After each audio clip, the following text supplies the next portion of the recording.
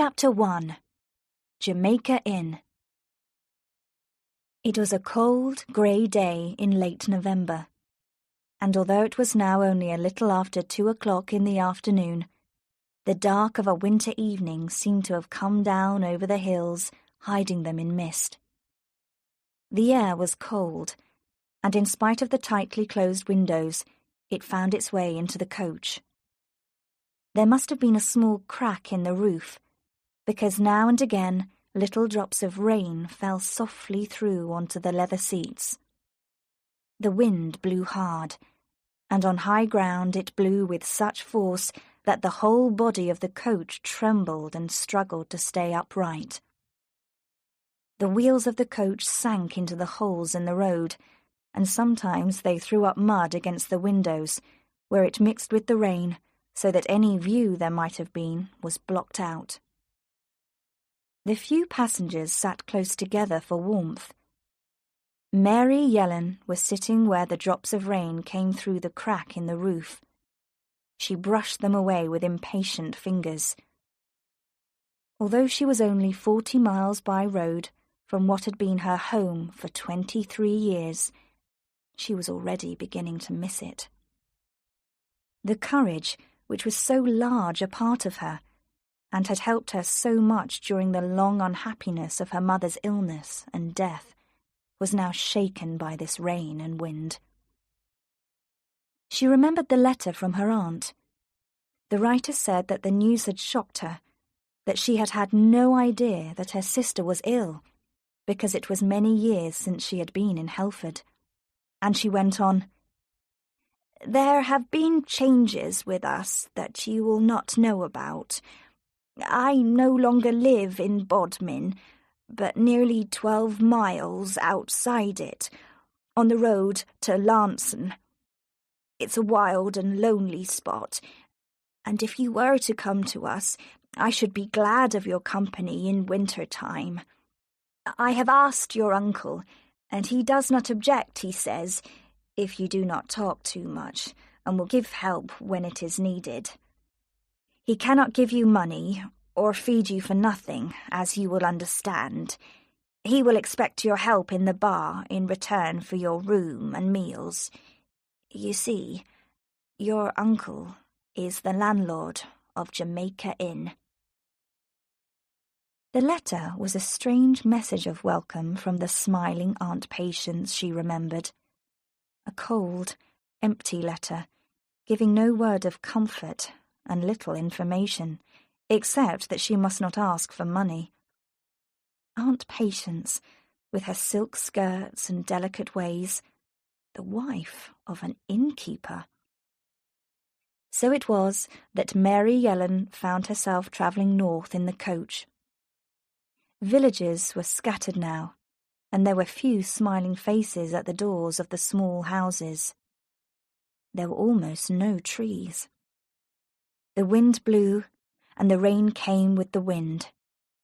And so the coach rolled into Bodmin, grey and unwelcoming like the hills around it, and one by one the passengers collected up their things ready to leave, all except Mary, who sat still in her corner. The driver, his face a stream of rain, looked in at the window. "Are you going on to Lanson?" he said. "It'll be a wild drive tonight across the moors. You can stay in Bodmin, you know, and go on by coach in the morning. There'll be no one but you going on in this coach." "My friends will be expecting me," said Mary. "I'm not afraid of the drive, and I don't want to go as far as Lanson. Will you please leave me at Jamaica Inn?" The man looked at her strangely. "Jamaica Inn?" he said. "What would you do at Jamaica Inn? That's no place for a girl. You must have made a mistake, surely." He looked at her hard, not believing her. Then he called over his shoulder to a woman who stood in the doorway of the Royal Hotel, lighting a lamp. It was already getting dark. "Come here and reason with this young girl. I was told she was going to Launceston, but she has asked me to leave her at Jamaica Inn." The woman came down the steps and looked into the coach. "It's a wild, rough place up there," she said. "And if you're looking for work, you won't find it on the farms. They don't like strangers on the moors. You do better down here in Bodmin." Mary smiled at her. "I shall be all right," she said. "I'm going to relatives. My uncle is the landlord of Jamaica Inn." There was a long silence. In the grey light of the coach, Mary could see that the woman and the man were looking at her. She felt cold suddenly and anxious. Then the woman stepped back from the window. "I'm sorry," she said. "It's none of my business, of course. Good night." The driver began to whistle, rather red in the face, as one who wishes to end an awkward situation. Mary leant forward and touched his arm. "Would you tell me?" she said. "I shan't mind what you say. Is my uncle not liked? Is something the matter?" The man looked very uncomfortable. He avoided her eyes. "Jamaica Inn's got a bad name," he said. "Strange stories are told. You know how it is. But I don't want to make any trouble. Perhaps they're not true." "What sort of stories?" asked Mary. "Do you mean that people get drunk there? Does my uncle encourage bad company?" The man did not answer. "I don't want to make trouble," he repeated. "And I don't know anything. It's only what people say. Respectable people don't go to Jamaica Inn anymore. That's all I know. In the old days, we used to water the horses there and feed them and go in for a bite of food and drink. But we don't stop there anymore." "Why don't people go there? What is their reason?" The man paused. It was as if he was searching for words. "They're afraid," he said at last, and then he shook his head. He had no more to say. He shut the door and climbed into his seat. The coach rolled away down the street, past the safe and solid houses, the busy lights, the scattered people hurrying home for supper, their figures bent against the weather. Now the horses were climbing the steep hill out of the town and, looking through the window at the back of the coach, Mary could see the lights of Bodmin fast disappearing, one by one, until the last was gone. She was alone now, with the wind and the rain, and 12 long miles of empty moor between her and her journey's end. She sat in her corner, shaken from side to side by the coach. On either side of the road, the countryside stretched away into space. No trees, no paths, no houses, but mile after mile of moor, dark and empty, rolling like a desert to the unseen horizon. No human being could live in this country, thought Mary, and remain like other people. The children would be born twisted, like the blackened bushes, bent by the force of a wind that never stopped blowing. Their minds would be twisted too, their thoughts evil, living as they must among rough bushes and hard stone. She lifted the window and looked out. Ahead of her, at the top of the hill on the left, was some sort of building standing back from the road. She could see tall chimneys in the darkness. There was no other house near. If this was Jamaica Inn, it stood alone, unprotected from the winds. The horses came to a stop, clouds of steam rising from their hot, wet bodies. The driver climbed down from his seat, pulling her box down with him. He seemed to be in a hurry, and kept looking over his shoulder towards the house. "Here you are," he said. "Across the yard, over there. If you hammer on the door, they'll let you in. I must be going on, or I'll not reach Launceston tonight." In a moment, the coach was away down the road, disappearing as if it had never existed, lost and swallowed up in the darkness. Mary stood alone, with her box at her feet. She heard the sound of the door being unlocked in the dark house behind her, and then it was thrown open. A great figure walked into the yard, swinging a light from side to side. "Who is it?" came a shout. "What do you want here?" Mary stepped forward and looked up into the man's face. The light shone in her eyes, and she could see nothing. "Oh, it's you, is it?" he said. "So, you've come to us after all. I'm your uncle, Joss Merlin. Welcome to Jamaica Inn."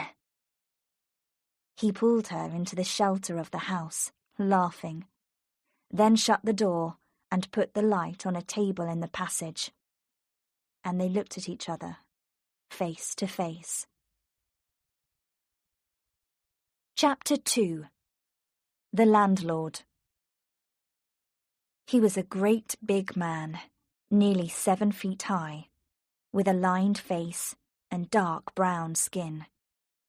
His thick black hair hung down over his eyes and round his ears. He looked as if he had the strength of a horse, with large, powerful shoulders, long arms that reached almost to his knees, and big hands. His nose was hooked, curving to a mouth that might have been perfect once, but was now sunken and fallen. And there was still something fine about his great dark eyes, in spite of the lines around them. The best things left to him were his teeth, which were all good still, and very white, so that when he smiled they showed up clearly against the brown of his face. But it was a cold, evil smile. "So, you are Mary Yellen," he said at last, towering above her, his head bent to examine her more closely. "And you've come all this way to look after your Uncle Joss. I call it very nice of you." He laughed again, his laugh filling the house and striking Mary in her cold, tired anxiety like a whip. "Where is my Aunt Patience?" she asked, looking around her in the dark passage, with its cold stone floor and narrow staircase. "Is she not expecting me, then?" "Where's my Aunt Patience?" he repeated, copying the rise and fall of her voice. Then he lifted his face to the stairs. "Patience!" he shouted. "What are you doing? Here's the girl arrived, crying for you. She's tired of the sight of me already." There was a noise at the top of the stairs. Then down came a woman, her hand raised to keep the light from her eyes. She wore a cap on her thin grey hair, which hung to her shoulders. Her eyes were large, as though they were continually asking questions, and she had a little habit of moving her mouth, tightening her lips, and then relaxing them. She wore an old striped skirt that had once been red and was now a pale pink. Mary watched her without speaking, full of sorrow. Was this poor creature the beautiful Aunt Patience of her dreams, dressed like this, and looking 20 years older than she was? The little woman came down the stairs and into the hall. She took Mary's hands in hers and looked closely into her face. "Have you really come?" she whispered. "It is Mary Yellen, isn't it? My dead sister's child." Mary thanked God that her mother could not see her now. "Dear Aunt Patience," she said gently, "I'm glad to see you again. It's so many long years since you came to us at Helford." The woman suddenly held her tightly, burying her head against her shoulder, and she began to cry, loudly and fearfully. "Ah, stop that!" shouted the husband. "What sort of welcome is this? What have you got to cry about, you fool? Can't you see the girl wants her supper? Get out to the kitchen and give her some meat and a drink." Aunt Patience controlled herself. She led the way to another dark passage, and so into the kitchen, where a low fire burned. "You mustn't mind your Uncle Joss," she said, her manner changing suddenly to that of a dog that has been trained by continuous cruelty to unquestioning obedience and who, in spite of kicks and shouts, will fight like a tiger for his master. "Your uncle must be treated carefully, you know. He has his ways, and strangers don't understand him at first. He's a very good husband to me, and has been ever since our wedding day." She talked on and on, going backwards and forwards across the stone-floored kitchen as she laid the table for supper. There was a footstep outside the door, and with a sinking heart, Mary realized that Joss Merlin had come downstairs again. He entered the room and looked from one to the other. He pulled a chair from the wall and crashed it against the table. Then he sat down heavily and, reaching for the loaf, cut himself a great piece of bread, which he pushed into his mouth before calling Mary to the table. "You need food, I can see that," he said, and carefully buttered the loaf. He cut a thin piece from it, and then cut this into 4 quarters for her. The whole business, very delicately done, and quite different from his manner in serving himself, so much so that to Mary there was something almost frightening in the change from roughness to gentle care. It was as if there was some power in his fingers which turned them suddenly and unexpectedly into skillful servants. "Patience," he said. "Here's the key. Go and get me a bottle, in the Lord's name. I've a terrible thirst." In a few minutes, his wife returned with the alcohol, which she put in front of her husband, and while she finished her cooking and served Mary and herself, he began drinking, kicking the leg of the table. Suddenly, he struck the table with his hand, shaking the plates and cups. One fell to the ground and broke. "I'll tell you something, Mary Yellen," he shouted. "I'm master in this house, and I want you to know it. You'll do as you're told, and help in the house, and serve in the bar, and I'll not lay a finger on you. But by God, if you open your mouth, I'll punish you until you eat out of my hand the same as your aunt there." Mary faced him across the table.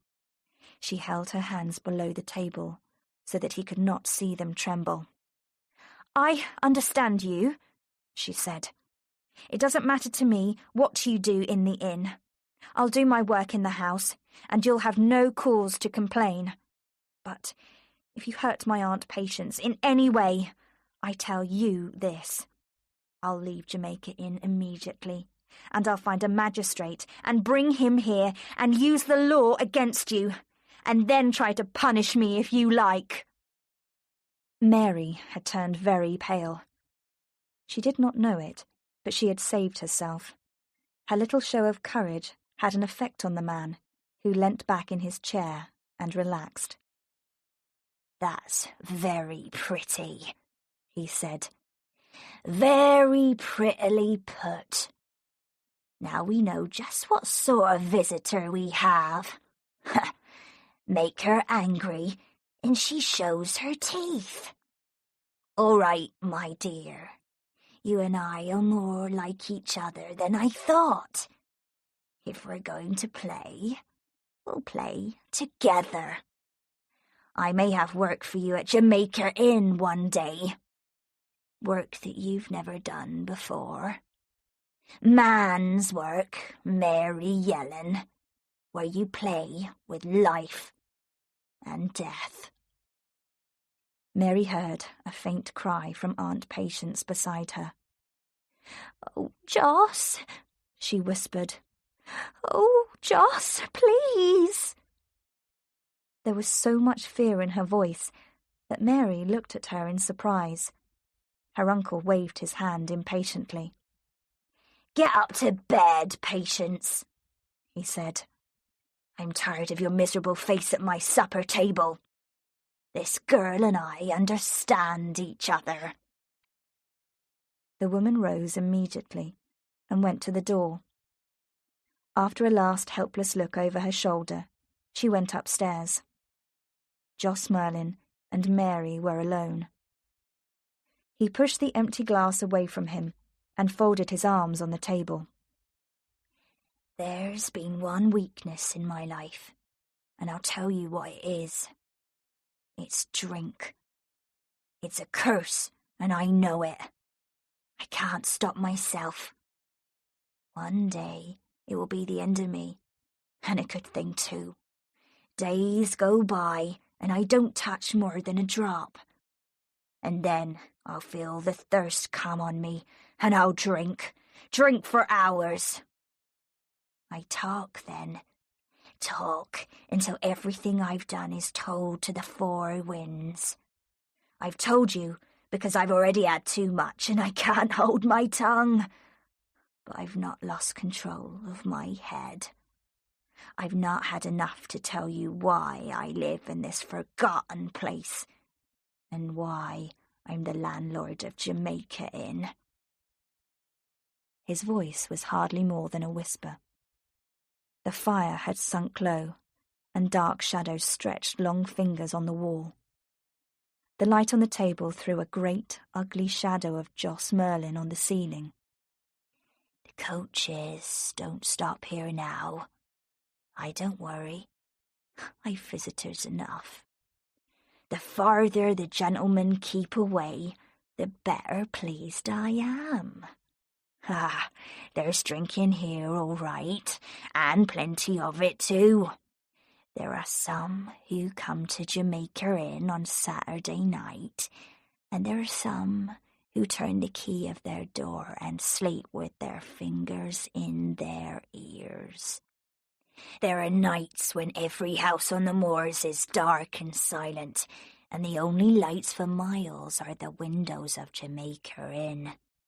They say the shouting and the singing can be heard as far down as the farms below Rough Tor. You'll be in the bar those nights, if you like, and you'll see what company I keep." Mary sat very still, holding tightly to the sides of her chair. "They're all afraid of me," he went on. "The whole cursed lot of them. Afraid of me, who's afraid of no man. It's the drink that's been against me. Drink and my hot blood. It's the curse of all of us, Mary. There's never been a Merlin yet that died peaceful in his bed. My father was hanged at Exeter. He had a quarrel with a man and killed him. I'm the oldest of 3 brothers, all born under the shadow of Kilmar. You walk out over there across the moor, and you'll see a great rock like a devil's hand sticking up into the sky. That's Kilmar. If you'd been born under its shadow, you'd start to drink as I did. My brother, Matthew, was drowned in Trewarther Marsh. We thought he'd gone to be a sailor and had no news of him. And then in the summer, no rain fell for 7 months. And there was Matthew, sticking up in the marsh, with his hands above his head and the birds flying round him. My brother Jem was the baby, hanging on to mother's skirts when Matthew and I were grown men. I never did agree with Jem. Too clever he is, too quick with his tongue. Oh, they will catch him in time and hang him, as they did my father." He was silent, looking into his empty glass. "I've said enough. I'll have no more tonight. Go up to bed, Mary. You'll find your room above the front door." Mary was about to pass him, when he seized hold of her shoulder and twisted her round. "There'll be nights sometimes when you hear wheels on the road," he said, "and those wheels will not pass on, but they'll stop outside Jamaica Inn. And you'll hear footsteps in the yard and voices beneath your window. When that happens, you'll stay in bed, Mary Yellen, and cover your head with the bedclothes. Do you understand?" "Yes, Uncle." "Very well. Now go. And if you ever ask me a question, I'll break every bone in your body." She went out of the room, into the dark passage, and up the stairs, feeling the wall with her hands. Her uncle had told her that her room was over the front door. Her box lay on the floor. The walls were rough and unpapered, and the floorboards dirty.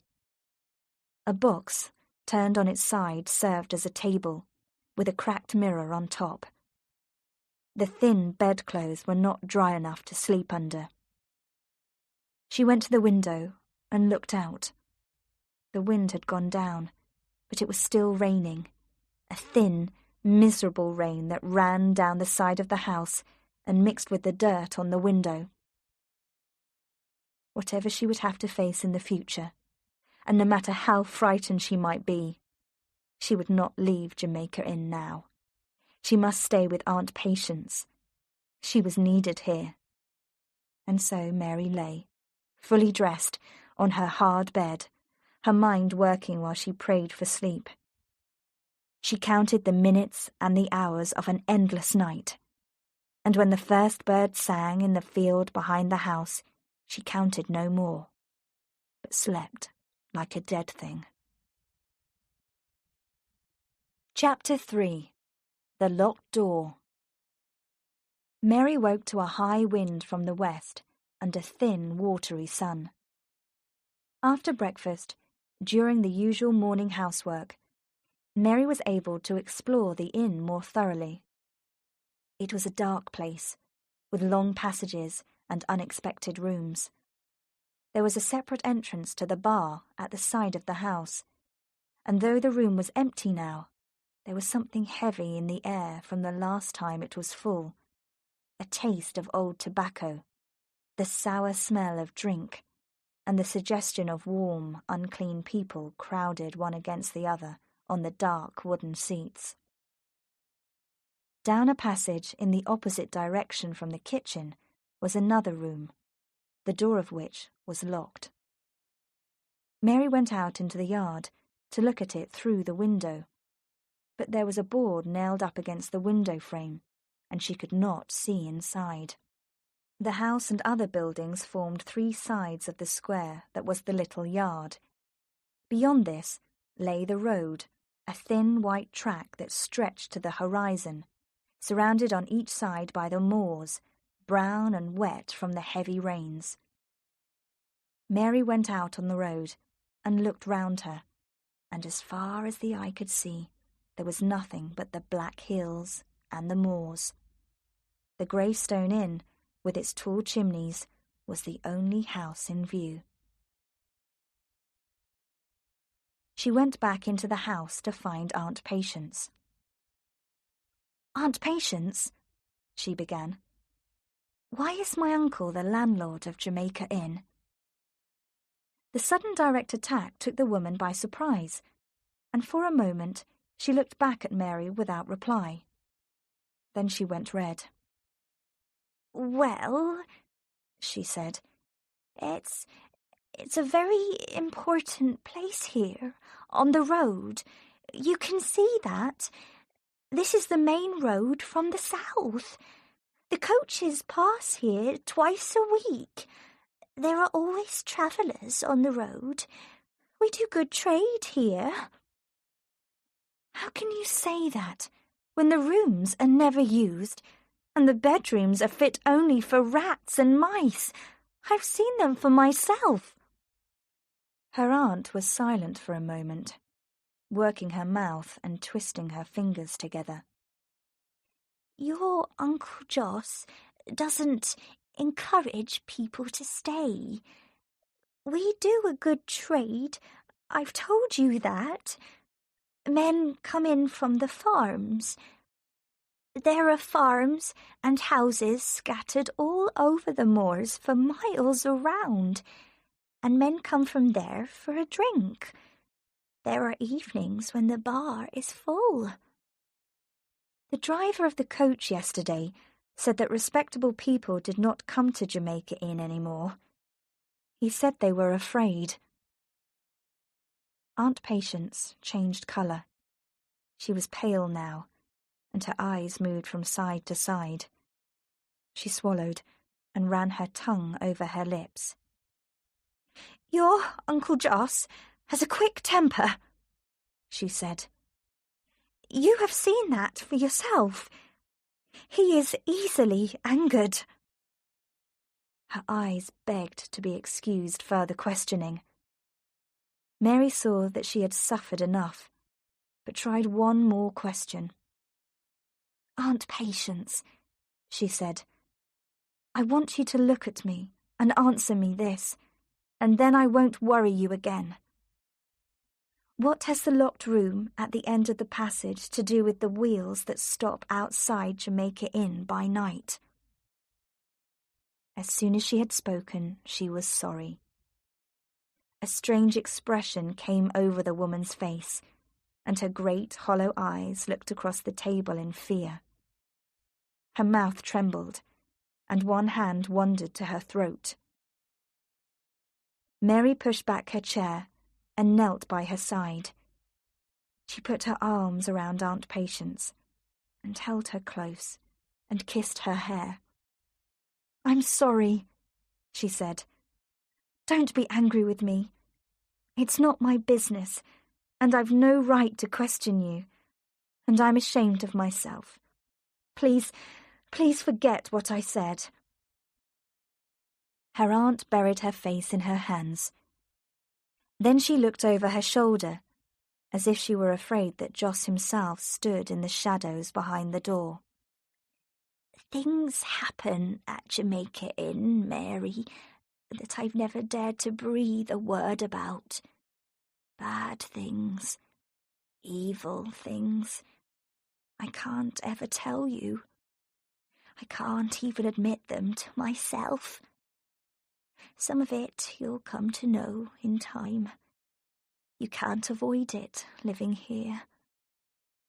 Your Uncle Jos mixes with strange men who follow a strange trade.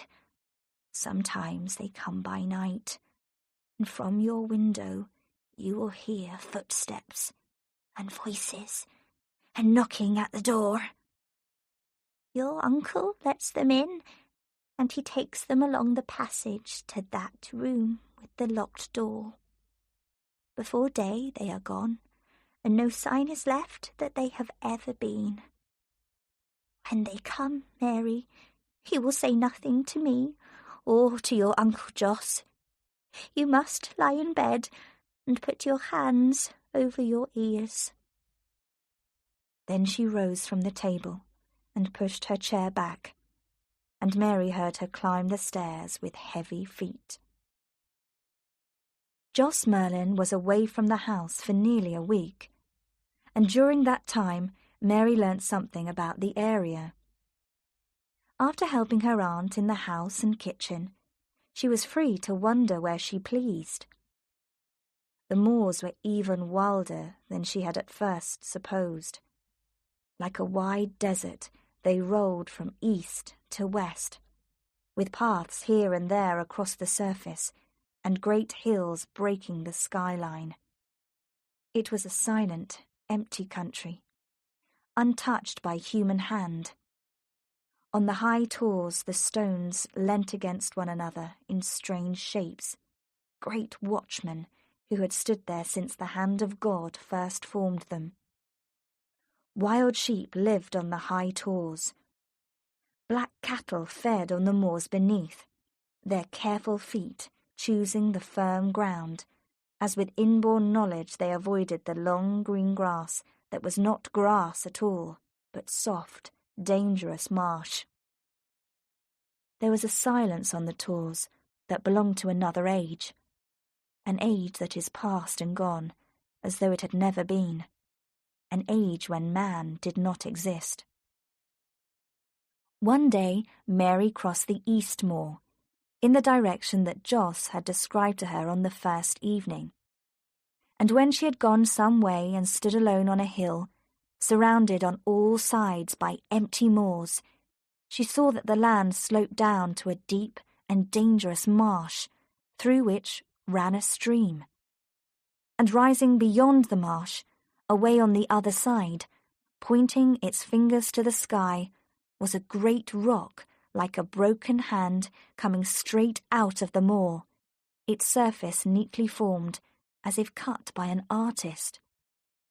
So, this was Kilmar Tor, and somewhere over there, where the hills hid the sun, Joss Merlin had been born, and his brother lived today. Below her in the marsh, Matthew Merlin had been drowned. Mary turned her back on Kilmar and began to run across the moor. Nor did she stop until the marsh disappeared below the level of the hill, and the tor itself was hidden. She had come farther than she had intended, and the way home was long.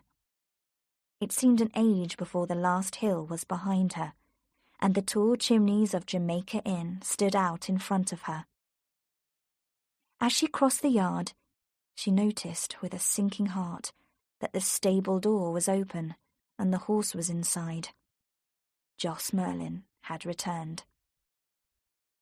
She opened the door as silently as possible, but it rubbed against the stone floor and made a noise in protest.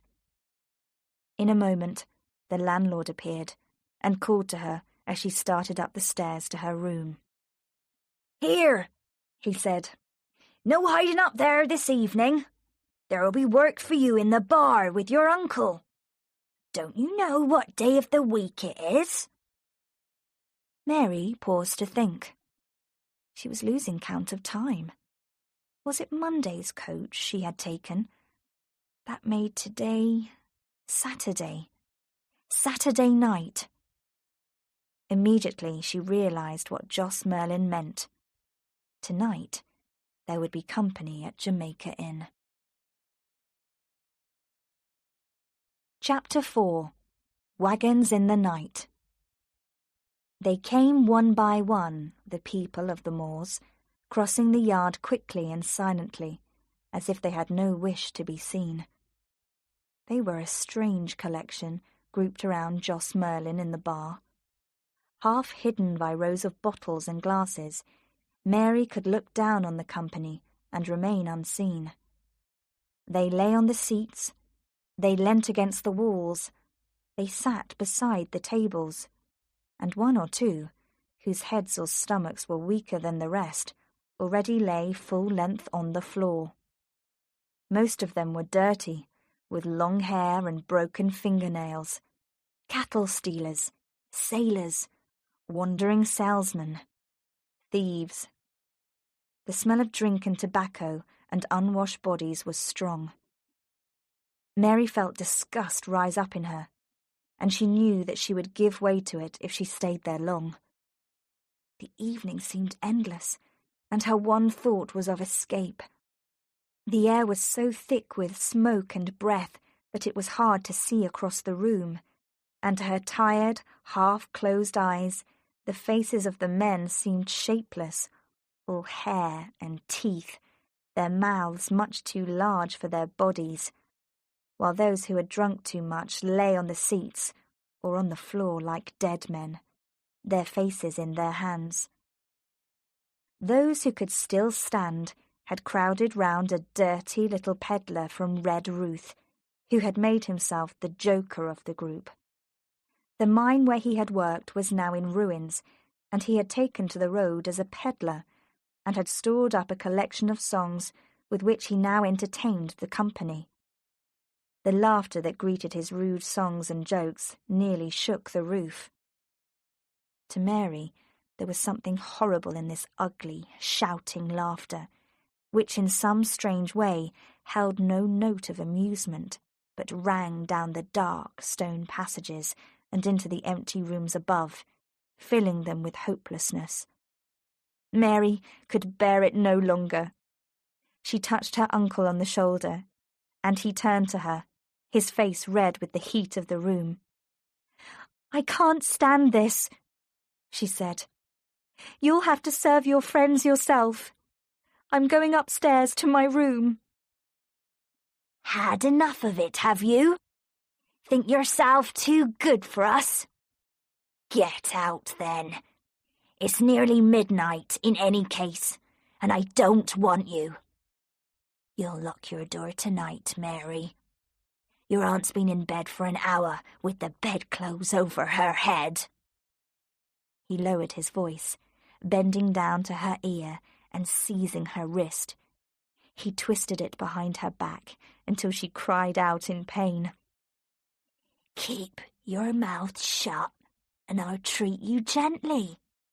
It is unwise to put your nose in where it is not wanted at Jamaica Inn, and you'd better remember that."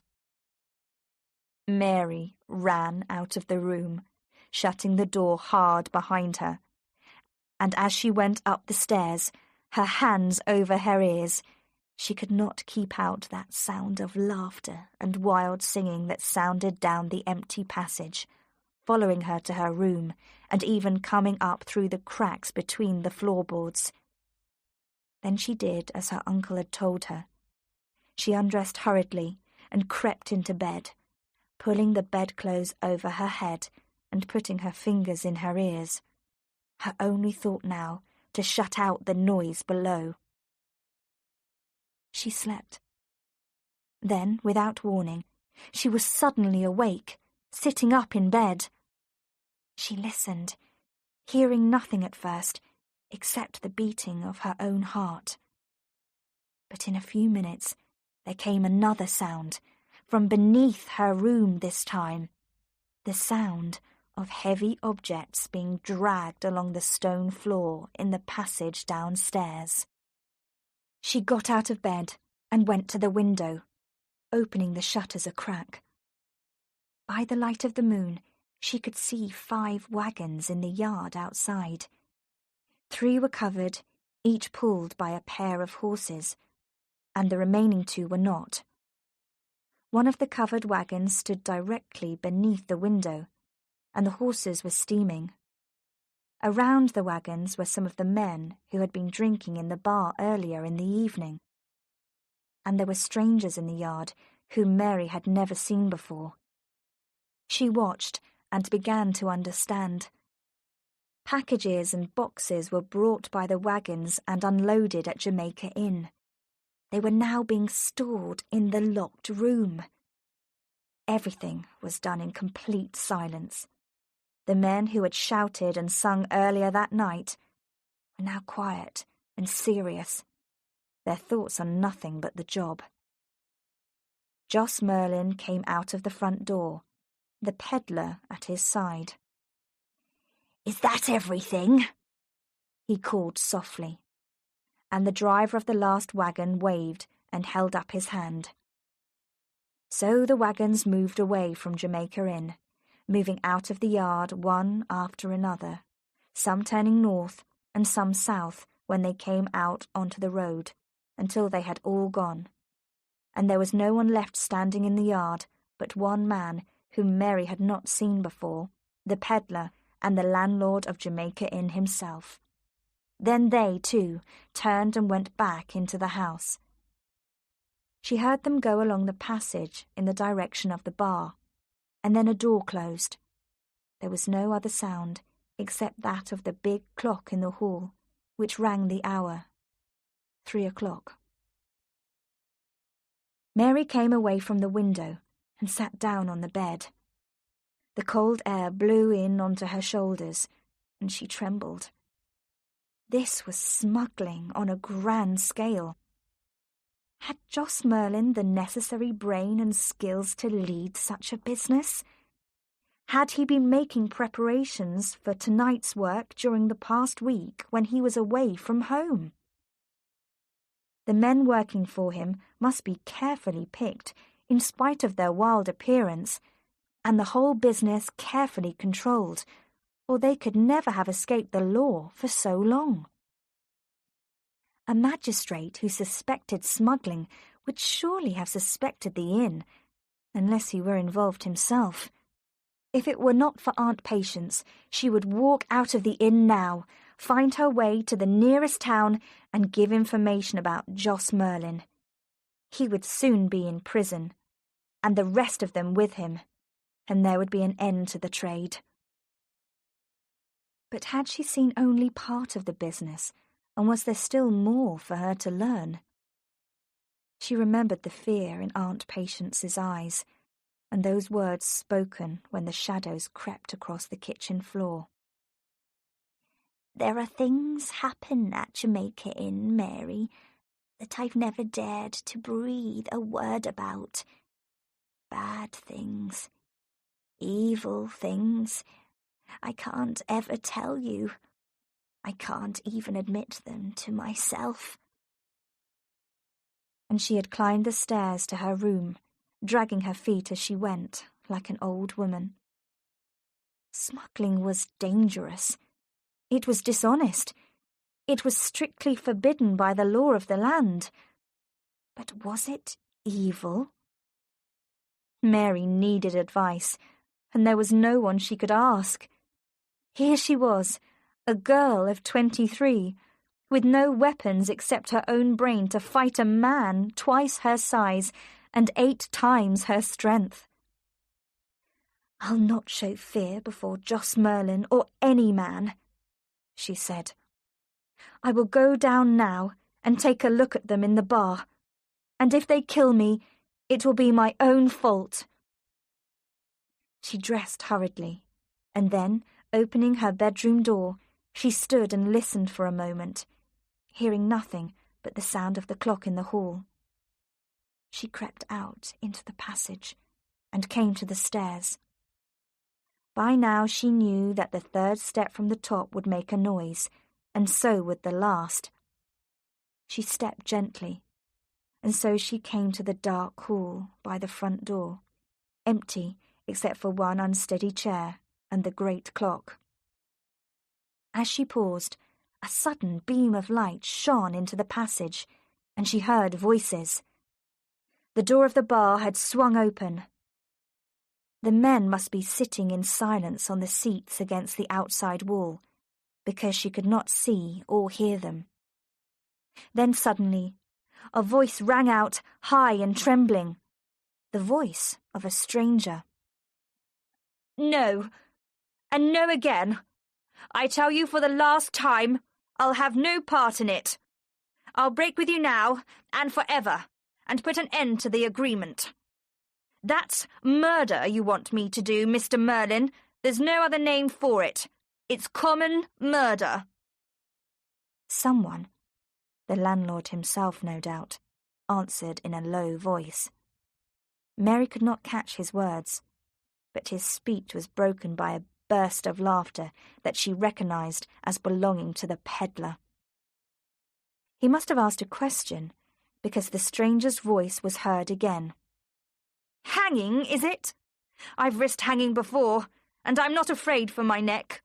No, I'm thinking of my soul and of God above. When it comes to the killing of harmless people, and perhaps women and children among them, That's evil, Joss Merlin, and you know it as well as I do. Mary heard the sound of a chair being pulled back, and the man rising to his feet. Then her uncle raised his voice for the first time. "Not so fast, my friend," he said. "Not so fast. You're in this business as far as you can be.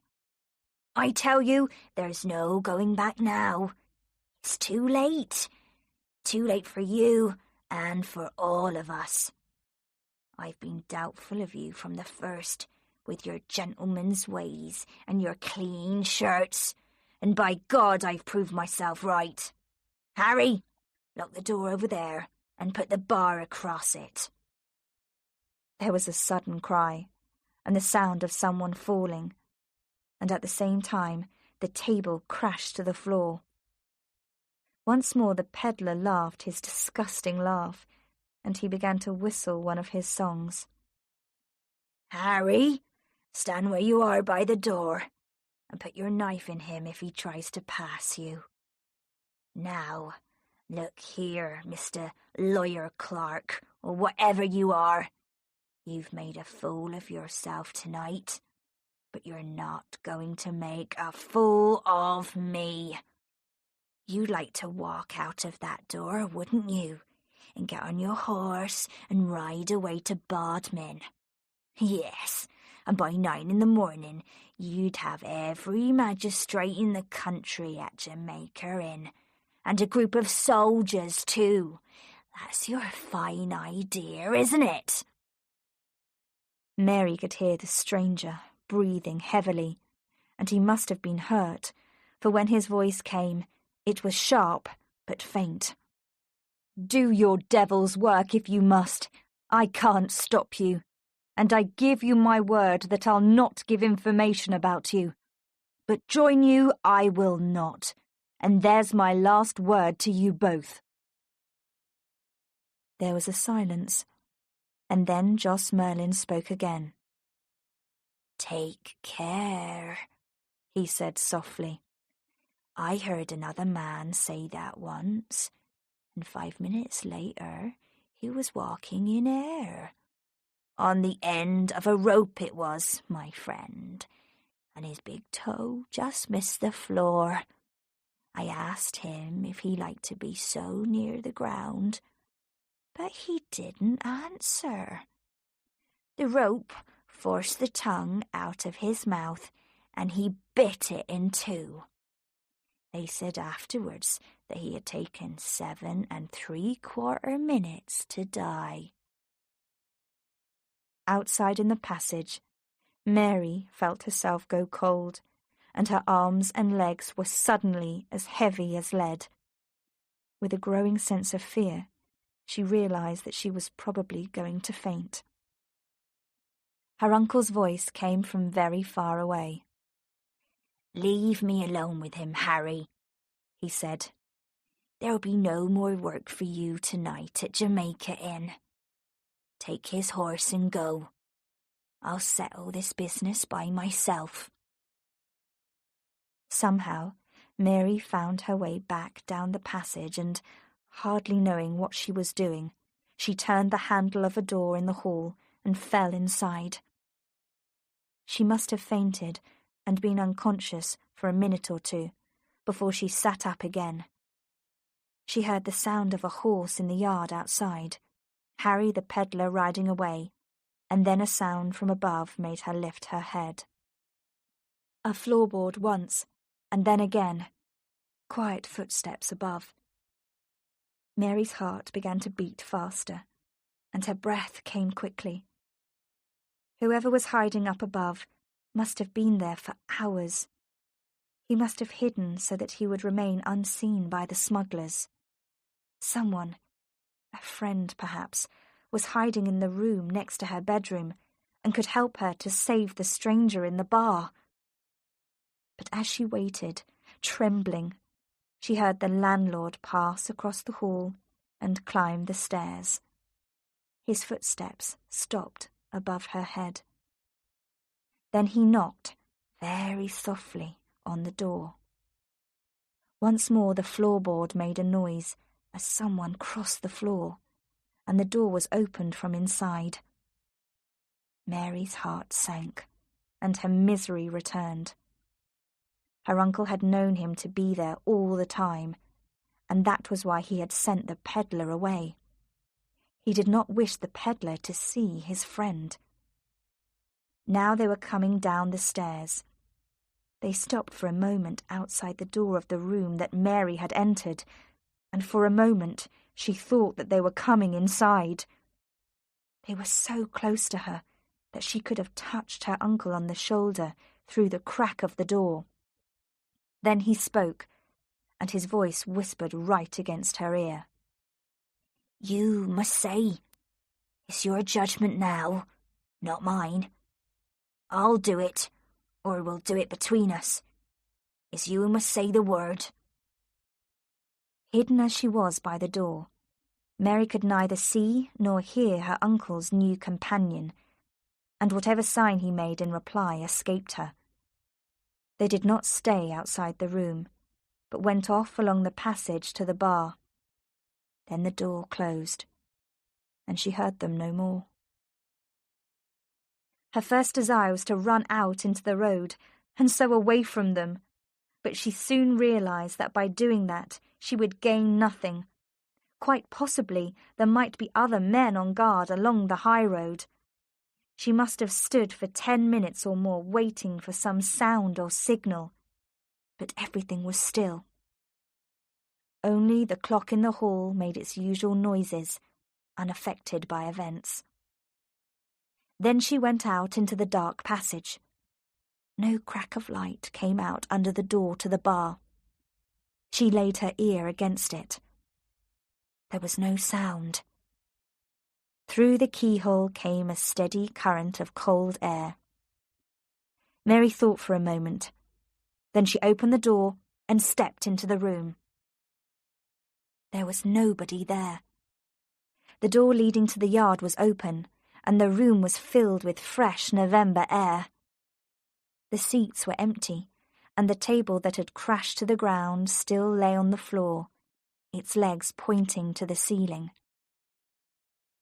A last little beam of moonlight made a white circle on the floor, and into the circle moved a dark shape, like a finger.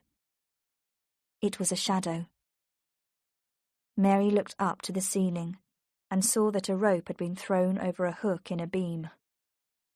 It was the rope's end that made the shadow in the circle, and it kept moving backwards and forwards, blown by the wind from the open door. Chapter 5. Gem Merlin. As the days passed, Mary Yellen settled down to life at Jamaica Inn with a sense of determination. It was clear that she could not leave her aunt to face the winter alone. She must make the best of the 6 months that lay ahead. If possible, she was determined to defeat her uncle and deliver him and his companions to the law. The events of that first Saturday night were never far from her mind, and the meaning of the rope's end hanging from the beam was clear. Mary had no doubt that the stranger had been killed by her uncle and another man, and his body buried somewhere on the moors. There was nothing to prove it, though, and in the light of day, the story seemed unlikely.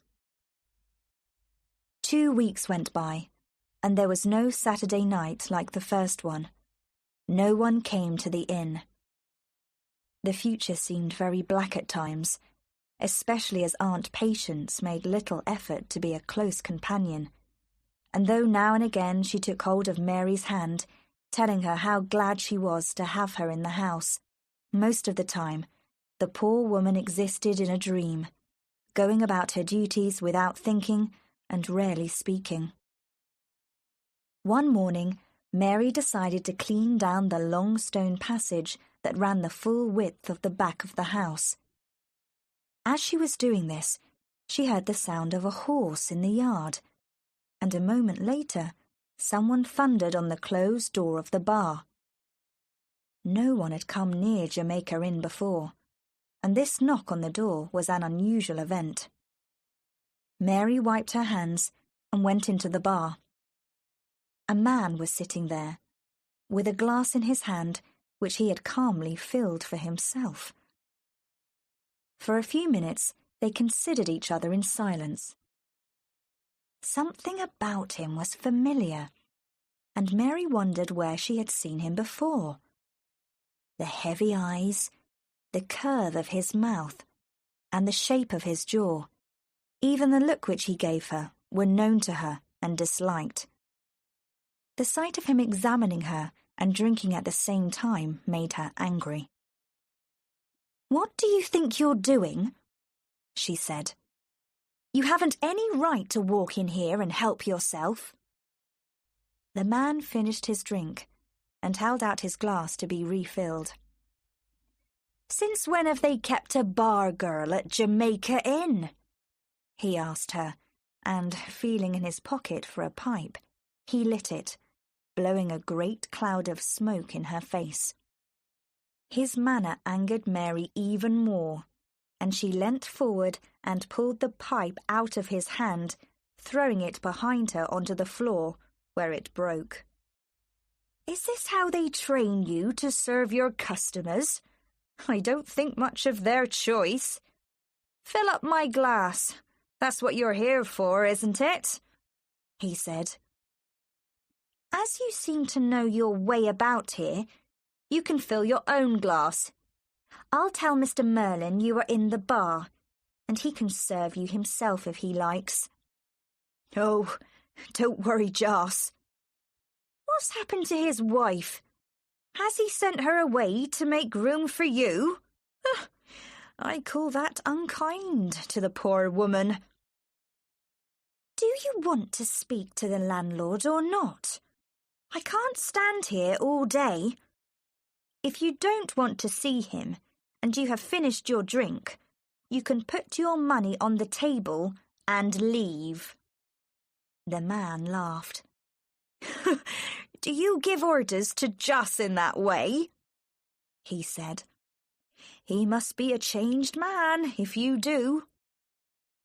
"Joss Merlin is my uncle by marriage," she said. "My name is Mary Yellen, if that means anything to you. There's the door behind you. Good morning." She left the bar, meeting the landlord himself in the doorway. "Oh, it's you, Jem, is it? What do you want at Jamaica Inn?" He closed the door behind him, leaving Mary in the passage outside. She went back to her bucket of water. So, that was Jem Merlin, her uncle's younger brother. Of course, he had reminded her of her uncle all through the conversation, though she had not realised it. He had Joss Merlin's eyes, without the lines round them, and he had Joss Merlin's mouth, firm though, where the landlord's was weak. He was what Joss Merlin might have been 18 or 20 years ago, but smaller and neater. This Jem had the same cruelty in him as his brother. She could see it in the shape of his mouth. Aunt Patience had said he was the worst of the family. She was so busy that she did not hear the stones thrown at the window of the room, and it was not until one cracked the glass that, looking out of the window, she saw Jem Merlin standing in the yard beside his horse. Mary unlocked the heavy entrance door and went out. "What do you want now?" she asked him. "Forgive me if I was rude to you just now," he said. "Somehow, I didn't expect to see a woman at Jamaica Inn. Well, not a young girl like you. I know I deserve black looks for behaving as I did, but if you knew my brother as well as I do, you'd understand how I made the mistake. It looks strange, having a girl at Jamaica Inn. Why did you come here in the first place?" He looked serious now, and his likeness to Joss had gone for the moment. She wished he were not a Merlin. I came here to be with my Aunt Patience, she said. My mother died some weeks ago, and I have no other relative. I'll tell you one thing, Mr. Merlin. I am thankful my mother isn't alive to see her sister now. You haven't a good opinion of the landlord, then? No, I have not, she replied. He's turned my aunt from a laughing, happy woman into a miserable slave, and I'll never forgive him for that, as long as I live. We Merlins have never been good to our women. I can remember my father beating my mother until she couldn't stand. She never left him, though. When he was hanged at Exeter, she never spoke a word for 3 months. Her hair went white with the shock. What she found to love in him, I can't say. He never asked for her after he'd been taken, and he left all his money to another woman on the other side of the river. Mary was silent. The lack of feeling in his voice shocked her. He spoke without shame or sorrow, and she supposed that he had been born, like the rest of his family, without any warmth or gentleness. How long do you mean to stay at Jamaica Inn? He asked suddenly. There's not much company for you here. I'm not going away unless I take my aunt with me. I'd never leave her alone after what I have seen. What have you learnt in your short time? It's quiet enough here. Mary thought that he might be trying to make her talk. It was possible that her uncle had suggested that his brother should speak to her, hoping in this way to obtain information. I helped my uncle in the bar one Saturday night, and I didn't care for the company he kept. I don't suppose you did. The men who come to Jamaica Inn have never been taught manners. They spend too much time in prison. What do you do for a living? Asked Mary with sudden interest, for he spoke better than his brother. I'm a horse thief, he said cheerfully. But there's not much money in it, really. My pockets are always empty.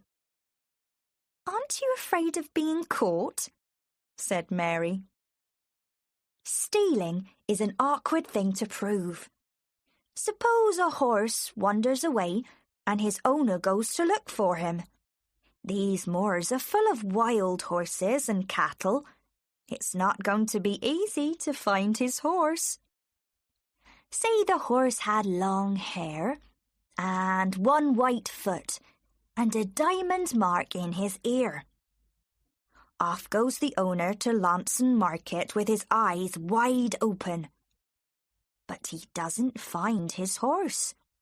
It's there, of course, but its hair is cut short, its 4 feet are all the same colour, and the mark in its ear is a square, not a diamond. The owner doesn't look at it twice. That's simple enough, isn't it? Mary laughed in spite of herself. He was so open in his dishonesty that she could not be angry with him. Jem Merlin looked at her seriously, and then he bent towards her, first looking quickly over her head into the door beyond. Look here, he said. I'm serious now. You can forget all the nonsense I've told you. Jamaica Inn is no place for a girl, nor for any woman if it comes to that. Why don't you run away? I could put you on the road to Bodmin. Mary could almost have trusted him, but she could not forget that he was Jos Merlin's brother, and being that might deceive her. Time would show whose side he was on.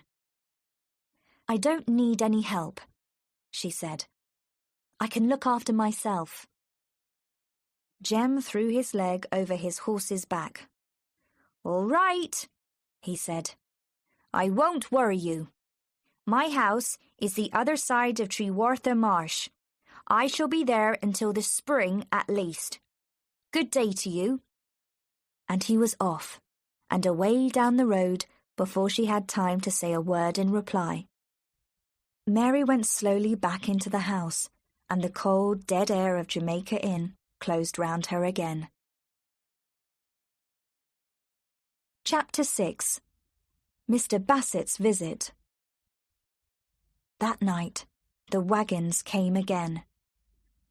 This time, they arrived empty, and were loaded with the last of the goods which had been left at the inn the time before. Mary guessed that this was their way of working. The inn was used as a store for a few weeks at a time, and then, when the opportunity came, the wagons set out once more, and the goods were carried to the river bank and transported to different places from there. The organisation must be a big one, and there would be agents scattered far and wide who kept the necessary watch on events. It was with a sudden sting of disappointment that Mary wondered whether the visit of Jem Merlin to Jamaica Inn that morning had been important. How strange that the wagons came so soon after him. He had come from Launceston, he said, and Launceston stood on the river bank. Mary was angry with him, and with herself. In spite of everything, her last thought before sleeping had been the possibility of his friendship. She would be a fool if she had hopes of it now. Jem might disagree with his brother, but it was clear that they were both in the same trade.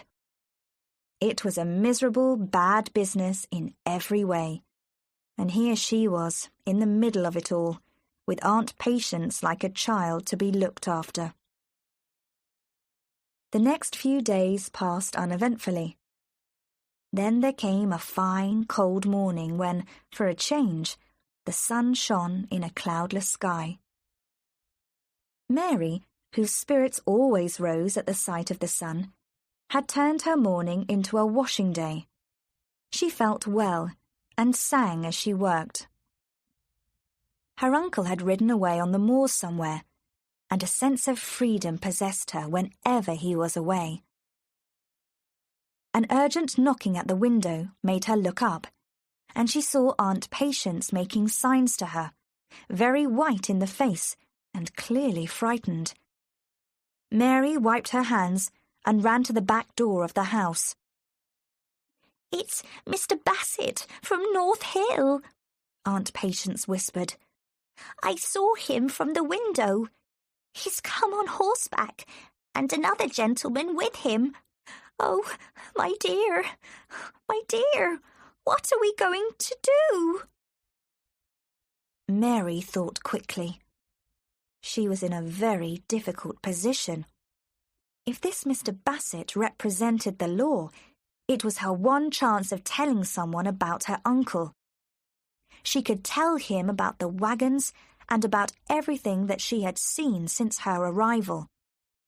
She looked down at the trembling woman at her side. By now, there was a continuous hammering on the door. "Mary, if Mr. Bassett asks you what you know, you won't answer him, will you? I can trust you, can't I? You'll not tell him of the wagons. If any danger came to Joss, I'd kill myself, Mary." There was no argument after that. Mary opened the heavy entrance door. There were two men outside. One had climbed down from his horse. It was he who had rained the blows on the door.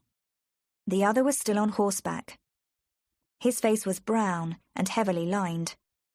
Mary judged him to be about 50 years of age. "You don't hurry here, do you?" he called. "There doesn't seem to be much of a welcome for travellers. Is the landlord at home?"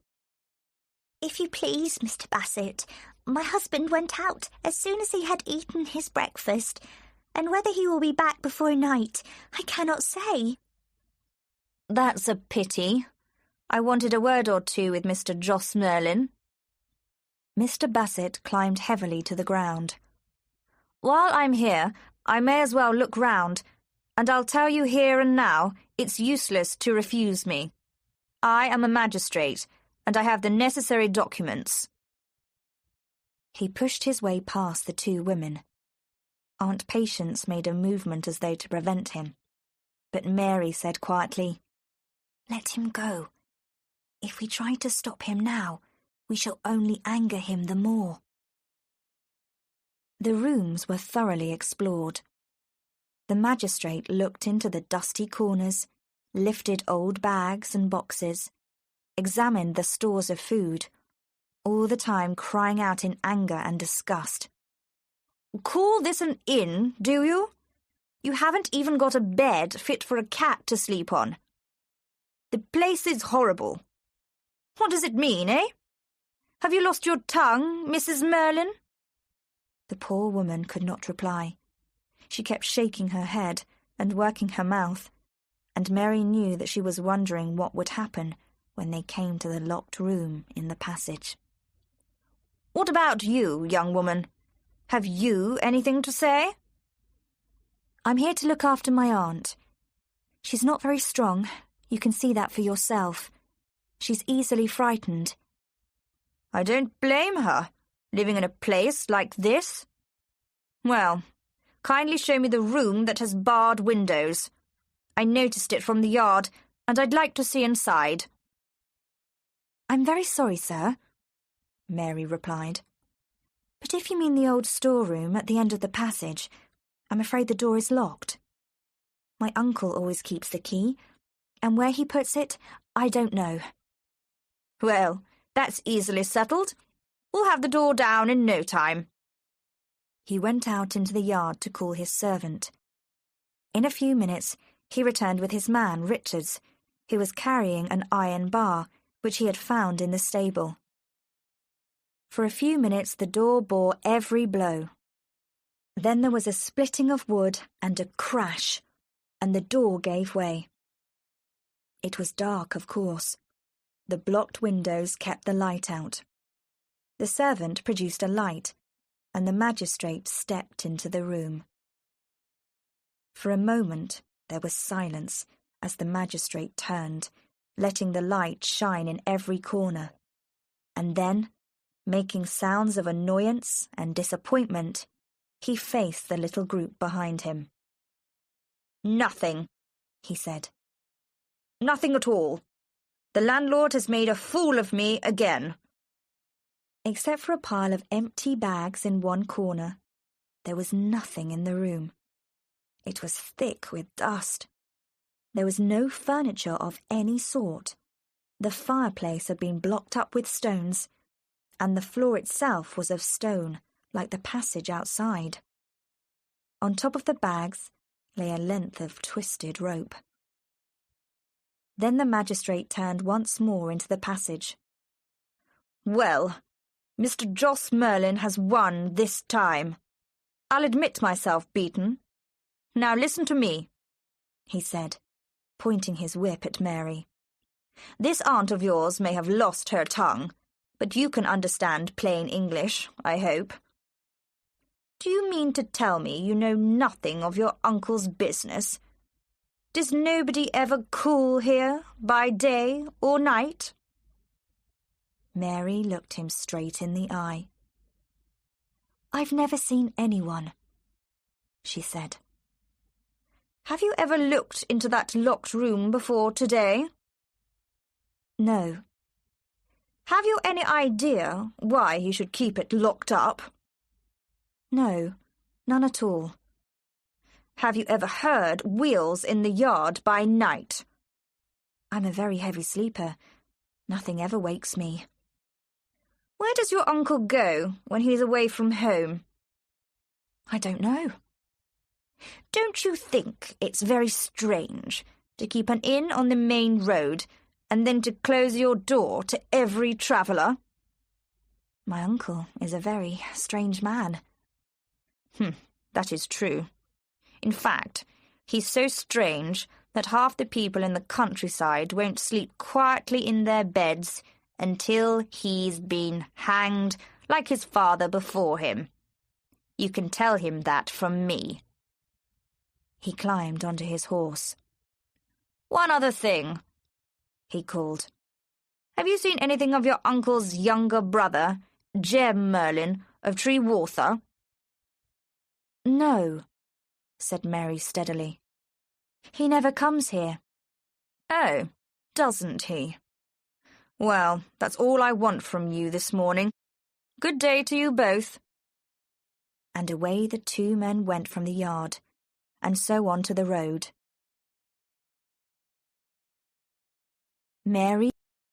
Jos Merlin returned just before midday. Mary told him calmly what had happened during the morning. He swore and shouted, but he was frightened, she could see that, and his confidence was shaken. "Get me something to eat," he said. "I must go out again, and there's no time to waste. You've done well today, Mary, and I'll not forget it." She looked him in the eyes. "You don't think I did it for you, do you?" "I don't care why you did it. The result's the same." As soon as he had finished his meal, the landlord rose to his feet and left the kitchen. Mary watched him cross the moor. She thought for a moment, doubting the wisdom of the sudden plan in her head, and then she ran down the field after her uncle.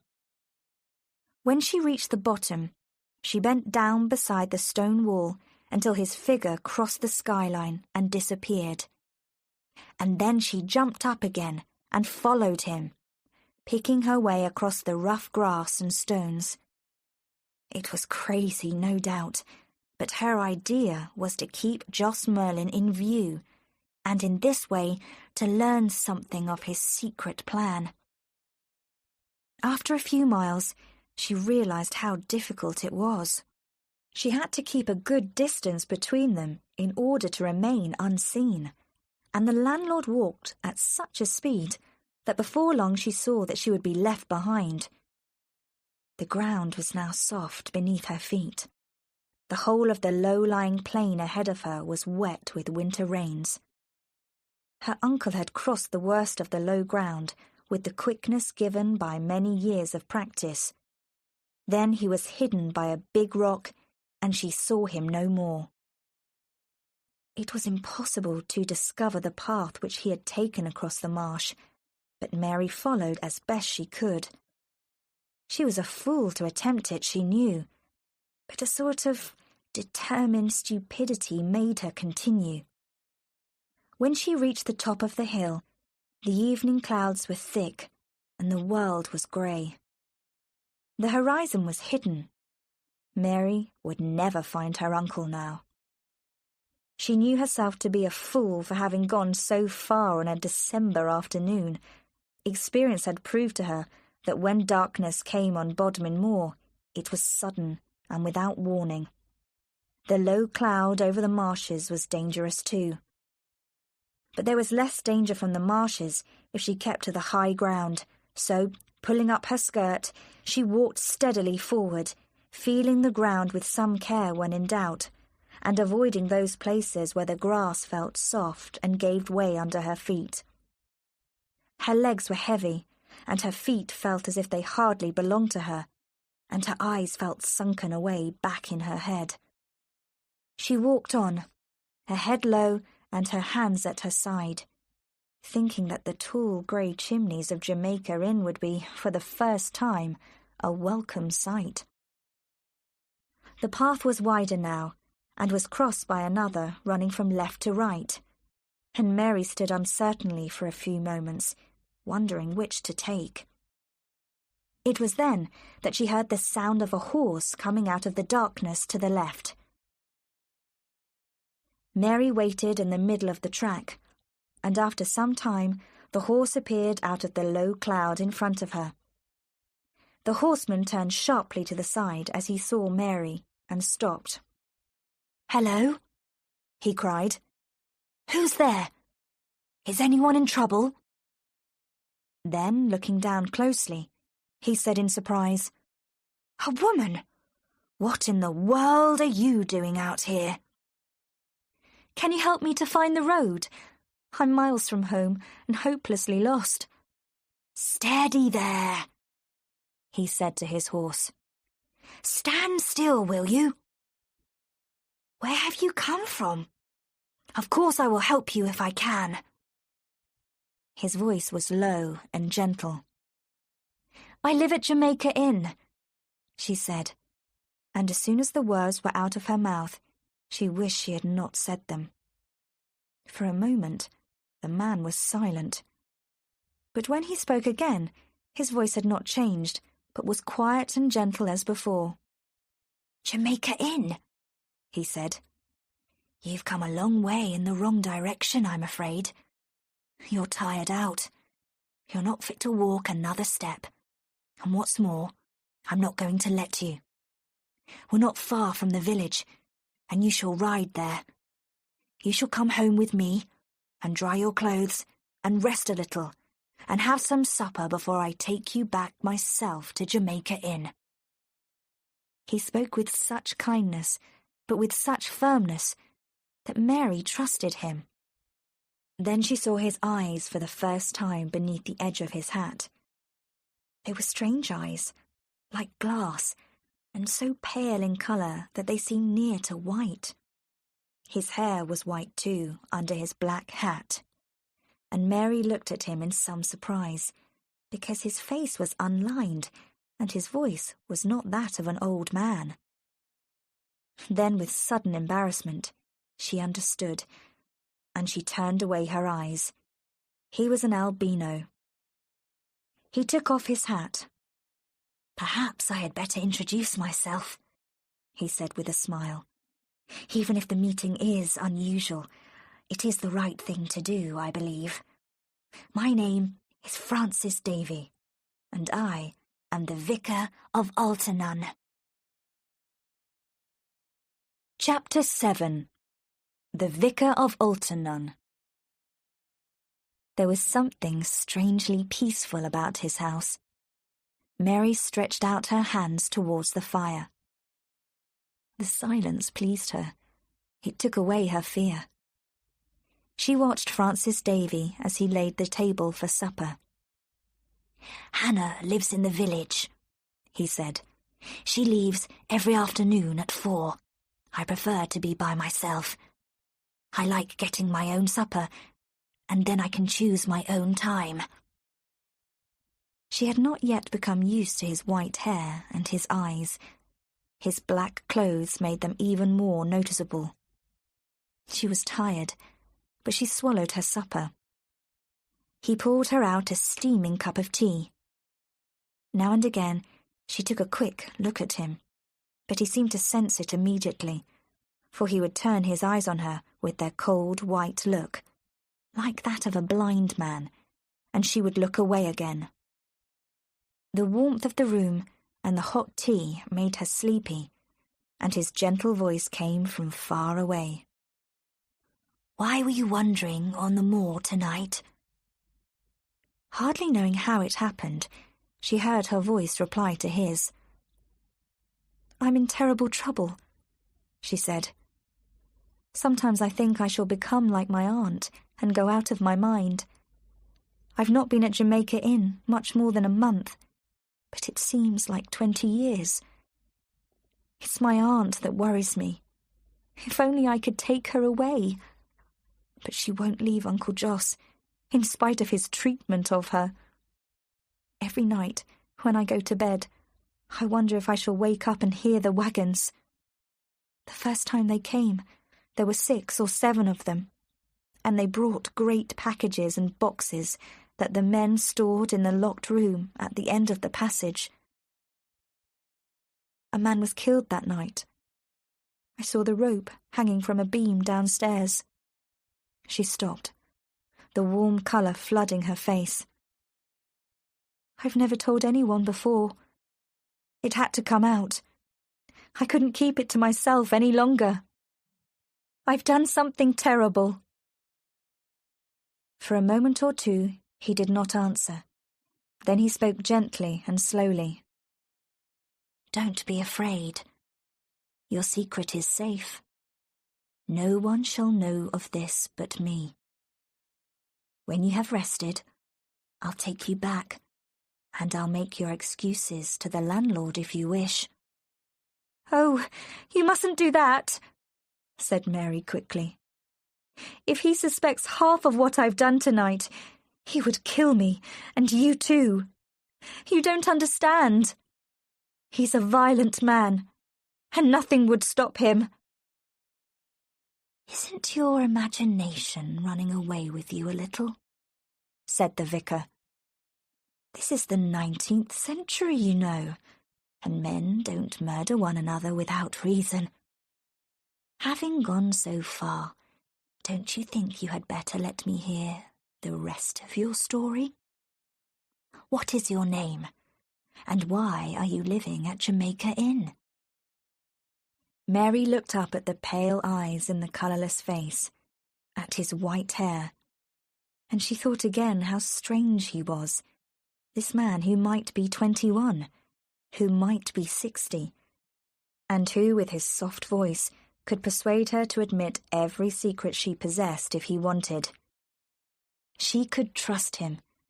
That at least was certain. The first part of her story was told in short and broken sentences, beginning with that first Saturday night at the bar, and then working backwards to her arrival at the inn. Her report did not sound true, even to her who knew the truth of it, and she was so tired that she often could not find the words, but paused for thought, and then went back in her story and repeated herself. He heard her to the end with patience, but all the time she felt his eyes watching her, and he had a habit of swallowing from time to time, which she came to recognize and wait for. When she had finished, the vicar got up from his chair and began to walk around the room. "I believe you, of course," he said, after a moment or so. "But your story wouldn't be believed in a court of law. And another thing, it's wrong, we all know that, but smuggling goes on all over the country, and half the magistrates make a profit out of it. That shocks you, doesn't it? But you can be sure that it's the truth. I have met Mr. Bassett once or twice, and I believe him to be an honest sort of man, but, between ourselves, a bit of a fool. I can tell you one thing, though. His visit will have frightened your uncle. There won't be any more wagons to Jamaica Inn for some time. I think you can be certain of that. If I were you, I should just wait. Keep a close watch on your uncle, and when the wagons do come again, you can tell me immediately. We can then decide together what should be done." "What about the stranger who disappeared? He was murdered, I'm certain of that. Do you mean to say that nothing can ever be done about it?" "I'm afraid not, unless his body is found, which is extremely unlikely," said the vicar. "In fact, it's quite possible that he was never killed at all. Forgive me, but I think you allowed your imagination to run away with you over that. All you saw was a piece of rope, remember? If you had actually seen the man dead, or even wounded, well, that would be a different matter." "I heard my uncle threaten him. Isn't that enough?" "My dear child, people threaten one another every day of the year, but they don't hang for it. Now, listen to me. I am your friend, and you can trust me. If you ever become worried or frightened, I want you to come and tell me about it. Altanun is only a few miles by the road. That's agreed between us, isn't it?" "Thank you very much." "And now I'm going to drive you back to Jamaica Inn." The thought of returning was hateful to Mary, but it had to be faced. The night was fine. The dark clouds of the early evening had passed away, and the sky was bright with stars. It was a strange, exciting drive. The wind blew in Mary's face. The horse thundered along the hard white road, and the vicar made no attempt to control it. Mary saw that he was smiling. "Go on," he urged the animal. "Go on, you can go faster than this." And his voice was low and excited, as if he were talking to himself. The effect was unnatural. Mary felt as if he were in another world and had forgotten her existence. He looked like a bird, bending forward in his seat, with his clothes blown by the wind. His arms were like wings. He might be any age. Then he smiled down at her and was human again. "I love these moors," he said.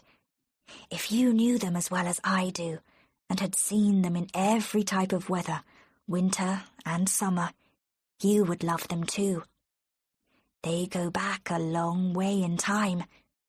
Sometimes I think that they have lived on from another age. The moors were the first things to be made.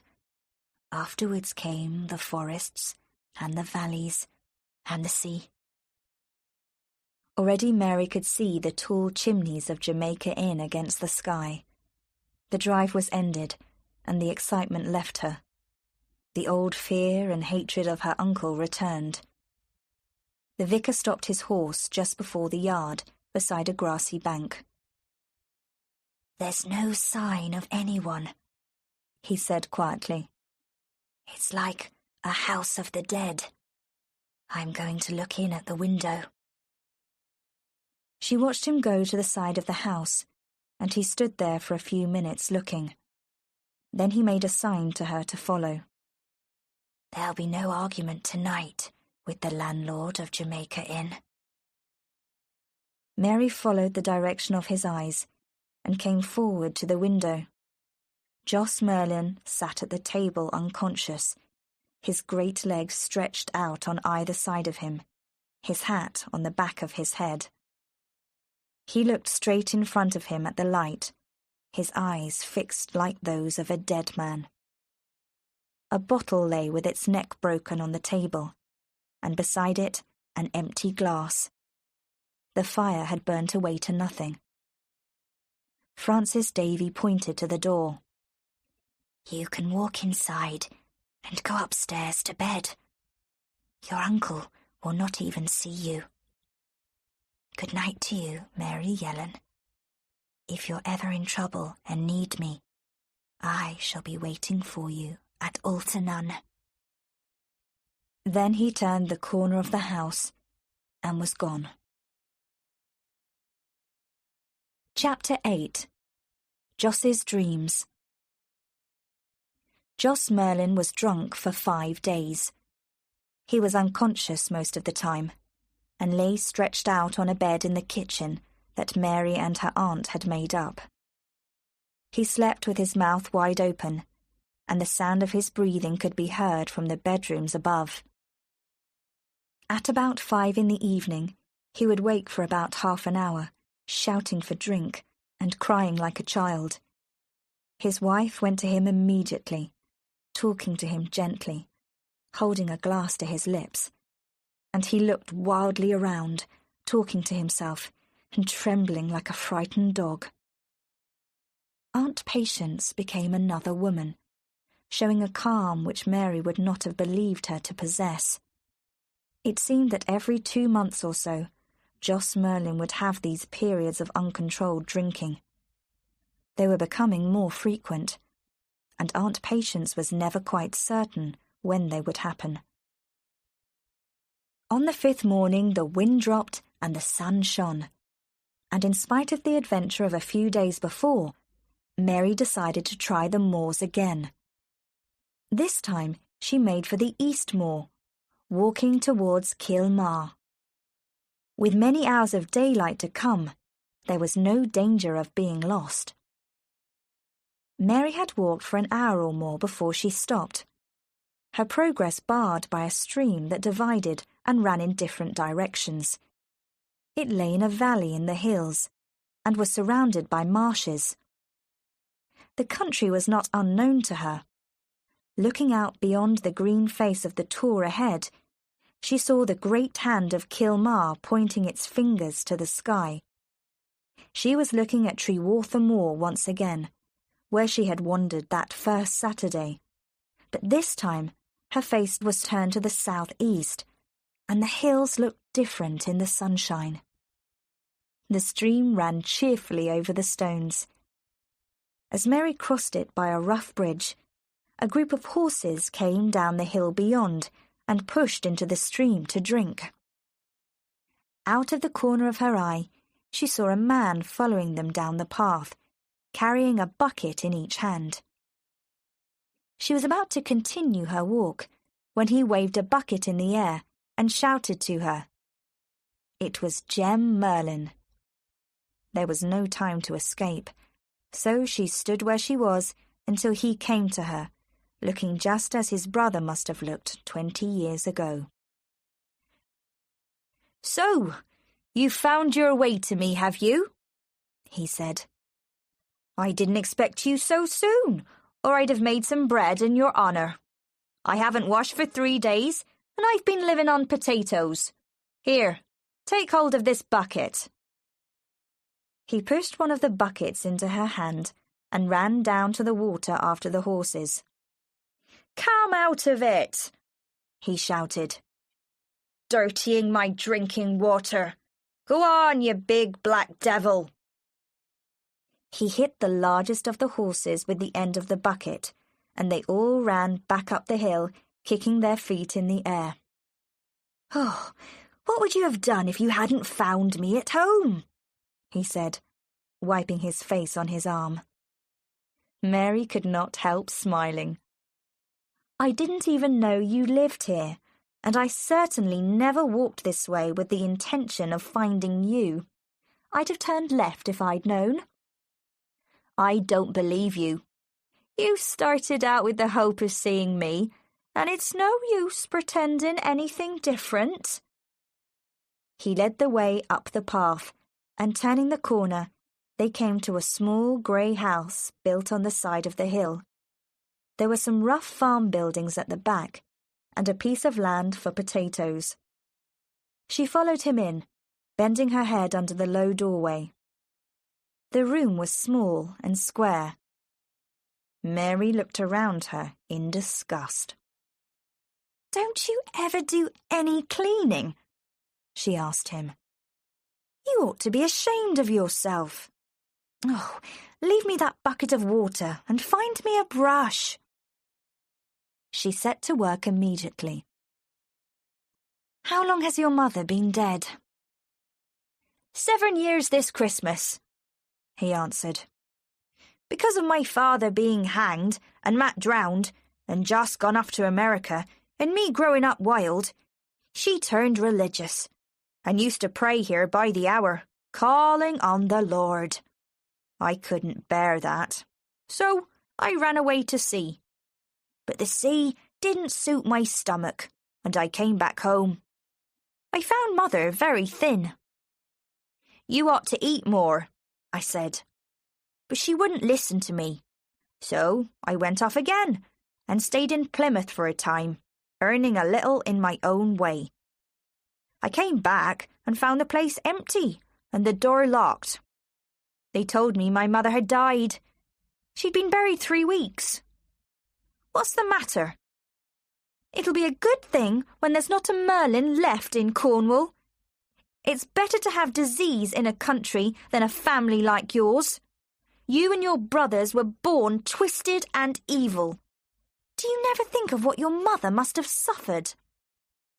Jem looked at her in surprise. "Mother was all right. She never complained. She was used to us." "How's the landlord of Jamaica Inn, then?"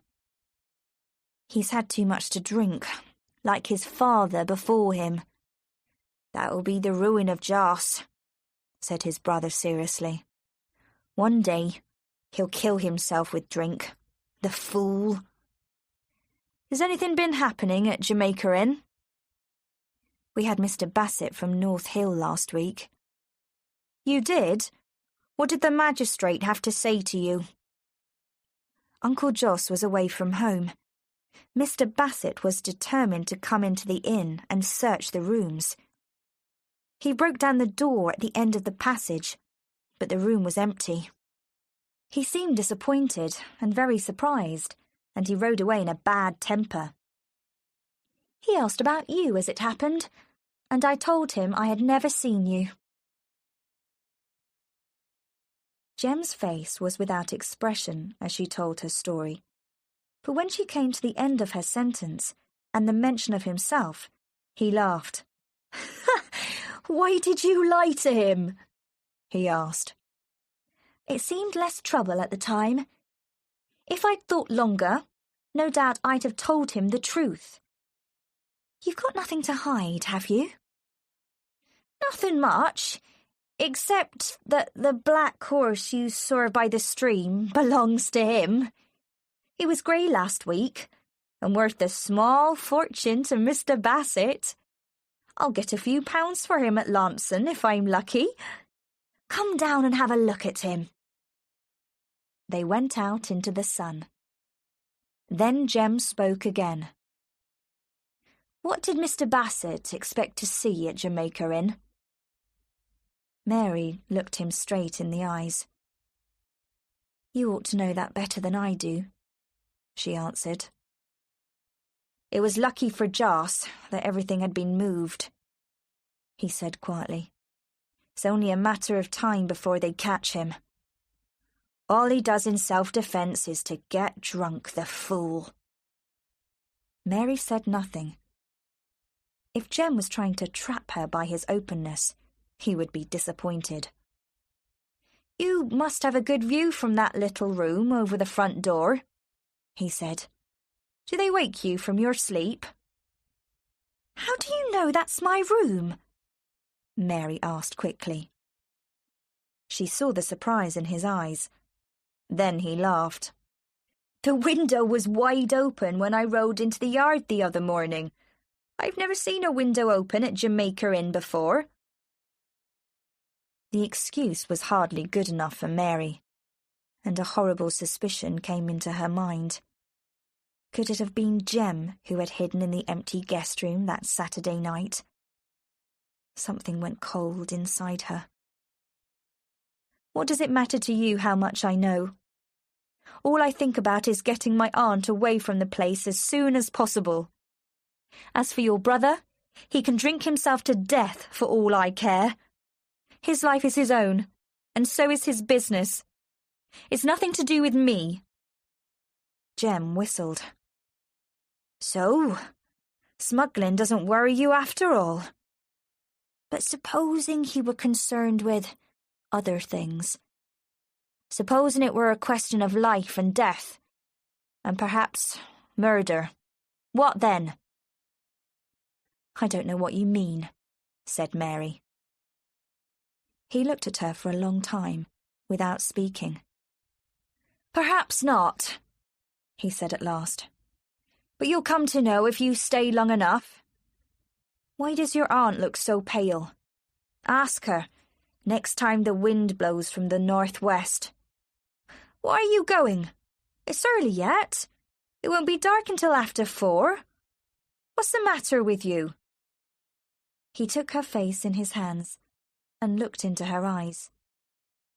"I believe you're frightened of me.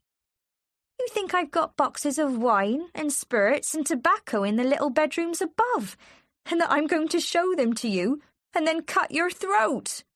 That's it, isn't it?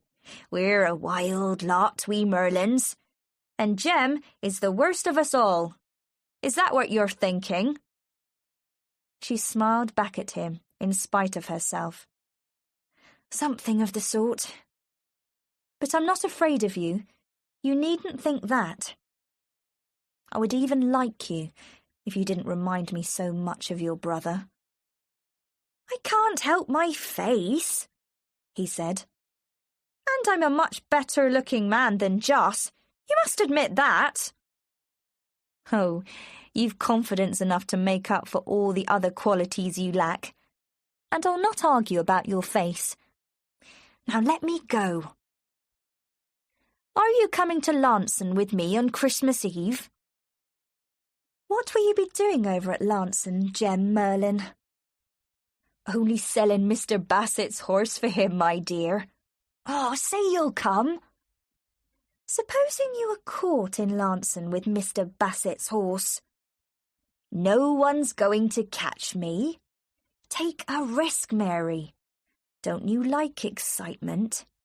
You must be soft down near Helford. All right, Jem Merlin. You needn't think that I'm afraid. I'd be just as happy in prison as at Jamaica Inn anyway. How do we get to Launceston? I'll take you there in my carriage, with Mr. Bassett's horse tied up behind us. Mary was not afraid of him. To prove it, she would ride beside him to Launceston on Christmas Eve. She walked away up the hill without a backward look. Darkness was falling as she crossed the road and entered the yard at Jamaica Inn. The door was opened by her aunt, who seemed pale and anxious. Your uncle has been asking for you all day. Where have you been? I was walking on the moors. Why should Uncle Jos ask for me? He never has anything to say to me. You must speak nicely to him. This is the bad time, when he's getting over it. He'll be bad-tempered, violent perhaps. You mustn't pay any attention to him at times like these. He's not really himself. The long evening passed, and still there was no call from the landlord. Mary's eyes closed in spite of herself. In a dream, she heard her aunt whisper, I'm going to bed. Your uncle must have settled down for the night. Mary felt sleep come over her. She dreamed that she was crossing the stream again. Her feet were wet. It was cold, much too cold. She must climb up the bank. Mary opened her eyes and found that she was lying on the kitchen floor beside the ashes of the fire. The kitchen was cold. The light was low. She trembled and stretched her stiff arms.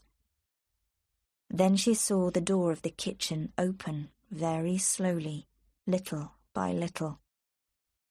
Suddenly, it was thrown wide open, and Jos Merlin stood there.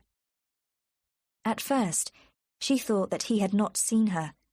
His eyes were fixed on the wall in front of him. She bent low, her head beneath the level of the table, hearing nothing except the steady beating of her heart.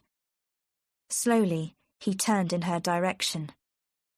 When his voice came, it was hardly above a whisper. Who's there? What are you doing? Why don't you speak? His face was grey. His eyes looked towards her without recognition. Mary did not move. She waited, holding her breath. He moved forward into the room, his head bent, his hands feeling the air, and he crept slowly along the floor towards her until Mary could feel his breath on her face. Uncle Jos, she said softly. Uncle Jos. He stayed where he was, looking down at her, and then he leant forward and touched her. Mary? Is it you, Mary? Why don't you speak to me? Where have they gone? Have you seen them? You've made a mistake, Uncle Jos, she said. There's no one here, only myself. Aunt Patience is upstairs. Are you ill? Can I help you? He looked around him in the half-light, searching the corners of the room. They can't frighten me, he whispered. Dead men can't harm the living. His dreams, all dreams. Their faces stand out like living things in the darkness, and I wake, trembling. I'm thirsty, Mary. Here's the key. Go into the bar and find me something to drink. When she got back, he was sitting at the table with his head in his hands. At first, she thought that he was asleep again, but at the sound of her footsteps, he lifted his head. She put the bottle and the glass on the table in front of him. He filled the glass. You're a good girl. I'm fond of you, Mary. You've got sense, and you've got courage. They ought to have made you a boy. He swallowed the drink, smiling foolishly. Then he pointed at the bottle. They pay gold for this. It's the best that money can buy. King George himself hasn't anything better. They can't catch me, Mary. I'm too clever.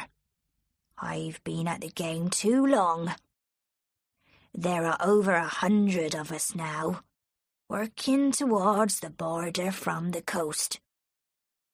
I've seen blood in my time, Mary, and I've seen men killed many times. But this game beats it all. It's running side by side with death. He seized hold of Mary's arm. It's that cursed drink that makes a fool of me. I'm as weak as a rat when it has hold of me. You can see that. And I have dreams. I see things that frighten me. I've killed men with my own hands, pushed them under water with my feet, beaten them with rocks and stones, and I've never thought more about it. I've slept in my bed like a child.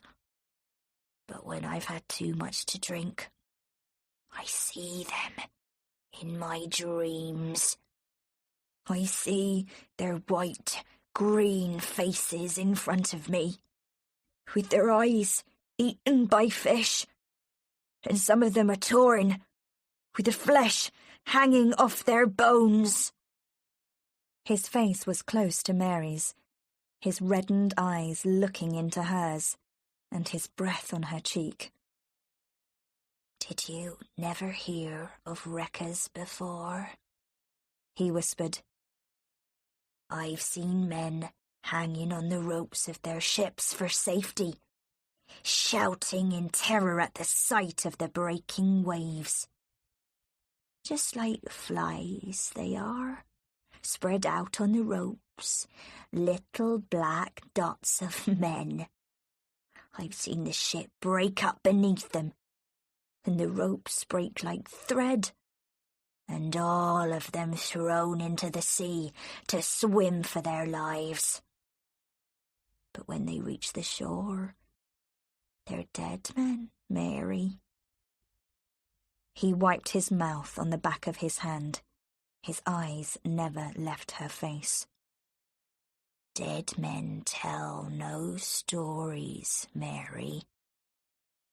She felt sick, and her hands and her feet were icy cold.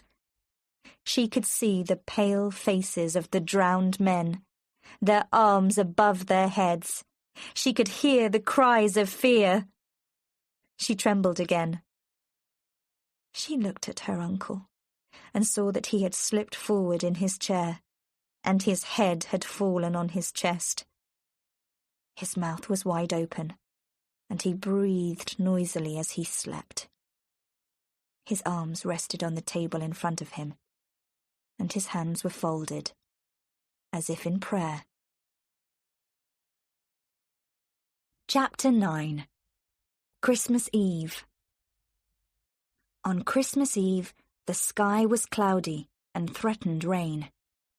Mary leant out of the window, and the soft, wet wind blew on her face. In an hour's time, Jem Merlin would be waiting for her on the moor to take her to Lanson Market. Whether she met him or not depended on herself, and she could not make up her mind.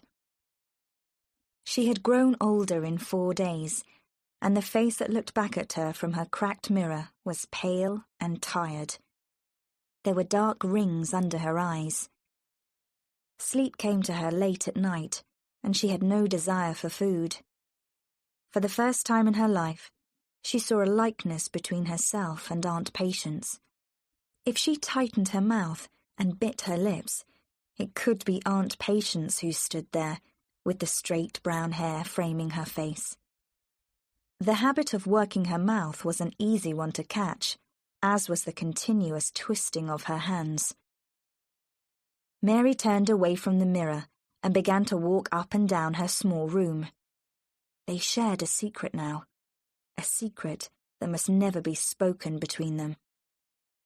Mary wondered how many years Aunt Patience had kept that knowledge to herself in silence. In her own way, Aunt Patience was a murderer too. She had killed by her silence. There remained Jem Merlin. He broke into her thoughts against her will, and she did not want him there. She had enough on her mind without Jem. He was too like his brother, his eyes and his mouth and his smile. She knew why Aunt Patience had made a fool of herself 10 years ago. It would be easy enough to fall in love with Jem Merlin. He was rough. He was rude. He was a thief and a liar. He stood for everything she feared and hated. But she knew she could love him. Jem Merlin was a man, and she was a woman, and something inside her wanted him. She knew she would have to see him again. Today she would go to Lanson, and this time it was he who would answer her questions. He would realize that she was no longer afraid of the Merlins, but could destroy them when she chose. And tomorrow? Well, tomorrow could take care of itself. There was always Francis Davy and his promise. There would be peace and shelter for her in the house at Altonan. This was a strange Christmas, she thought, as she walked across the East Moor. In the distance, she saw a little group coming towards her, the horse, the cart, and 2 horses led behind. The driver raised his whip in a signal of welcome. Mary felt the colour in her face. He whistled as he came near, and threw a package at her feet. "A happy Christmas to you," he said. "I had a silver piece in my pocket, so I had to spend it. There's a new hat for you." She had meant to be silent on meeting him, but this made it difficult. "That's very kind of you," she said, "but I'm afraid you've wasted your money." "That doesn't worry me. I'm used to it." And he looked at her in that cool way of his. "You were here early. Were you afraid I'd go without you?" She climbed up beside him. "Mother and I used to drive into Helford once a week on market days. It all seems very long ago. It hurts me when I think of it, and how we used to laugh together, even when times were bad. You wouldn't understand that, of course. You've never cared for anything but yourself." They rode along in silence. Jem was playing with his whip. Mary looked out of the corner of her eye at his hands, and saw that they were long and thin. They had the same strength, the same sensitivity as his brother's. These hands attracted her. The others frightened her. She realized for the first time that love and hate ran side by side, that the borderline was thin between them. The thought was an unpleasant one. Supposing this had been Joss beside her 10, 20 years ago. She pushed the comparison to the back of her mind, fearing it. She knew now why she hated her uncle. His voice interrupted her thoughts. "What are you looking at?" She lifted her eyes. "I happen to notice your hands," she said shortly. "They are like your brother's. How far do we go across the moor? Isn't that the road over there?" We join it lower down and miss 2 or 3 miles of it." "So, you notice a man's hands, do you? I should never have believed it of you. You're a woman after all, then, and not a half-grown farm boy. Are you going to tell me why you have sat in your room for days, or do you want me to guess? Women love to be mysterious." "There's no mystery in it. You asked me last time we met why my aunt looked as she does. Well, I know now.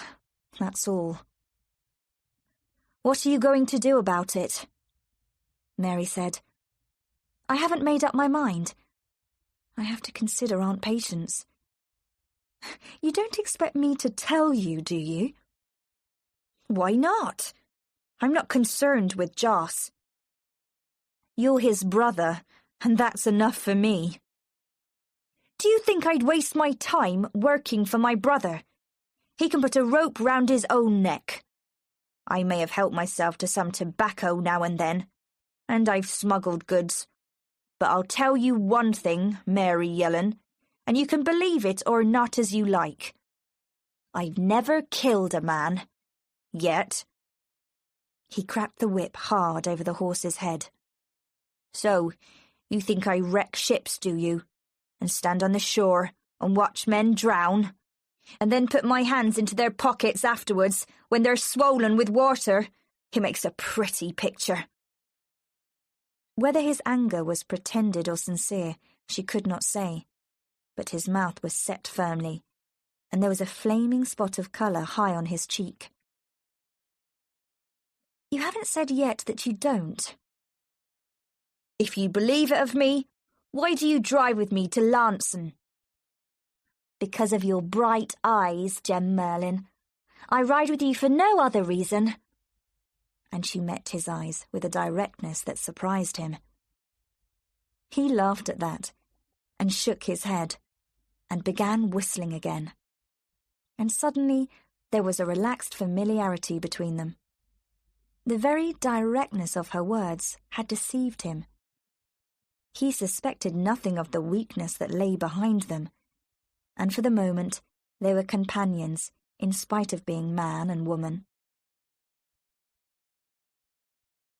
They came now to the road, and as the horse increased speed, the cart rolled along, with the 2 stolen horses running behind. It was a happy and rather heated party that reached Lanson that afternoon. Mary had thrown worry and responsibility to the winds, and in spite of her determination in the morning, she had given herself to enjoyment. Away from the shadow of Jamaica Inn, her natural youth and high spirits returned. She laughed because he made her laugh. There was excitement in the air, a sense of Christmas. The streets were filled with people. The little shops were bright and cheerful. This was a world that Mary loved. She wore the hat that Jem had given her, and even allowed him to tie the ends under her chin.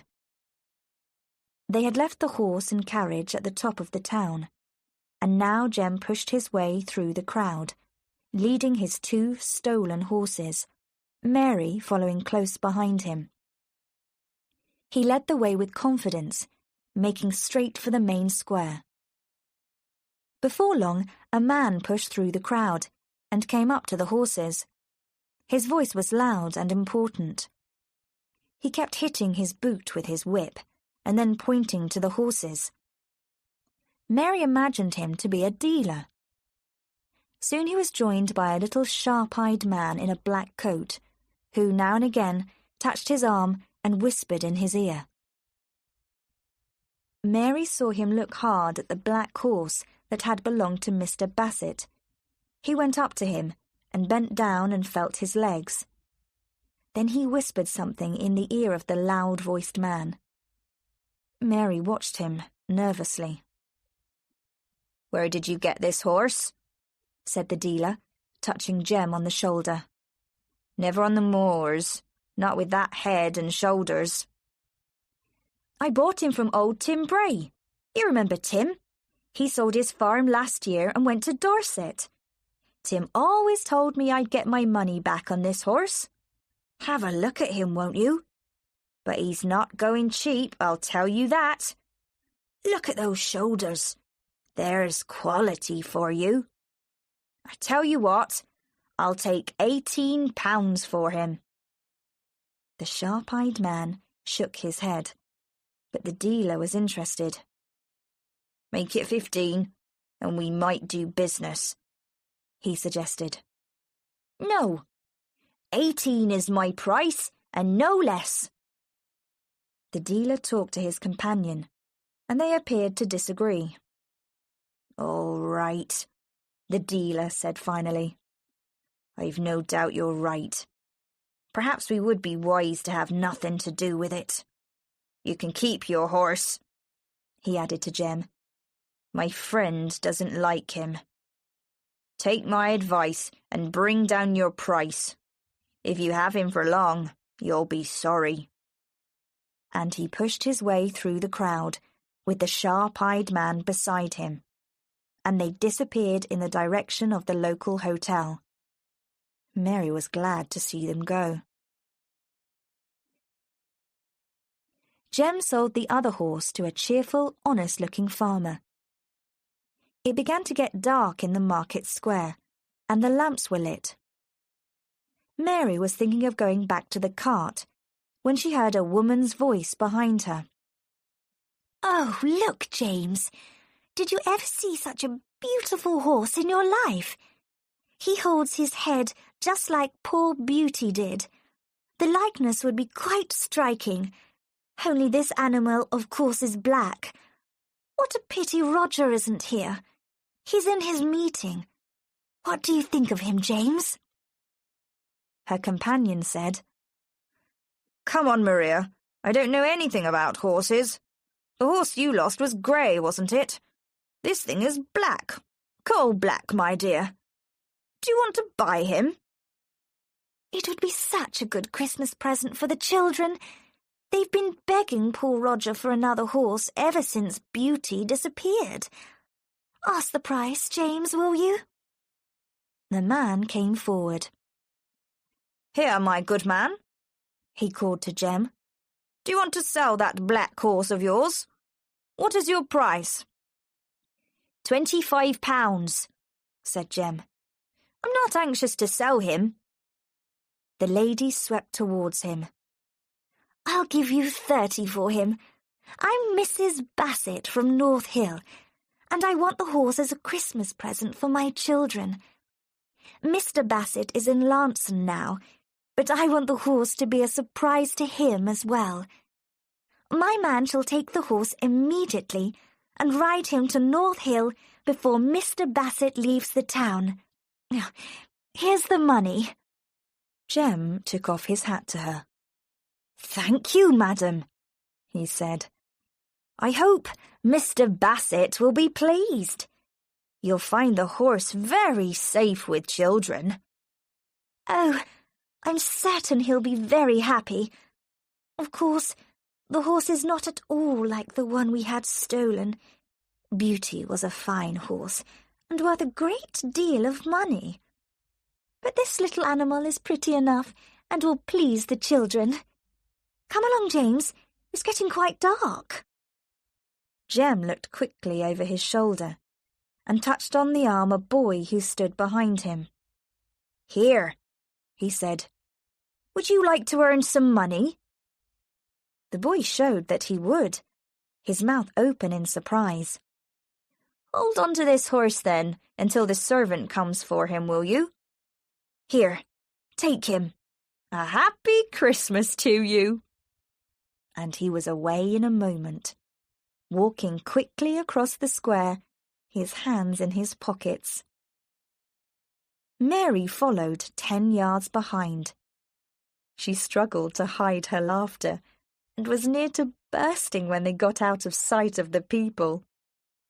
Jem Merlin, you deserve to be hanged, she said, when she could speak again. To stand there in the market square and sell that stolen horse back to Mrs. Bassett herself. The hair on my head has gone grey with watching you." He threw back his head and laughed, and she could not help herself. Their laughter filled the street. Jem caught her hand. "You're glad you came now, aren't you?" They threw themselves into the crowded market, where Jem bought Mary gold rings for her ears. They sucked oranges beneath a striped tent and had their fortunes told by an old woman. "Do not trust a dark stranger," she said to Mary, and they looked at each other and laughed again. "There's blood on your hand, young man," she told him. "You'll kill a man one day." "What did I tell you on the cart this morning?" said Jem. "There's no blood on my hands yet. Do you believe me now?" But she shook her head at him and would not say. Drops of rain fell on their faces, but they did not care. The wind rose. Jem dragged Mary into the shelter of a doorway, his arms around her shoulders, and he turned her face towards him and kissed her. "Do not trust a dark stranger," he said, and he laughed and kissed her again. The night clouds had come up with the rain, and it was dark in a moment. "You don't want to ride on an open cart in this wind, do you? It's coming from the coast, and we'll be blown over on the high ground. We'll have to spend the night together in Lanson." "Very likely. Go and get the horse and cart, Jem, while this rain stops for the moment. I'll wait for you here." "You'll be wet to the skin on the Bodmin Road." "Oh, pretend you're in love with me, can't you?" "You'd stay with me then." "Are you talking to me like this because I'm the bar girl at Jamaica Inn?" "I like the look of you, and that's enough for any man. It ought to be enough for a woman, too." "Perhaps it is, for some. I'm just not made that way." "All right. I'll get the horse and cart and take you home to your aunt. But I'll kiss you first, whether you like it or not." He took her face in his hands. "One for sorrow, two for joy. I'll give you the rest when you are more ready to accept them." Then he bent his head against the rain, and she saw him disappear round the corner. Mary waited, moving her feet and blowing on her hands. The long minutes passed, and still he did not come. Mary was cold and tired. At last she could bear it no longer, and she set off up the hill in search of him. The long street was empty, except for one or two people who sheltered in doorways as she had done. The rain was continuous, and the wind blew hard. There was nothing left now of the Christmas spirit. The hotel looked welcoming enough, with its lighted windows, but there was no sign of the horse and cart. Mary's heart sank. Surely Jem had not started back without her. She paused for a moment, and then she went to the door and entered the hotel. The hall seemed to be full of gentlemen, talking and laughing. Her country clothes and wet hair caused surprise, and a servant came up to her immediately and told her to leave. "I've come in search of Mr. Jem Merlin," said Mary firmly. "He came here with a horse and cart. I'm sorry to trouble you, but I'm anxious to find him. Will you please ask if he's here?" She turned her back on the little group of men who stood by the fire and watched her. Among them, she recognized the dealer and the sharp-eyed man. "If it's the dark one who tried to sell my friend a horse this afternoon, I can tell you about him," said the little man, showing a row of broken teeth. Laughter came from the group by the fire. She looked from one to the other. "What do you have to say?" "He was in the company of a gentleman only 10 minutes ago," answered the sharp-eyed man, still smiling and looking at her rudely. "With the help of some of us, he was persuaded to enter a carriage that was waiting at the door. He was not keen at first, but a look from the gentleman appeared to decide him. No doubt you know what happened to the black horse. The price he was asking was undoubtedly high." His remark brought fresh laughter from the group by the fire. Mary looked steadily at the little sharp-eyed man. "Do you know where he went?" "No, and I'm afraid that your companion left you no parting message. But it is Christmas. It's not pleasant weather outside.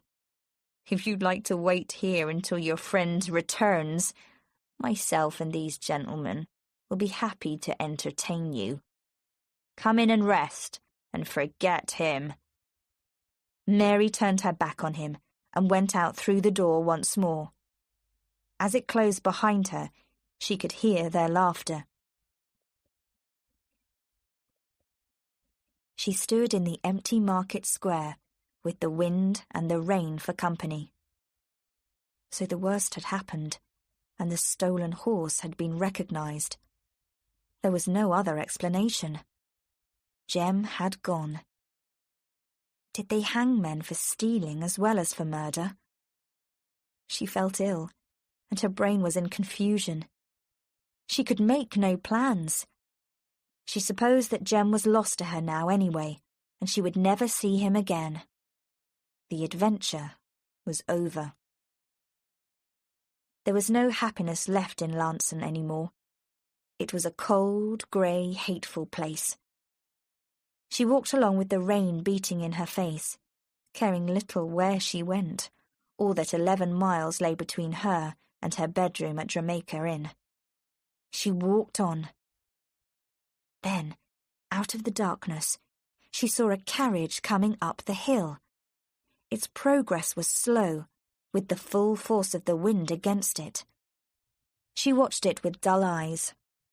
It was passing her, when suddenly she ran after it and called to the driver wrapped up in a coat on the seat. "Are you taking the Bodmin Road? Have you a passenger inside?" The driver shook his head and whipped his horse. But before Mary could step to one side, an arm came out of the carriage window and a hand was laid on her shoulder. "What does Mary Yellen do alone in Larnson on Christmas Eve?" said a voice from inside. The voice was gentle. A pale face looked out at her from inside the carriage, white hair and white eyes beneath the broad black hat. It was the vicar of Altarnun. She watched his face in the darkness, his thin nose curved down like the beak of a bird, his lips narrow and colourless, pressed firmly together. He leant forward with his chin resting on a walking stick that he held between his knees. For the moment, she could see nothing of his eyes. They were hidden by his short, white eyelashes. Then he turned in his seat and looked at her, and the eyes that looked at her were white too, expressionless as glass. "So, we ride together for the second time," he said, and his voice was soft and low, like the voice of a woman. "Once more, I have the good fortune to help you on your way. Well?" He looked steadily at her, and she found herself trying to give an explanation of her day. As before at Altarnun, there was something about him that made her sound like a fool, for she came out of the story badly. Just another woman who had made herself cheap at Larnson Market and had been left by the man of her choice to find her way home alone. "What was the name of your companion?" he asked quietly. And she paused, awkward and uncomfortable, her sense of guilt stronger than ever. He was my uncle's brother. You mean the brother knows nothing of the landlord's trade by night? Continued the gentle voice beside her. He is not of the company who brings the wagons to Jamaica Inn? I don't know, she said. I have no proof. He admits nothing. But he told me one thing, that he had never killed a man. And I believe him. He also said that my uncle was running straight into the hands of the law, and that they would catch him before long. He surely would not say that if he were one of the company. You told me before that you knew Mr. Bassett. Perhaps you have some influence with him. Could you persuade him to deal kindly with Jem Merlin when the time comes? After all, he is young. He could start life again. It would be easy for a man in your position. I know Mr. Bassett only very slightly, he told her gently. Once or twice we have spoken of matters which concern our two villages. It is hardly likely that he would pardon a thief because of me, especially if the thief is guilty and happens to be the brother of the landlord of Jamaica Inn. How old are you? 23. You are very young, Mary Yellen, he said softly. You are nothing but a chicken with the broken shell still around you. Women like you have no need to cry over a man met once or twice, and a first kiss is not a thing to be remembered. You will forget your friend with his stolen horse very soon. Come now, dry your eyes. You are not the first to cry over a lost lover. He treated her problem lightly. She wondered why he had not used the words of comfort expected from a priest. She remembered that last ride with him, when he had whipped his horse into a fever of speed, and how he had bent forward in his seat and had whispered under his breath words she had not understood. Again, she felt something of the same discomfort, which she connected with his strange hair and eyes, as though his unusual appearance cut him off from the rest of the world. So, I was right in my guess, and all has been quiet at Jamaica Inn? He said, after a while. Immediately, she remembered the full story of the past week, and the new knowledge that had come to her. Mr. Davy, she whispered. Have you ever heard of wreckers? It was too dark to see his face, but she heard him swallow. My uncle is one of them. He told me so himself. Still her companion made no reply, and she went on in a whisper. They are in it, every one of them, from the coast to the riverbank. All those men I saw that first Saturday in the bar at the inn. The sailors, the thieves, the peddler with the broken teeth. They've murdered women and children with their own hands. They've held them under water. They've killed them with rocks and stones. Those are death wagons that travel the road by night, and the goods they carry are from wrecked ships, bought at the price of blood. And that's why my uncle is feared and hated by the people in the houses and farms, and why all doors are barred against him, and why the coaches drive past the inn in a cloud of dust. They suspect what they cannot prove. There, Mr. Davy. Now you know the truth about Jamaica Inn. So, the landlord talks when he has had too much to drink, he said, and it seemed to Mary that his voice lacked something of its usual gentle quality. But when she looked up at him, his eyes looking back at her were as cold and expressionless as always. He talks, yes. That's how I know. And perhaps that's why I've stopped trusting people, God, and even myself. And why I acted like a fool today at Lanson. The wind had increased in force. The carriage shook. There was no shelter now. The moor on either side was empty, and the clouds flew fast over the land. There was a salty, wet smell to the wind that had come from the sea 15 miles away. Francis Davy leant forward in his seat. We are coming to the turning that leads to Alternun. The driver is going on to Bodmin and will take you to Jamaica Inn. I shall leave you at the turning and walk down to the village. Am I the only man to know your secret, or do I share it with the landlord's brother? Jem Merlin knows, she said. We spoke of it this morning. He said little, though, and I know that he is not friendly with my uncle. Anyway, it doesn't matter now. Jem is going to prison for another crime. And suppose he could save himself by telling about his brother. What then, Mary Yellen? There's a thought for you. Mary was surprised by this new idea, but the vicar of Alternun must have read her thoughts. That would be a relief to you and to him, no doubt, if he had never helped with the wrecking. But there is always the doubt, isn't there? And neither you nor I knows the answer. A guilty man does not usually tie the rope round his own neck. Mary made a helpless movement with her hands, and he laid his hand on her knee. I will tell you one thing to comfort you. A week from now will bring the new year. The false lights have burnt for the last time, and there will be no more wrecks. I don't understand you. How do you know this? And what has the new year to do with it? He called the driver to stop the horse. I am returning tonight from a meeting in Lanson. Those of us present were informed that at last the government is prepared to guard the coast.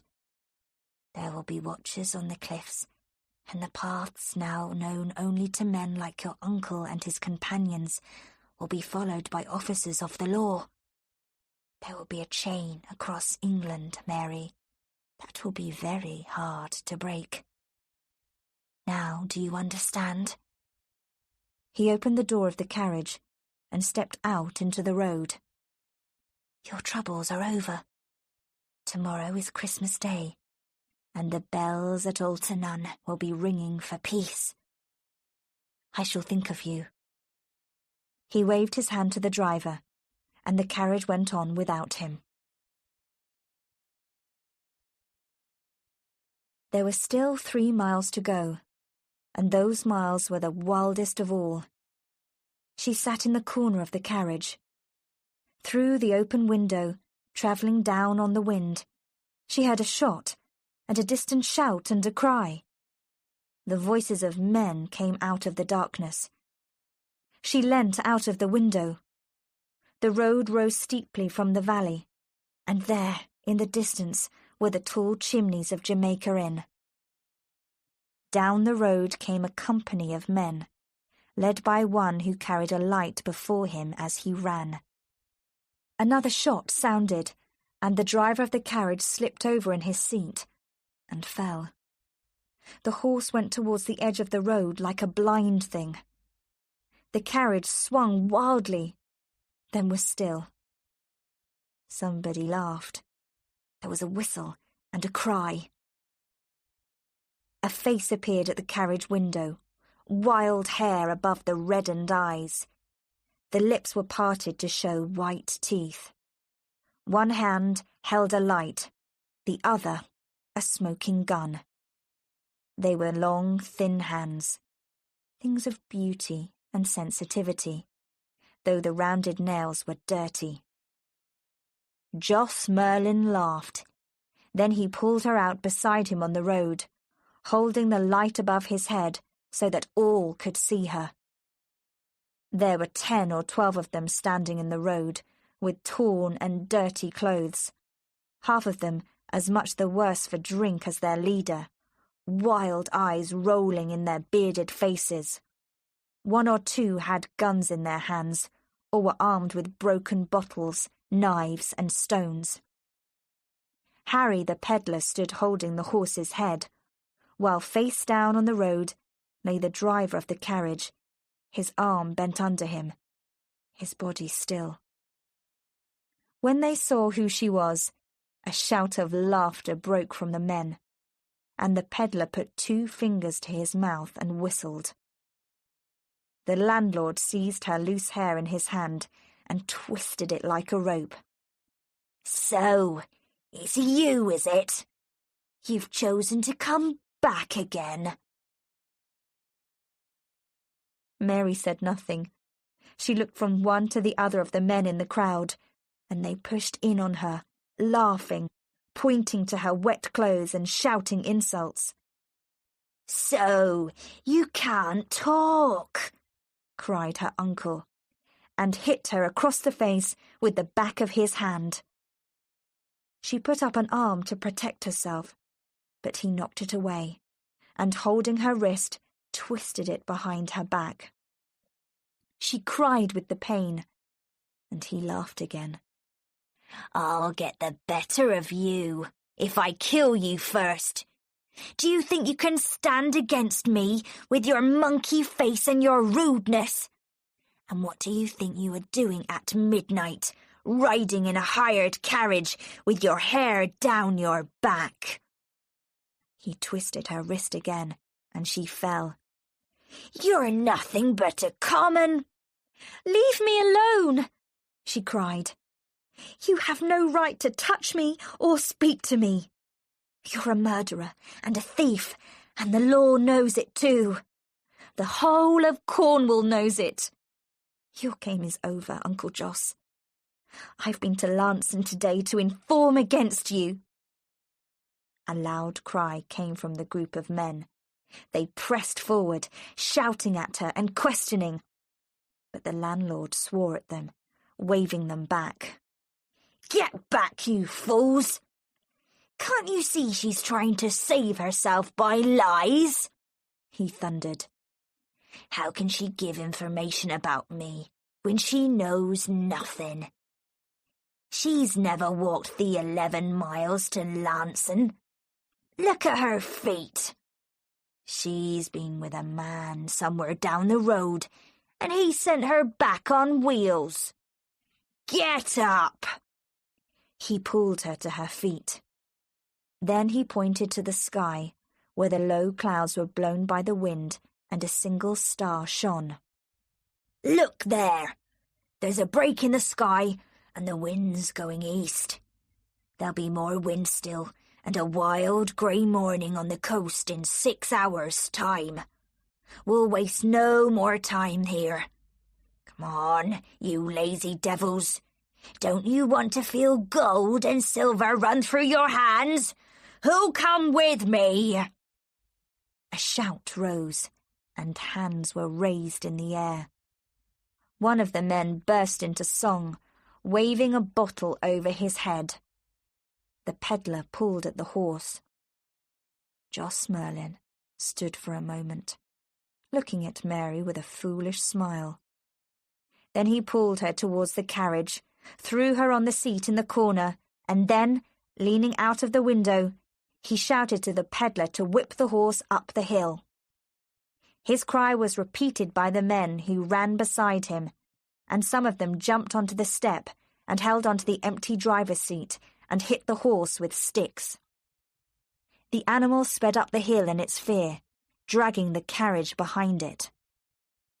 Jamaica Inn was all lit up. The doors and the windows were wide open.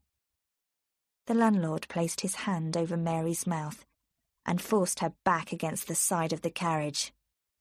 "You'd inform against me, would you? You'd run to the law and have me swinging on a rope's end? All right, then. You shall stand on the shore, Mary, and you shall watch for the daylight and the coming in of the tide. You know what that means, don't you? You know where I'm going to take you. You think you're not afraid of me, don't you? You hate me, with your pretty white face and your monkey eyes. Yes, I'm drunk. Tonight we shall all ride together proudly, perhaps for the last time. And you shall come with us, Mary, to the coast. He turned away from her, shouting to his companions, and the horse, frightened by his cry, moved even faster. The lights of Jamaica Inn disappeared into the darkness. Chapter 10. The Wreck. It was a terrible journey of 2 hours or more to the coast, and Mary, hurt and shaken by her rough treatment, lay in the corner of the carriage, caring little about what happened to her. A sudden stillness, and the cold air blowing on her face through the open carriage window, brought her back to the world. She was alone. The men had gone, taking their light with them. The carriage had been stopped in a narrow valley with high banks on either side, and the horse had been taken away. The valley appeared to slope down sharply, the track becoming rough and broken, but Mary could see only for a few yards. She tried the handle of the carriage door, but it was locked. Then she listened. Carried up towards her on the wind came the sound of the sea. The valley clearly led down to the shore. Mary trembled. Somewhere in the darkness below, her uncle and his companions were waiting for the tide. Mary considered the size of the window. The door was locked, she knew, but she might force her body through the narrow window frame. She struggled and pushed, and then finally she lost her balance and fell to the ground below. The drop was nothing, but the fall shook her, and she felt blood run down her side where the window had caught her. She gave herself a moment to rest, and then she dragged herself to her feet and began to move uncertainly along the track, in the dark shelter of the bank. She had not yet formed a plan, but with her back turned away from the sea, she would be putting distance between herself and the men. This track, leading upwards and to the left, would take her to the high ground above the beach. She felt her way along the path, sometimes almost falling on loose stones, her hair blowing into her eyes. Turning a sharp corner, she put up her hands to push back the loose curls from her eyes, and because of this, she did not see a man kneeling against the bank with his back towards her, his eyes watching the track ahead. She came against him, knocking the breath from his body, and he, taken by surprise, fell with her, crying out in fear and anger.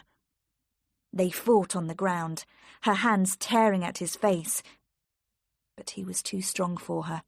He leant on her, breathing heavily. And then he looked closely at her, showing broken yellow teeth. It was Harry the peddler. He expected her to cry or struggle, but when she did neither, he moved his weight onto his arm and smiled at her in an ugly way. "Didn't expect to see me, did you? Thought I was down on the shore with the landlord and the rest. But now you're here, I'll make you very welcome." He was smiling still. She moved quickly, striking out at him, and hit him hard on the chin. In a second, she had struggled from under him and pulled herself to her feet. She searched for a stone to throw at him, but finding nothing but loose earth and sand, she scattered this in his face and eyes, so that he was blinded for a moment. Then she turned again and began to run like a hunted thing up the twisting track, her mouth open, her hands outstretched, falling over the stones in the path, all sense of direction gone, her one idea to escape from Harry the peddler. A wall of mist closed in on her, blocking out the distant line of bushes at which she had been aiming, and she stopped immediately, knowing the danger of low cloud, and how it might deceive her. Progress now was slow, but she knew that she was increasing the distance between herself and the peddler, which was the only thing that mattered. She had no idea of the time. It was 3, perhaps 4 in the morning, and the darkness would give no sign of breaking for many hours. Once more the rain came down through the curtain of mist, and it seemed as if she could hear the sea on every side of her, and there was no escape from it. The breaking waves, though she could not see them, were somewhere out in the darkness, and to her surprise, it seemed that they were on a level with her, not beneath her. This meant that the track must have been only a few yards from the sea itself. The high banks had cut off the sound of the waves. Just as she decided this, there was a break in the mist ahead of her. Directly in front of her were the high waves breaking on the shore. After a time, when her eyes had become used to the shadows, she saw, grouped against a large rock on the beach, a small number of men, silently looking ahead into the darkness. Their stillness made them more threatening. She waited. They did not move. The mist began to lift very slowly, showing the shape of the coastline. To the right, in the distance, where the highest part of the rock sloped to the sea, Mary could just see a light. At first, she thought it was a star. But then she realized with a shock that it was a false light placed there by her uncle and his companions. They waited, all of them, standing on the stones with the waves breaking beyond their feet. Mary watched with them. Then out of the cloud and darkness came another light in answer to the first. And now Mary could see the dark shape of a ship and the white sea boiling around it. The ship's light drew closer to the light on the rocks, like an insect flying into a flame. Mary could bear no more. She got to her feet and ran out across the beach, shouting and crying, waving her hands above her head, lifting her voice in her battle against the sea and the wind, which threw it back to her. Someone caught hold of her and forced her down onto the beach. She was stepped on and kicked. Her cries died away as a rough cloth covered her mouth. Her arms were pulled behind her and tied together, the rope cutting into her flesh. They left her then, with the waves sweeping towards her not 20 yards away. And as she lay there helpless, she heard the cry that had been hers become the cry of others and fill the air with sound. This cry rose above the noise of the sea and was seized and carried by the wind, and with the cry came the terrible sound of splitting and breaking wood. Mary saw the great black shape that had been the ship roll slowly on its side in 2 parts. From it, little black dots fell one by one into the white sea. A terrible sickness came over Mary, and she closed her eyes, her face pressed into the stones. The men who had waited during the cold hours waited no more. They ran crazily backwards and forwards on the sand, shouting. They walked waist-deep in the waves, careless of danger, seizing the goods carried in on the tide. They were animals, fighting and pulling things away from one another. One of them lit a fire in the corner by the rocks, the flames burning strongly in spite of the rain. The goods from the sea were dragged across the beach and piled beside it. The fire spread a yellow light over the scene and threw long shadows over the sand where the men ran backwards and forwards. When the first body was washed onto the shore, they ran to it, searching among the remains with their hands, picking it as clean as a bone. There was no system in their work tonight. They robbed here and there, crazy with the success they had not planned. Dogs at the heels of their master, whose idea had proved so successful, whose power this was, whose greatness. They followed him where he ran among the breaking waves, the water streaming from him. He was larger and stronger than them all. The tide turned, and there was a new coldness in the air. The sky and the sea turned grey. At first, the men did not notice the change. And then Jos Merlin himself lifted his great head. He shouted suddenly, calling the men to silence, pointing to the sky that was pale now. They paused, looking once more at the things which rose and fell in the sea. And then they all turned and began to run towards the entrance to the little valley, silent once more, their faces grey and frightened in the growing light. Success had made them careless. The day had broken. The world was waking up. Night, that had been their friend, covered them no more. It was Jos Merlin who tore the cloth away from her mouth and pulled Mary to her feet. He threw her over his shoulder and ran across the beach to the entrance to the valley, and his companions, caught up already in fear, threw some of the goods they had seized from the sea on the backs of the horses tied up there. Their movements were feverish and fearful. The carriage, stuck in the bank halfway up the valley, could not be pulled out in spite of all their efforts. Some of them ran off in different directions. Here on the coast, where every face was known, strangers would be noticed. But a wanderer could make his way alone, finding his own cover and his own path. These running men were cursed by those who remained struggling with the carriage, and now, through stupidity and fear, it was pulled from the bank in so rough a manner that it overturned, rolling over on one side and breaking a wheel. There was a wild rush to the remaining farm wagon that had been left farther up the road, and to the already overloaded horses.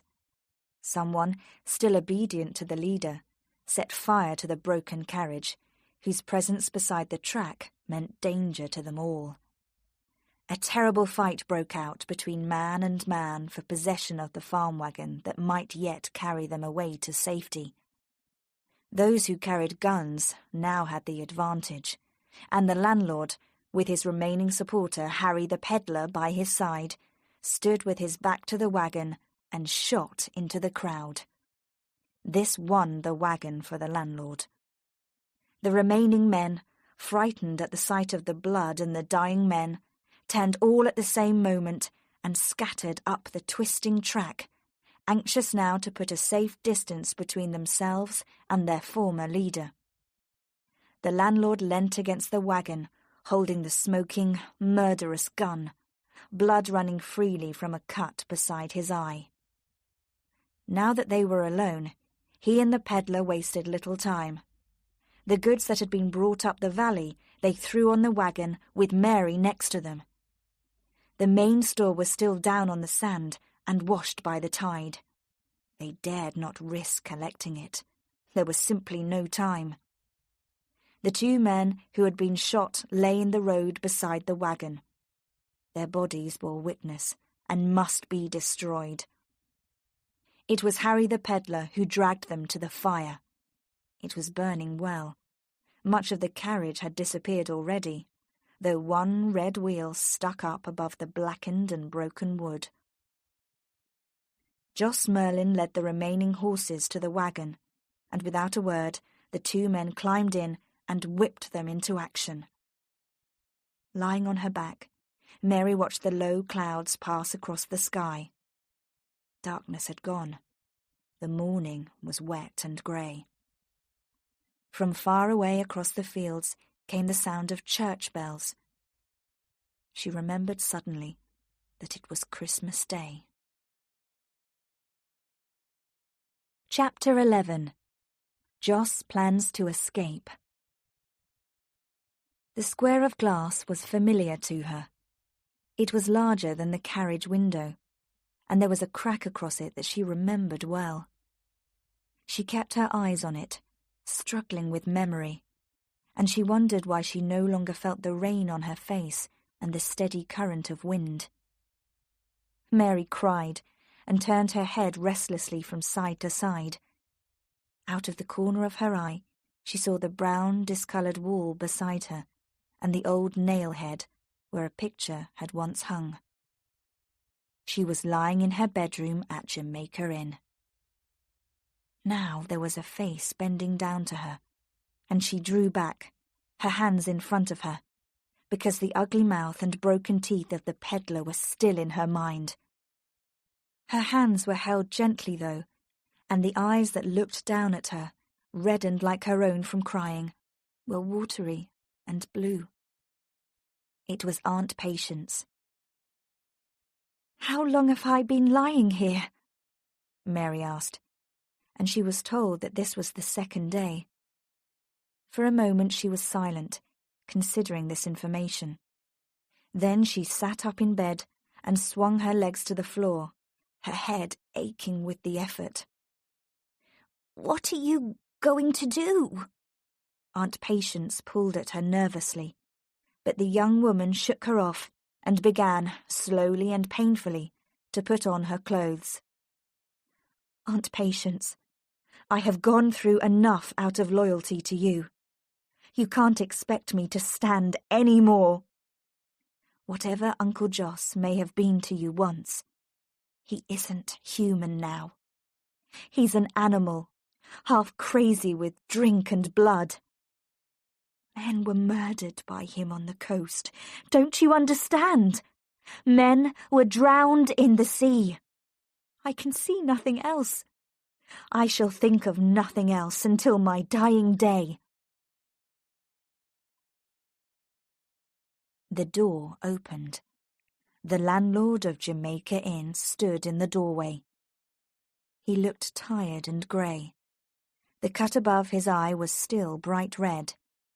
He was dirty and unwashed, and there were black shadows under his eyes. "I thought I heard voices in the yard, but I saw no one. Did you hear anything?" Nobody answered. He sat down on the bed, his hands picking at the bedclothes, his eyes wandering from the window to the door. "He'll come. He's sure to come. I've cut my own throat. I've disobeyed him. He warned me once, and I laughed at him. I didn't listen. I wanted to play the game on my own. It means death for us, for all three of us sitting here. We're finished, I tell you. Why did you let me drink? Why didn't you break every bottle in the house and turn the key on me? I'd not have hurt you. Now it's too late. The end has come." He looked from one to the other of them, his reddened eyes hollow. The women looked back without understanding. "What do you mean?" said Mary at last. "Who are you afraid of? Who warned you?" He shook his head, and his hands wandered to his mouth, the fingers restless. "No," he said slowly. "My secrets are still my own. But I tell you one thing, and you're in it now as much as Patience there. We have enemies on either side of us now. We have the law on one hand, and on the other." He stopped himself, the old look beginning to return to his eyes once more. "You'd like to know, wouldn't you? You'd like to run out of the house with the name on your lips. You'd like to see me hanged. All right, I don't blame you for it. But I saved you too, didn't I? Nobody touched you last night except myself, and I've not spoilt your pretty face. Let's get out of here. This room smells of decay." They followed him without a word. He led the way to the kitchen, where the door was locked and the window barred. The landlord pulled the wooden shutters close too. Then he turned and faced the women. "We've got to think out a plan.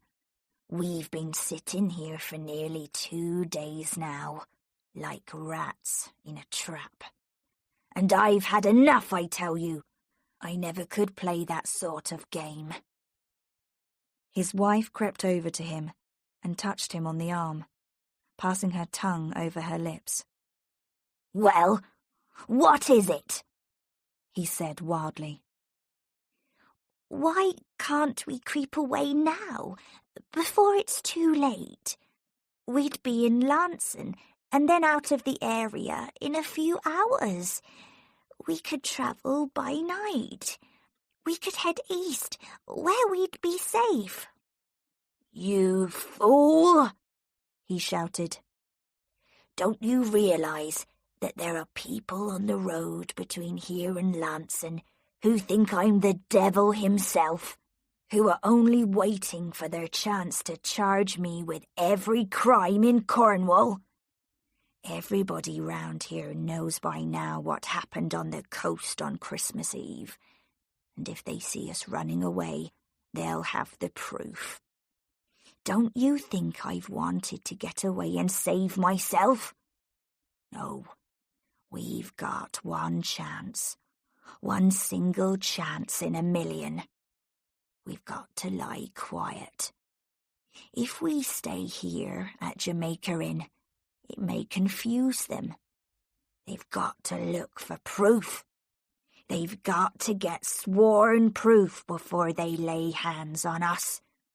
Oh, yes, the ship's there, with her back broken on the rocks, and piles of things lying on the sand ready to take away.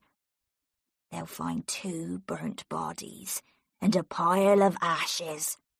Many of us will be suspected, but where's the proof? Answer me that. I was here that night with my family." "You've forgotten one thing, haven't you?" said Mary. "No, my dear, I have not. The driver of that carriage was shot not 1/4 of a mile down the road outside. You were hoping we'd left the body there, weren't you? The body travelled with us to the coast, and it lies now, if I remember rightly, beneath a 10-foot bank of sand. Of course, someone is going to miss him. I'm prepared for that. But as they'll never find his carriage, it does not matter much. Perhaps he was tired of his wife and is driven to Penzance. They can look for him there." He threw back his head and laughed, but his laugh was cut short in the middle, his mouth shut like a trap, his face as white as a sheet. "Listen," he whispered. "Listen." They followed the direction of his eyes, which were fixed on the crack of light that came through the shutters. Something was knocking gently at the kitchen window, knocking lightly, softly at the glass. There was no other sound in the kitchen except for the frightened breathing of Aunt Patience, whose hand crept along the table towards Mary. The landlord stood completely still for a moment. Then he bent forward until his fingers reached the gun that stood against the chair, never once taking his eyes from the shutters. He jumped forward, tearing the shutters open. A man stood outside the window, his face pressed against the glass, his broken teeth showing in a twisted smile. It was Harry the peddler. Jos Merlin swore and threw open the window. "Come inside, can't you? Do you want to be shot, you fool? Unlock the door, Mary." She did so without a word. "Well, have you brought news?" asked the landlord. The peddler pointed over his shoulder. "The country's wild with anger. They're crazy for blood and justice. There'll only be one end to this storm, Joss, and you know the name for it, don't you?" He made a sign with his hands across his throat. "We've got to run," he said. "It's our only chance. The roads are poison, and Bodmin and Lunson worst of all. I'll keep to the moors. It'll take me longer, I know that, but what does that matter if you save yourself from hanging?" "So, you'll give up, Harry, will you?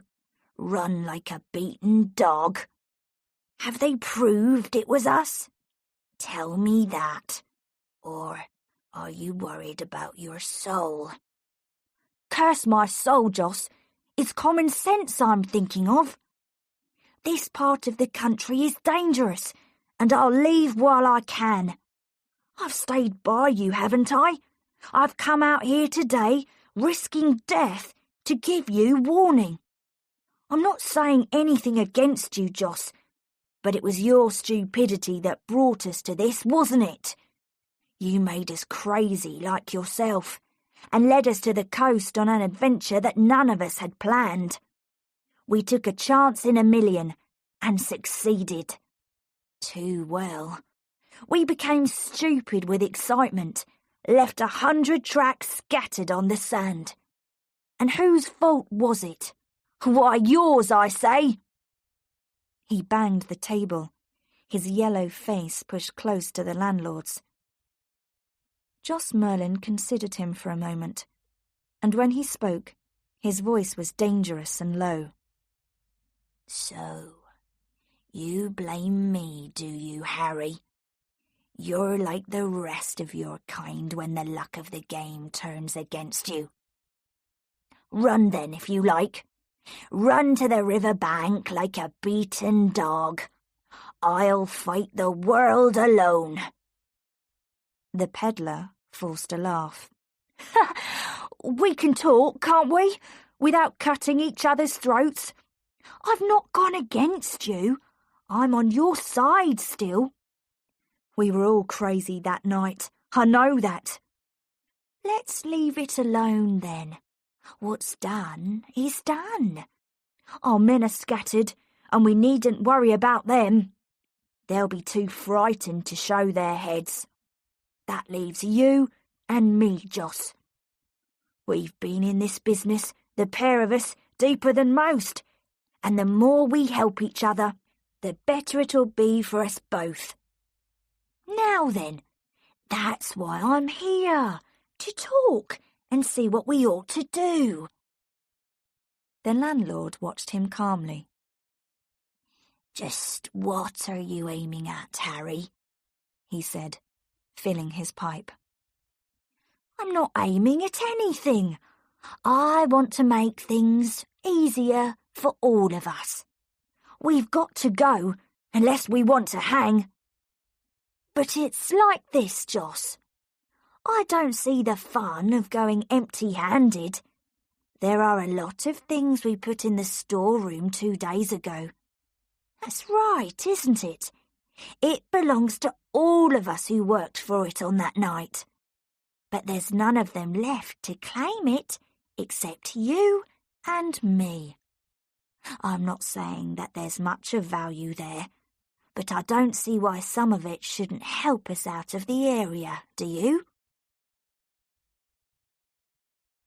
The landlord blew a cloud of smoke into his face. "So, you didn't come back to Jamaica Inn because of my sweet smile alone, then? I was thinking you were fond of me and wanted to hold my hand." The peddler smiled and changed his position on his chair. "All right, we're friends, aren't we? There's no harm in plain speaking. The things are here, and it'll take 2 men to move it. The women can't do it. What's against you and me making a deal?" The landlord thoughtfully smoked his pipe. "And supposing there's nothing here after all? Supposing I've got rid of it already? I've been sitting here for 2 days, you know, and the coaches pass my door. What then, Harry boy?" The smile went from the face of the peddler. "What's the joke? Do you play a double game up here at Jamaica Inn? You'll find it hasn't paid you if you have. You've been clever at this trade, month in, month out. Too clever, some of us thought, for the small profit we made out of it, we who took most of the risks. And we didn't ask you how you did it. Listen here, Joss Merlin. Do you take your orders from someone above you?" The landlord was on him like a flash. He hit him on the chin, and the man went over backwards onto his head. He rolled over onto his knees, but the landlord towered above him, his gun pointing at his throat. "Move, and you're a dead man," he said softly, as Harry looked up at his attacker, his little eyes half closed. "Now we can talk, you and I." He leant once more against the table, while the peddler continued to kneel on the floor. "You didn't come here tonight to warn me. You came to see what you could get out of the wreck. You didn't expect to find me here, did you? You thought it would be Patience here, or Mary, and you would frighten them easily, wouldn't you? And reach for my gun, where it hangs on the wall as you've often seen. You little rat, Harry. Do you think I didn't see it in your eyes when I threw back the shutters and saw your face at the window? Do you think I didn't see your surprise? Very well, then. We'll make a deal as you suggest. I've changed my mind, my loving friend, and with your help, we'll take the road. There are things in this place worth taking, and I can't load them alone. Tomorrow is Sunday, and a day of rest. Not even the wrecking of 50 ships will drag the people around here from their knees. There'll be prayers offered for poor sailors who suffer because of the devil's work. But they'll not go looking for the devil on a Sunday.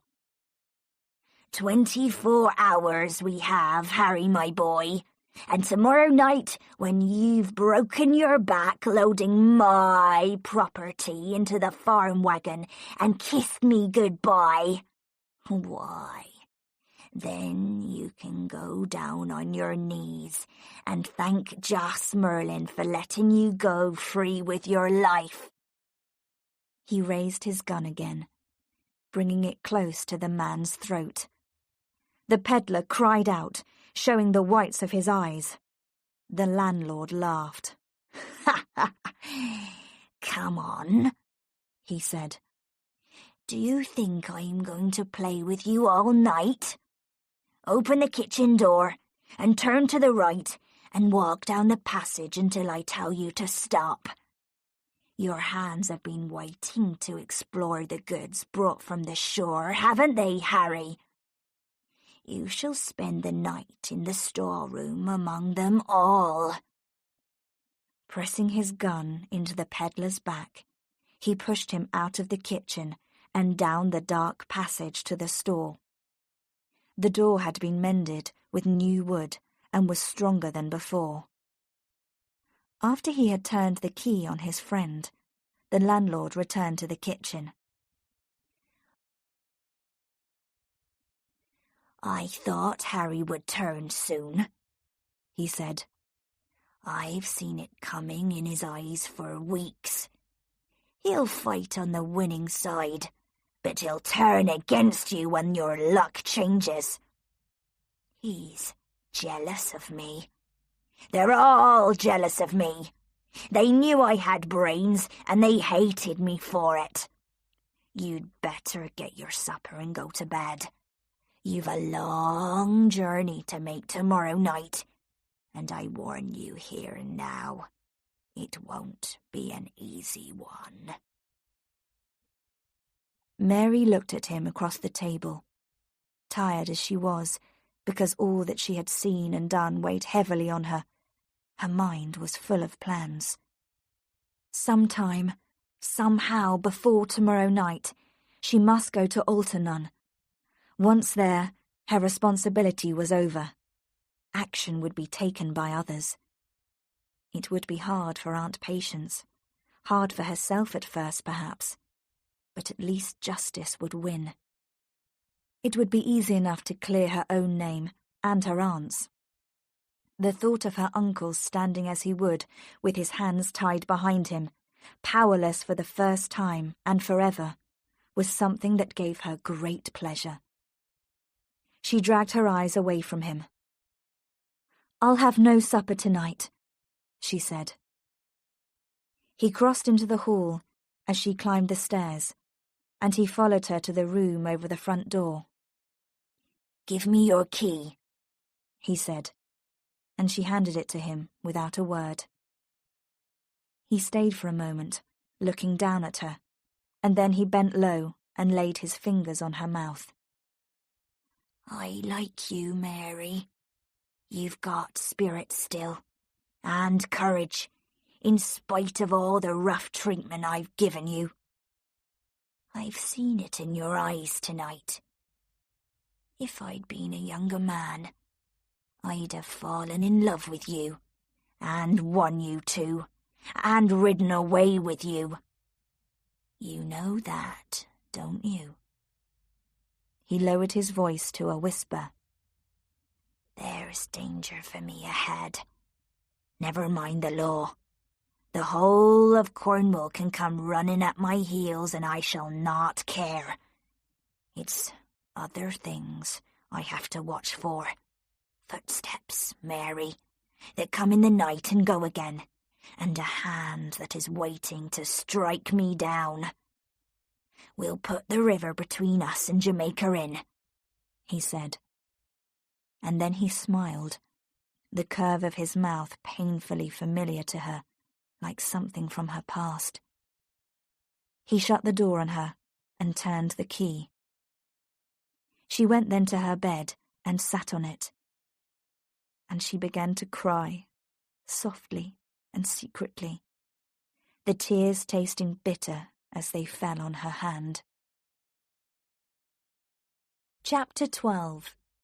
To Alternun. She had fallen asleep where she lay, without undressing, and her first conscious thought was that the storm had returned. She was awake immediately, and she waited for the sound that had woken her to come again. It came in a moment, a handful of earth thrown against the window from the yard outside. It was Jem Merlin standing below in the yard. He whispered up to her, "Come down to the door here and open it for me."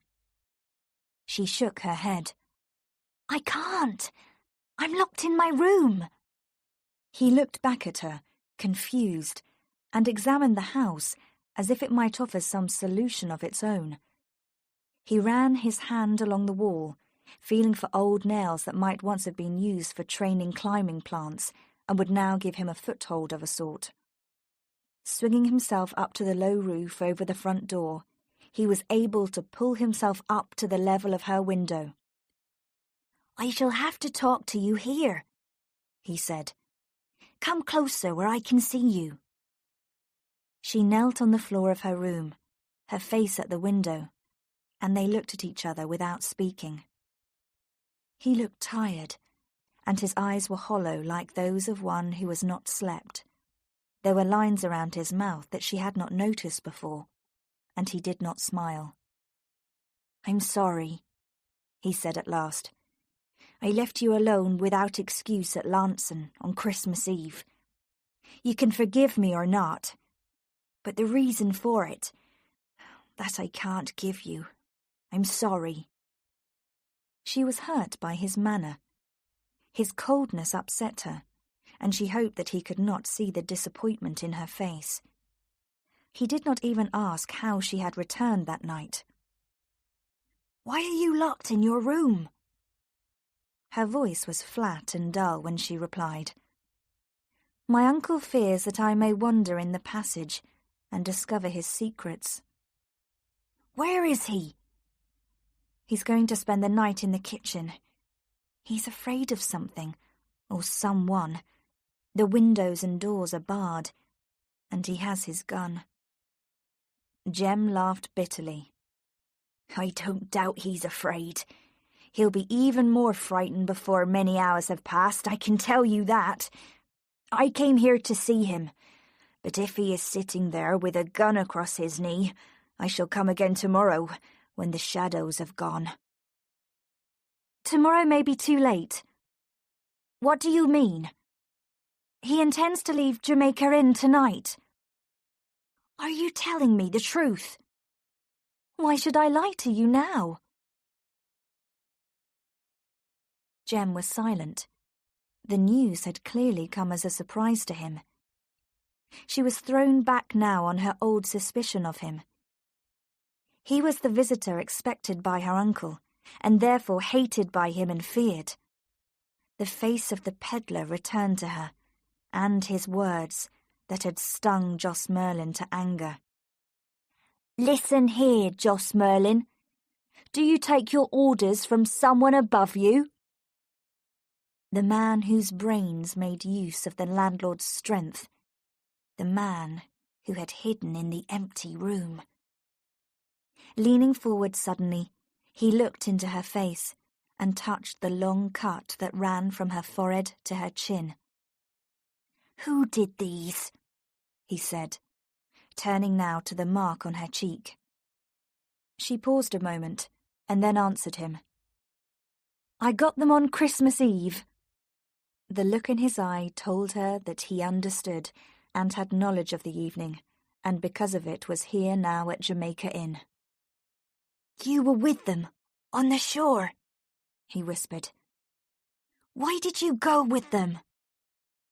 "They were crazy with drink. I don't think they knew what they were doing. I could no more have stood against them than a child.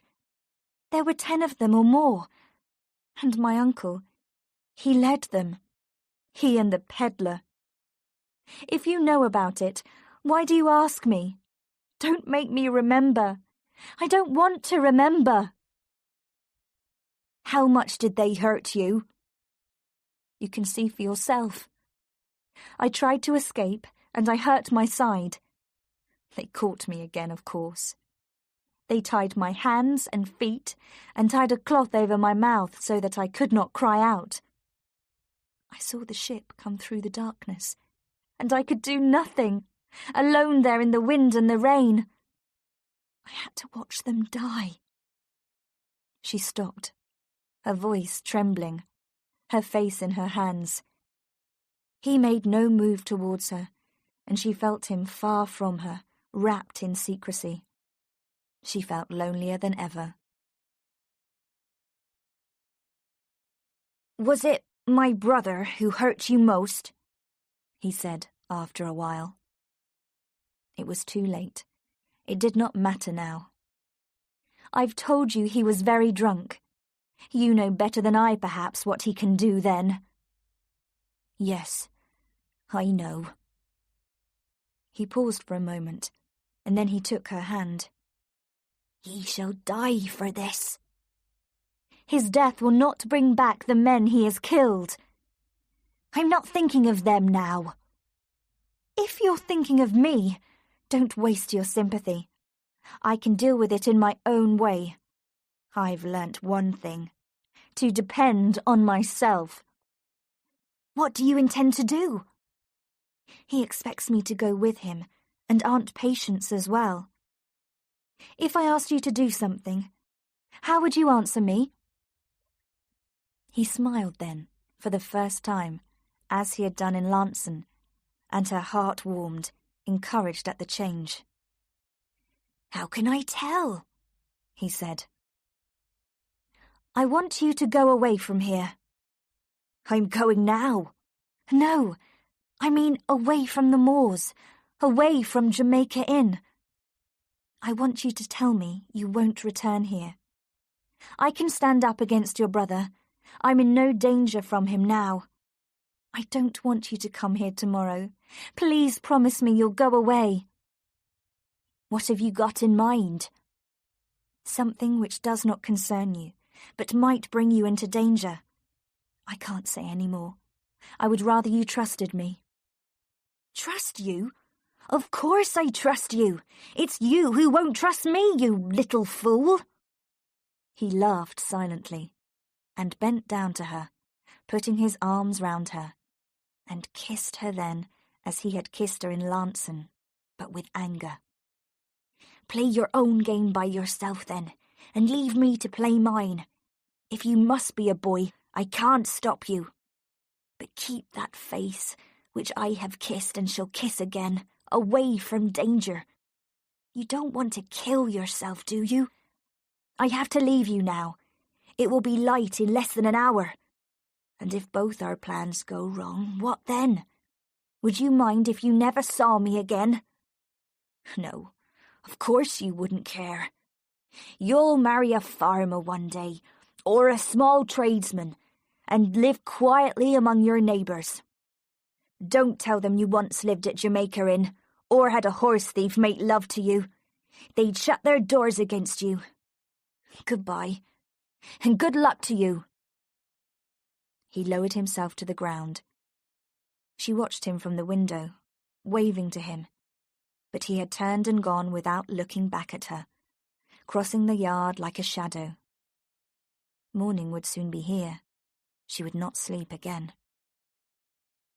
She sat on her bed, waiting for her door to be unlocked, and she made her plans for the evening to come. She must act as if she were prepared to make the planned journey with the landlord and Aunt Patience.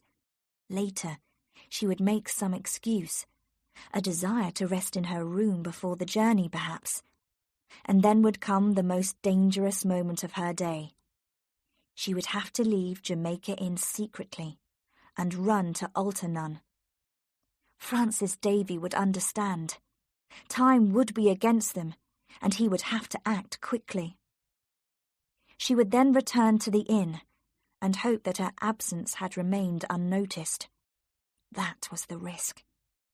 If the landlord went to her room and found her gone, her life would be worth nothing. She must be prepared for that. No excuse would save her then. But if he believed her to be sleeping, the game would continue. They would make preparations for the journey. They might even climb into the wagon and come out on the road. After that, her responsibility would end. Whatever happened next would be in the hands of the vicar of Alternun. Beyond this, she could not think, nor had she any great desire to look ahead.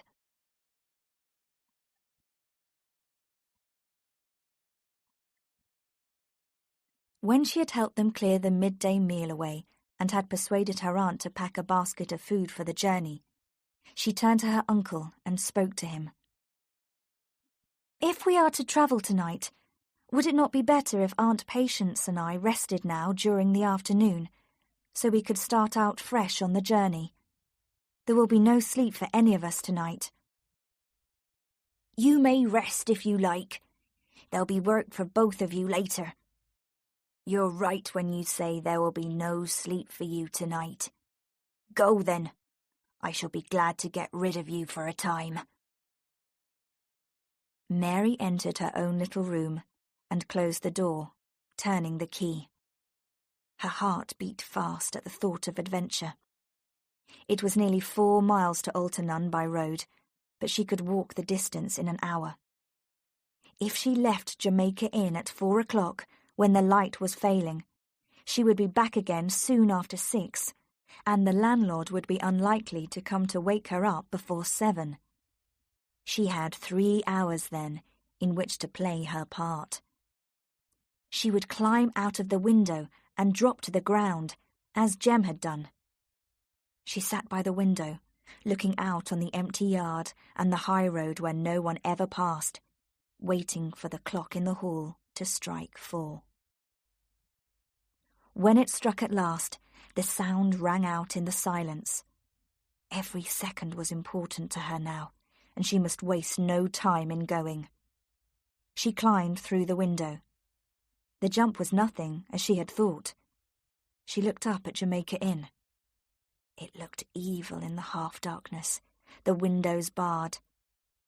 She thought of the terrible things the house had witnessed, the secrets now shut up behind its walls, and she turned away from it, as from a house of the dead, and went out on the road. Darkness fell as she walked. She came at last to where the roads divided, and she turned to her left, down the steep hill to Alternun. The vicar's house was silent. There were no lights there. She turned back towards the church. Francis Davy would be there, of course. It was Sunday. She stopped for a moment, uncertain what to do. Then the gate opened, and a woman came out into the road carrying flowers. She looked hard at Mary, knowing her to be a stranger, and would have passed her by with a good night, but Mary turned. "Forgive me," she said. "I see you have come from the church. Can you tell me if Mr. Davy is there?" "No, he is not," said the woman. And then after a moment, "Did you want to see him?" "Very urgently," said Mary. "Can you help me?" The woman looked at her strangely, and then she shook her head firmly. "I'm sorry," she said. "The vicar's away. He went to hold a service in another village, many miles from here.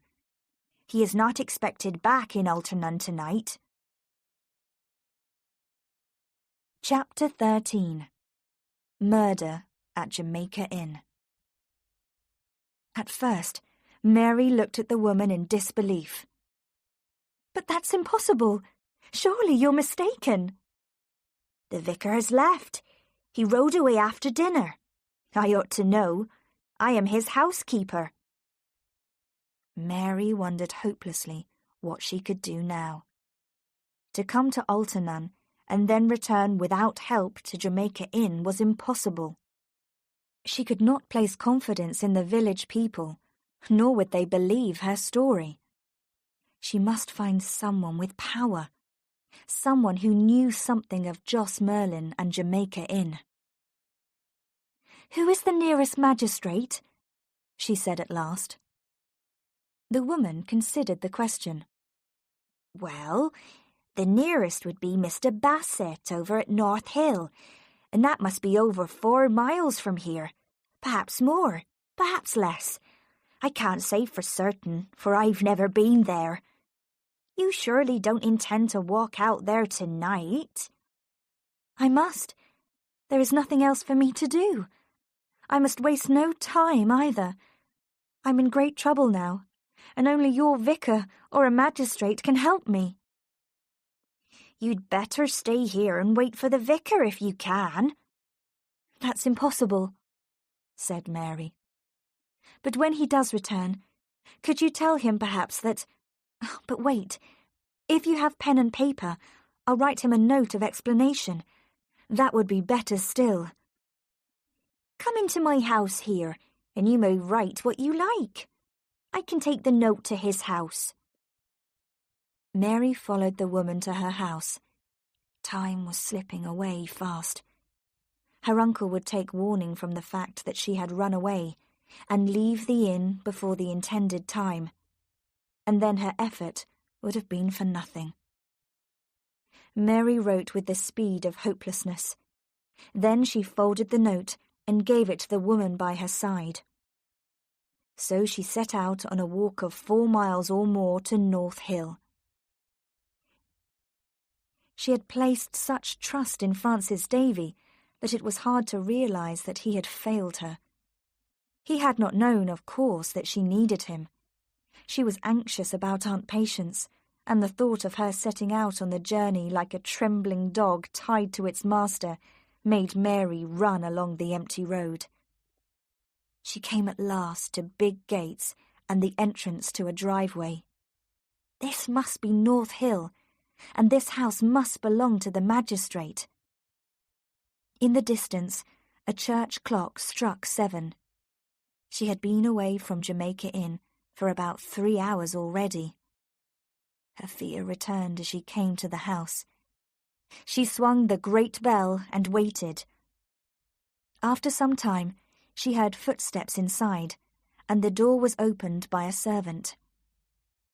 "I have come to see Mr. Bassett on very urgent business," she told him. "The matter is of the greatest importance, or I would not come at such an hour and on a Sunday night."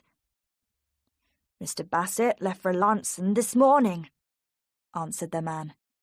"He was called away at short notice, and he has not yet returned." This time, Mary could not control herself, and a cry of hopelessness escaped her. "I have come a long way," she said with great feeling, as if by the strength of her need for him she could bring the magistrate to her side. "If I do not see him, something terrible will happen, and a great criminal will escape the hands of the law. You are looking at me strangely, but I am speaking the truth. If only there was someone I could turn to." "Mrs. Bassett is at home," said the man with interest. "Perhaps she will see you, if your business is as urgent as you say. Follow me, will you, to the library." Mary crossed the hall in a dream, knowing only that her plan had failed again, through chance alone, and that she was now powerless to help herself. The library, with its bright fire, seemed unreal to her, and her eyes were not used to the light that met them. A woman, whom she recognized immediately as the lady who had bought the horse in Launceston Market Square, was sitting in a chair in front of the fire. She looked up in surprise when Mary was shown into the room. Mrs. Bassett rose to her feet.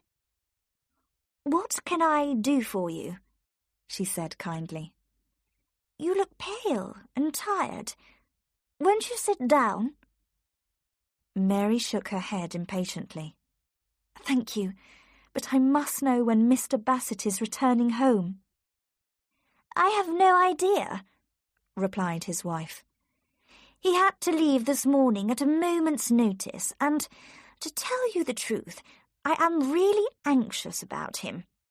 If this innkeeper decides to fight, as he is certain to do, Mr. Bassett may be wounded, in spite of the soldiers." "What do you mean?" said Mary quickly. "He has set out on a highly dangerous piece of work.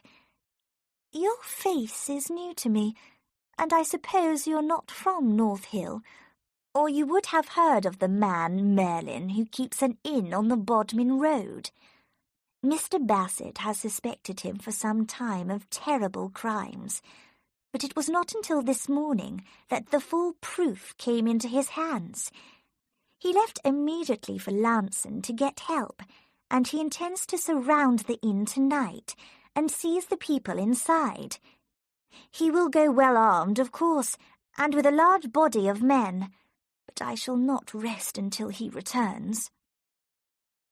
"I came here to warn Mr. Bassett that the landlord intends to leave the inn tonight, and so escape justice. I have proof of his guilt, which I did not believe Mr. Bassett to possess. You tell me that he has already gone, and perhaps even now is at Jamaica Inn. Therefore, I have wasted my time in coming here." Mary sat down then, her hands folded, and looked unseeing into the fire. She had come to the end of her strength, and for the moment she could not look into the future. All that her tired mind could tell her was that her journey this evening had been for nothing. "I have done a very stupid thing in coming here," she said miserably. "I thought it clever, but I have only succeeded in making a fool of myself, and of everyone else. My uncle will discover that my room is empty and guess that I have informed against him. He will leave Jamaica Inn before Mr. Bassett arrives." Mrs. Bassett came towards her. "You have been placed in a terrible position," she said kindly. "And I think you are very brave to come here tonight, all those lonely miles to warn my husband. The question is, what do you want me to do now? I will help you in any way you think best." "I can think of nothing but my poor aunt, who at this moment may be suffering terribly. I must know what is happening at Jamaica Inn, if I have to walk back there myself tonight." "But you cannot possibly walk back there now alone. I will order the carriage, and Richards will go with you. He can be trusted completely, and will carry guns for your protection. If there is fighting in progress, you need not go near the inn until it is over." In a quarter of an hour, the carriage drove up to the door, with Richards in charge. Mary recognized him as the servant who had ridden with Mr. Bassett to Jamaica Inn before. He wanted to know everything, of course, but she gave short answers to his questions and did not encourage him. The horse and carriage quickly covered the miles that Mary had walked alone. "We shall find them there before us as likely as not," Richards told Mary. "It will be a good thing for the neighbourhood when he's in prison. It's a pity we were not here sooner. There'll have been some excitement in taking him, I expect." "Little excitement if Mr. Bassett finds his man has escaped," said Mary quietly. "Jos Merlin knows these moors like the back of his hand." "My master was born here, just as the landlord was," said Richards. "If it comes to a run across country, I'd expect my master to win every time. He has hunted here, as man and boy, for nearly 50 years. But they'll catch Merlin before he starts to run, if I'm not mistaken." The steep hill to Jamaica Inn rose in front of them, white beneath the moon, and as the dark chimneys rose into view, Richards became silent, examining his guns. As they came near to the top of the hill, Richards turned and whispered in her ear. "Would it be best for you to wait here, in the carriage, by the side of the road, while I go forward to see if they are there?" "I've waited long enough tonight, and gone half crazy with it," said Mary. "I'd rather meet my uncle face to face than stay behind here, seeing and hearing nothing. It's my aunt I'm thinking of. She's as harmless as a child, and I want to take care of her if I can. Give me a gun and let me go. I won't take any risks, I promise you." She went forward, then held her gun in front of her and looked round the corner of the stone wall into the yard. It was empty. The stable door was shut. The inn was as dark and silent as when she had left it nearly 7 hours before. The windows and the door were barred. There were no wheel marks in the yard, and no preparations for escape. She crept across to the stable and laid her ear against the door.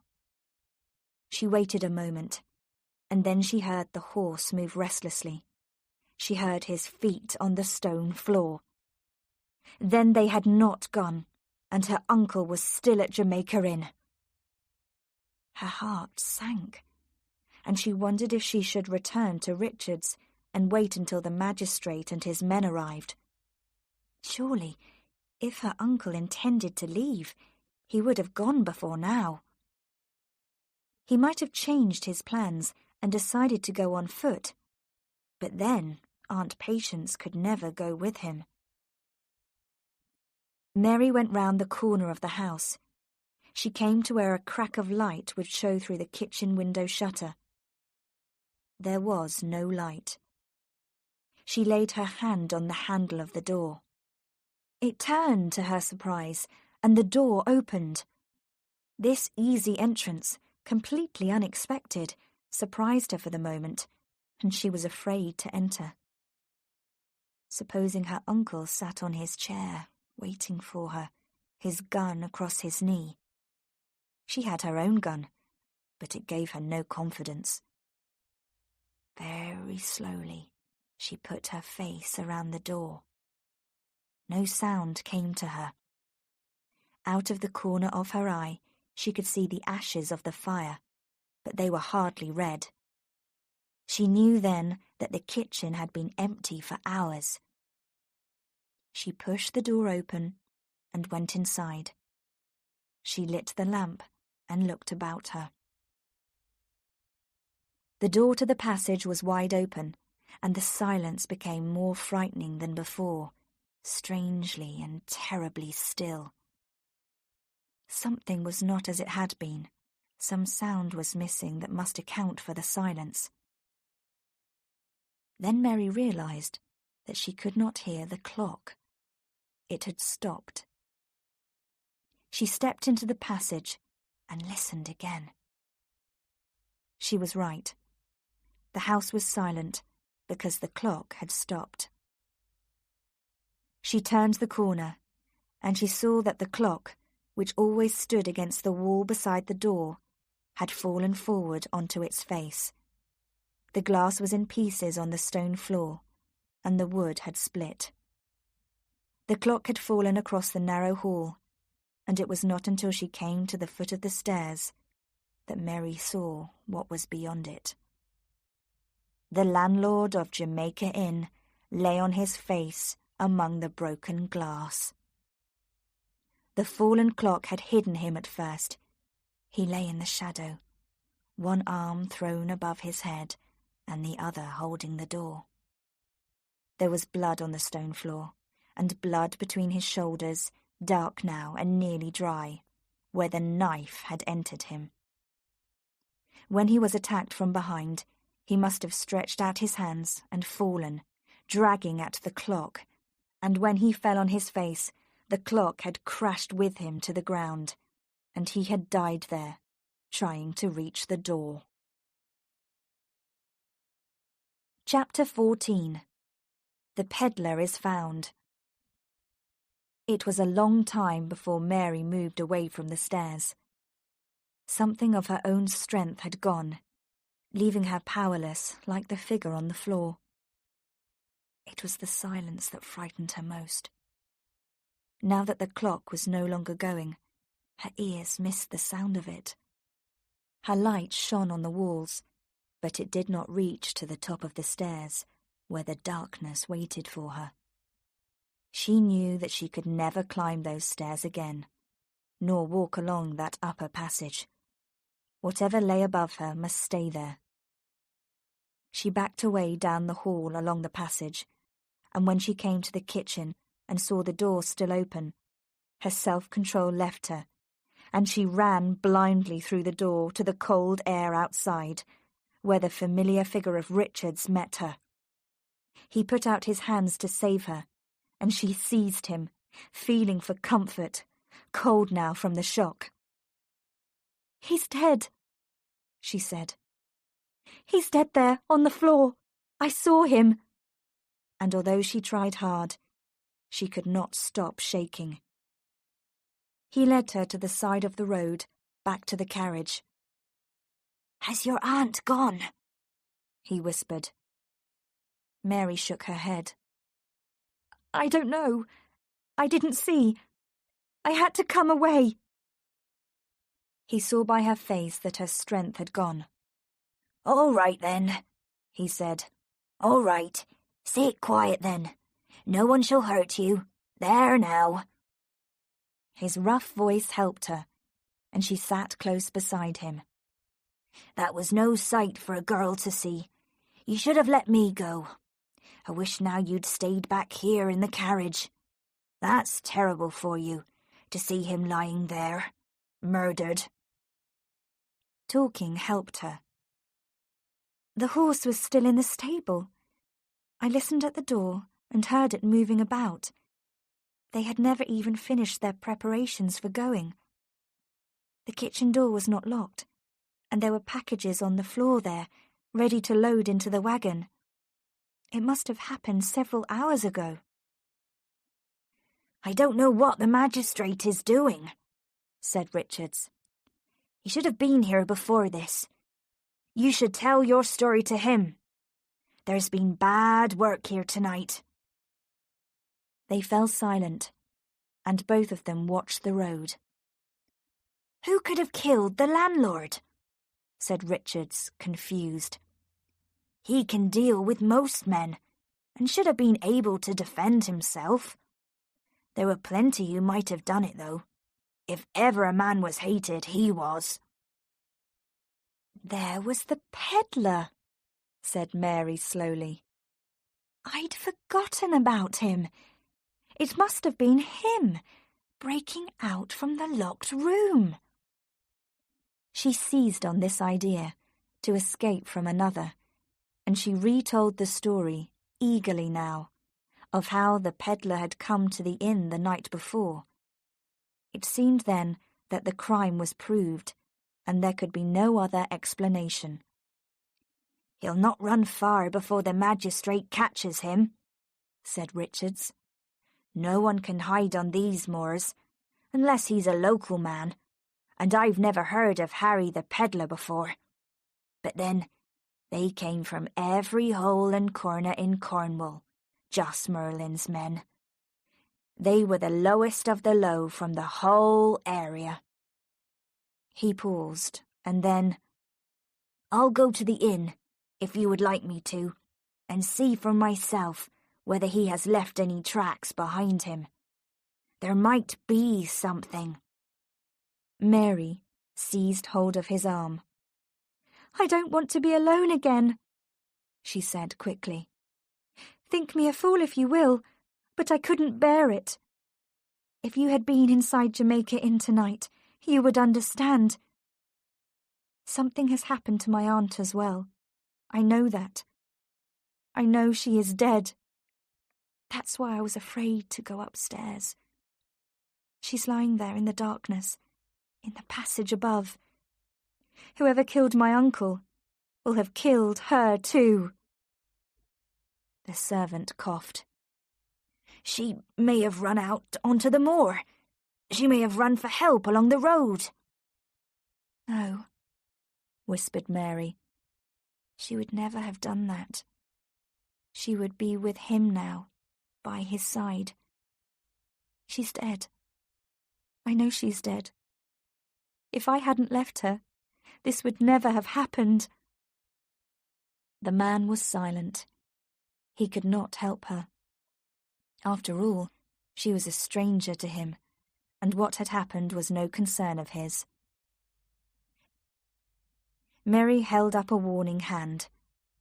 "Listen," she said. "Can you hear something?" They looked to the north.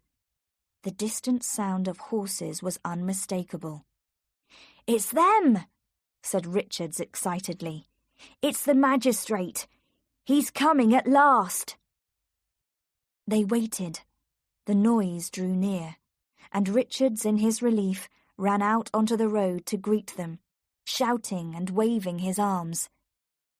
The leader pulled up his horse, calling out in surprise at the sight of him. "What are you doing here?" he shouted. It was Mr. Bassett himself. He held up his hand to warn his followers behind. "The landlord is dead! Murdered!" cried his servant. "I have a young relative of his here with me in the carriage. It was Mrs. Bassett who sent me out here, sir." He held the horse for his master, answering as well as he could the rapid questions put to him. "If the man has been murdered, he deserved it, but I'd still rather have put him in chains myself.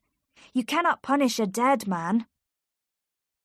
The magistrate, whose mind worked slowly, began to realize what Mary was doing in the carriage. He had thought at first that she was his servant's prisoner. "This is too difficult for me to understand," he said. "I believed you to be working with your uncle against the law.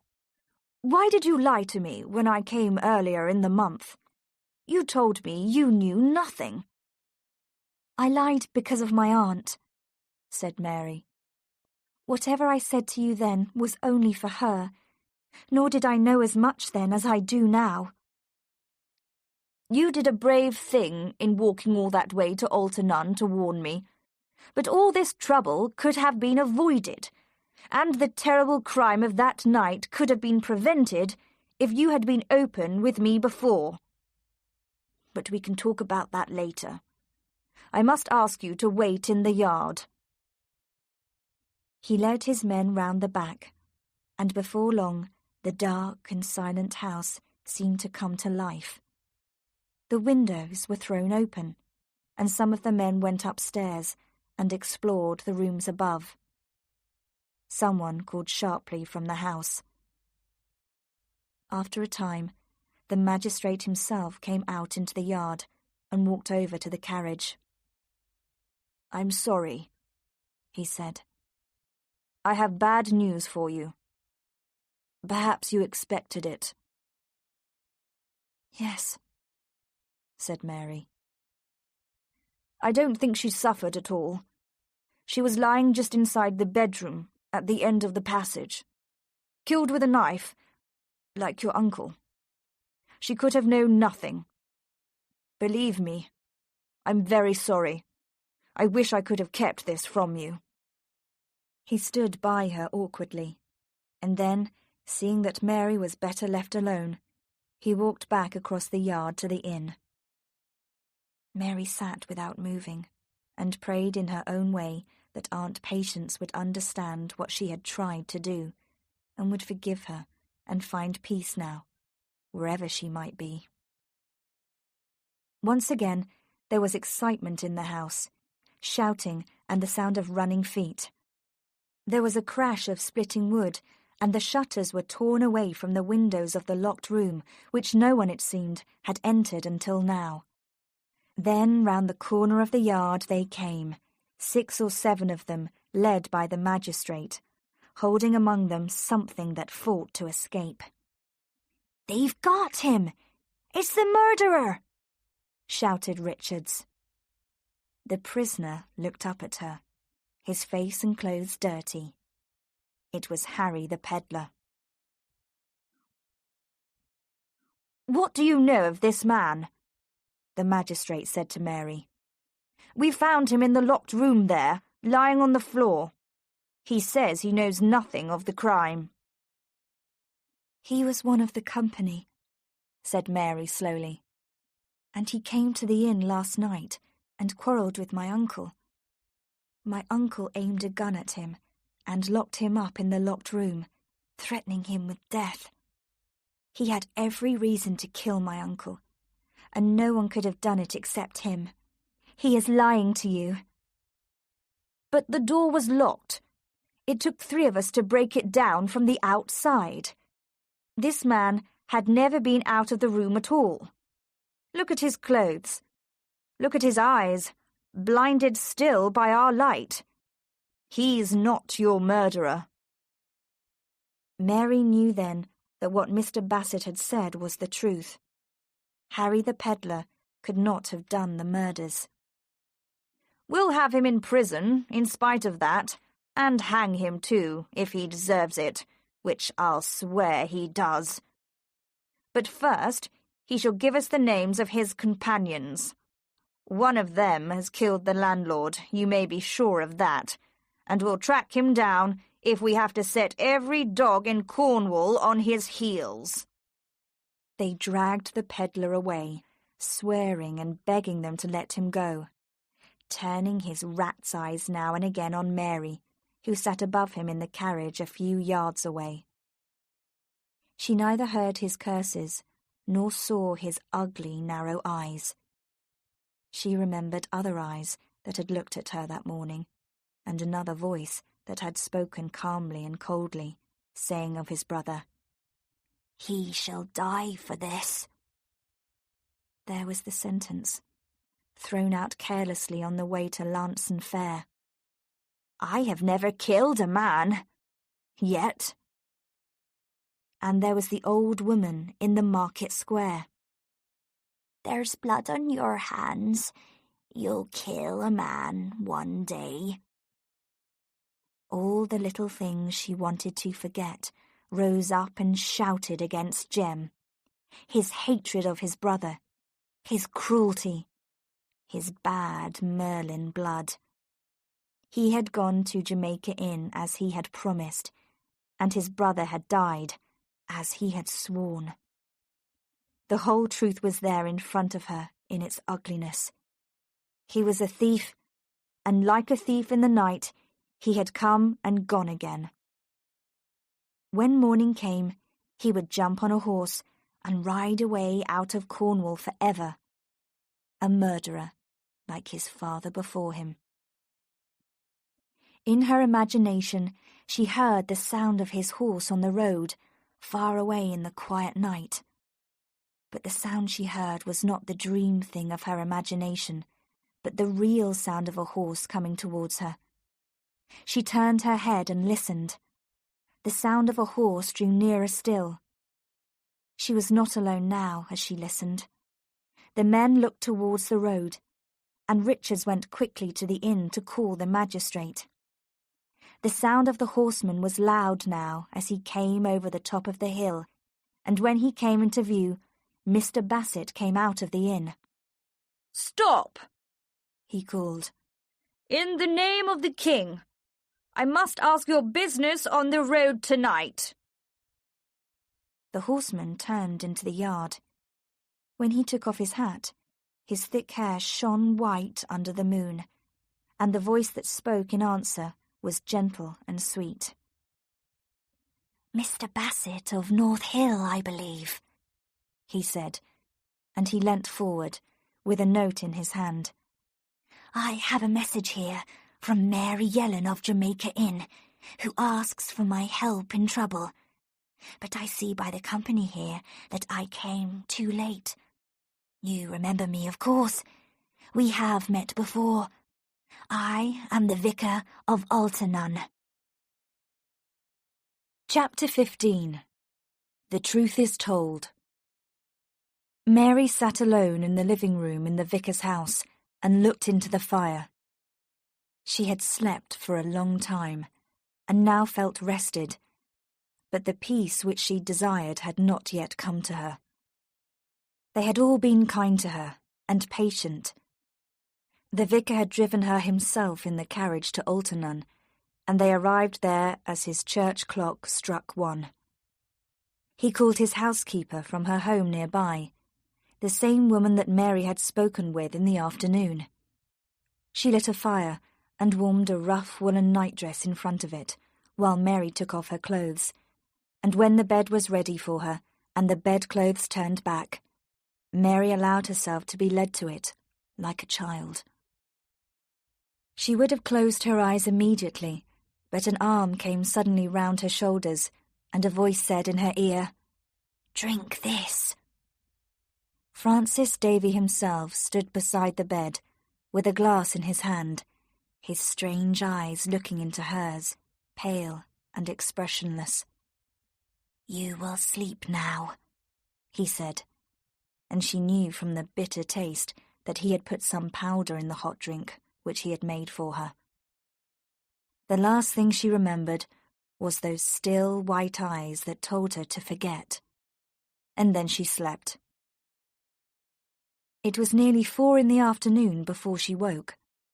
When she was dressed and had gone below to the living room to find the fire burning and the curtains closed and the vicar out on some business, it seemed to her that responsibility for the murders was hers alone.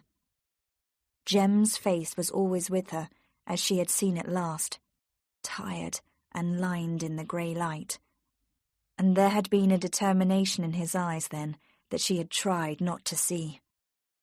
He had played an unknown part from beginning to end, and she had shut her eyes to the truth. She was a woman, and for no good reason, in fact, against all reason, she loved him He had kissed her, and she was tied to him forever. She felt herself weakened in mind and body, she who had been strong before. One word to the vicar when he returned, and a message to the magistrate, and Jem would die with a rope round his neck, as his father had done, and she would return to Helford and her old life. But she knew that the word would never be given. Jem was safe from her, and he could ride away with a song on his lips, forgetful of her, and of his brother, and of God, while she dragged through the years, bitter and miserable, coming in the end to be known as a woman who had been kissed once in her life and could not forget it. She heard the vicar's footsteps on the path outside and rose hurriedly. "Forgive me," he said. "You did not expect me so soon." He took out his watch. "You have had supper with me before, Mary Yellen, and you shall have supper with me again. But this time, if you do not mind, you shall prepare the table and bring the food from the kitchen. I have some writing to do, that is, if you have no objection." When the church clock said 7:15, they sat down together at the table, and he helped her to some cold meat. "I understand from Richard's servant to Mr. Bassett that you suspected the peddler of the murder and said so to Mr. Bassett himself. It is a pity for all of us that the locked room proves that he did not do it. He would have done very well as a man to hang and saved a lot of trouble." The vicar ate an excellent supper, but Mary was only playing with her food. He watched her. "What has the peddler done that you hate him?" "He attacked me once." "I thought so. You managed to fight him off?" "I believe I hurt him. He didn't touch me again." "No, I don't suppose he did." "When did this happen?" "On Christmas Eve." "After I left you in the carriage?" "Yes." "I'm beginning to understand. You didn't return, then, to the inn that night. You met the landlord and his friends on the road?" "Yes." "And they took you with them to the shore to add to their sport?" "Please, Mr. Davy, do not ask me any more. I would rather not speak of that night ever again. There are some things that are best buried deep." "You shall not speak of it, Mary Yellen. I blame myself for having allowed you to continue your journey alone. Turning back to the peddler, though, I feel it was very careless of the murderer not to have looked into the locked room. He would most certainly have made the whole affair more thorough." "You mean he might have killed the peddler too?" "Exactly. If the murderer had known that he had attacked you, he would have had a strong enough reason to kill the peddler twice over." Mary cut herself a piece of cake which she did not want, and forced it between her lips. But the hand that held the knife was shaking. "I don't see," she said, "how I am involved in the matter."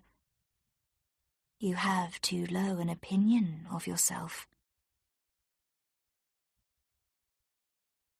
They continued to eat in silence, Mary with lowered head and eyes fixed on her plate. She knew that he was watching her to see the effect of his words. But at last she could wait no longer, and a question burst from her. "So, Mr. Bassett and the rest of you have made little progress after all, and the murderer is still free?" "The organisation appears to have been far larger than was formerly supposed. In fact, the peddler even suggested that the landlord of Jamaica Inn was their leader in name only, and that your uncle had orders from someone above him. That, of course, makes things look very different. What have you to say about the peddler's idea? It is possible, of course. I believe that you once made the same suggestion to me. I may have done. I forget. If this is so, it would seem that the unknown leader and the murderer must be the same person. Don't you agree? Well, yes, I suppose so. That should make the search easier. We may forget most of the company and look for someone with a brain and some character. Did you ever see such a person at Jamaica Inn? No, never. He must have moved about secretly, possibly in the silence of the night when you and your aunt were asleep. He would not have come by the road because you would have heard the noise of his horse. So, the man must know the moors. That is why Mr. Bassett intends to question every local man within 10 miles. So you see, the net will close round the murderer, and if he stays long, he will be caught. We are all sure of that. Have you finished already? You have eaten very little. I'm not hungry. I'm sorry about that. Did I tell you that I saw a friend of yours today? No, you didn't. I have no friends but yourself. Thank you, Mary Ellen. That's a kind thing to say to me. But you're not being strictly truthful, you know. You have a friend. You told me so yourself. I don't know who you mean, Mr. Davy. Come now. Didn't the landlord's brother take you to Lansing Fair? Under the table, Mary dug her fingernails into her flesh. The landlord's brother, she repeated, in order to delay her answer. I haven't seen him since then. I believed him to be away. No, he has been in the area since Christmas. He told me so himself. As a matter of fact, it had come to his ears that I had given you shelter, and he came up to me with a message for you. Tell her how sorry I am. That is what he said. I imagine that he meant that he was sorry about your aunt. It was just before I came away from North Hill this evening, when the discussion had ended for the day. Why was Jem Merlin present at this discussion? He had a right, I suppose, as brother of the dead man. He did not appear much moved by his death. But perhaps they were not close.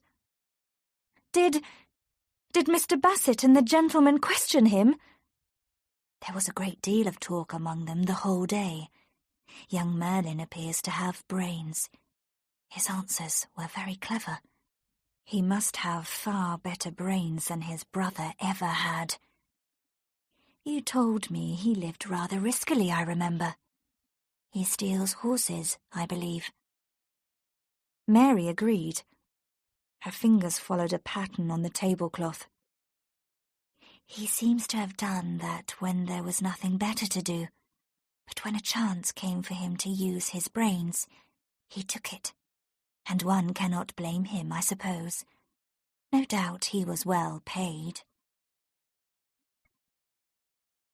The gentle voice wore away at her, and she knew that he had defeated her.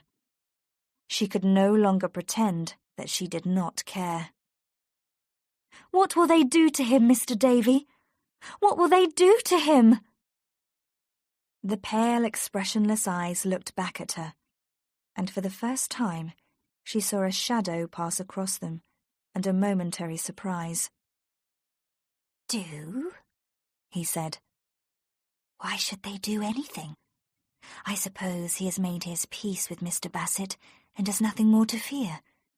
They will hardly try to punish him for old crimes after the service he has done them.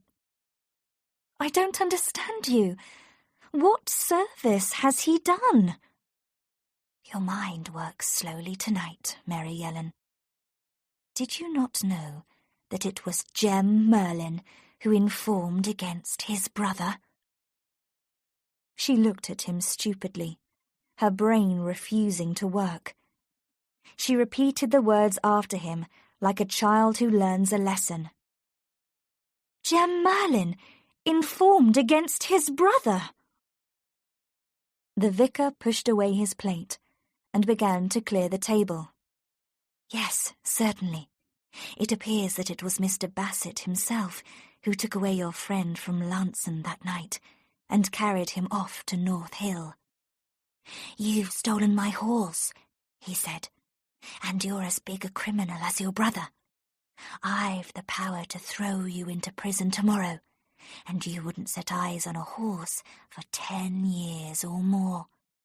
But you can go free if you bring me proof that your brother at Jamaica Inn is the man I believe him to be. Your young friend said, no, you must catch him yourself if you want him. But the magistrate told him about the latest, bloodiest wreck, and suggested he changed his mind. I understand that your friend escaped from his chains, though, and ran away in the night. But he came back yesterday morning, when they did not expect to see him again, and went straight up to the magistrate and said, as calmly as you please, very well, Mr. Bassett, you shall have your proof. And that is why I remarked to you just now that Jem Merlin has a better brain than his brother had.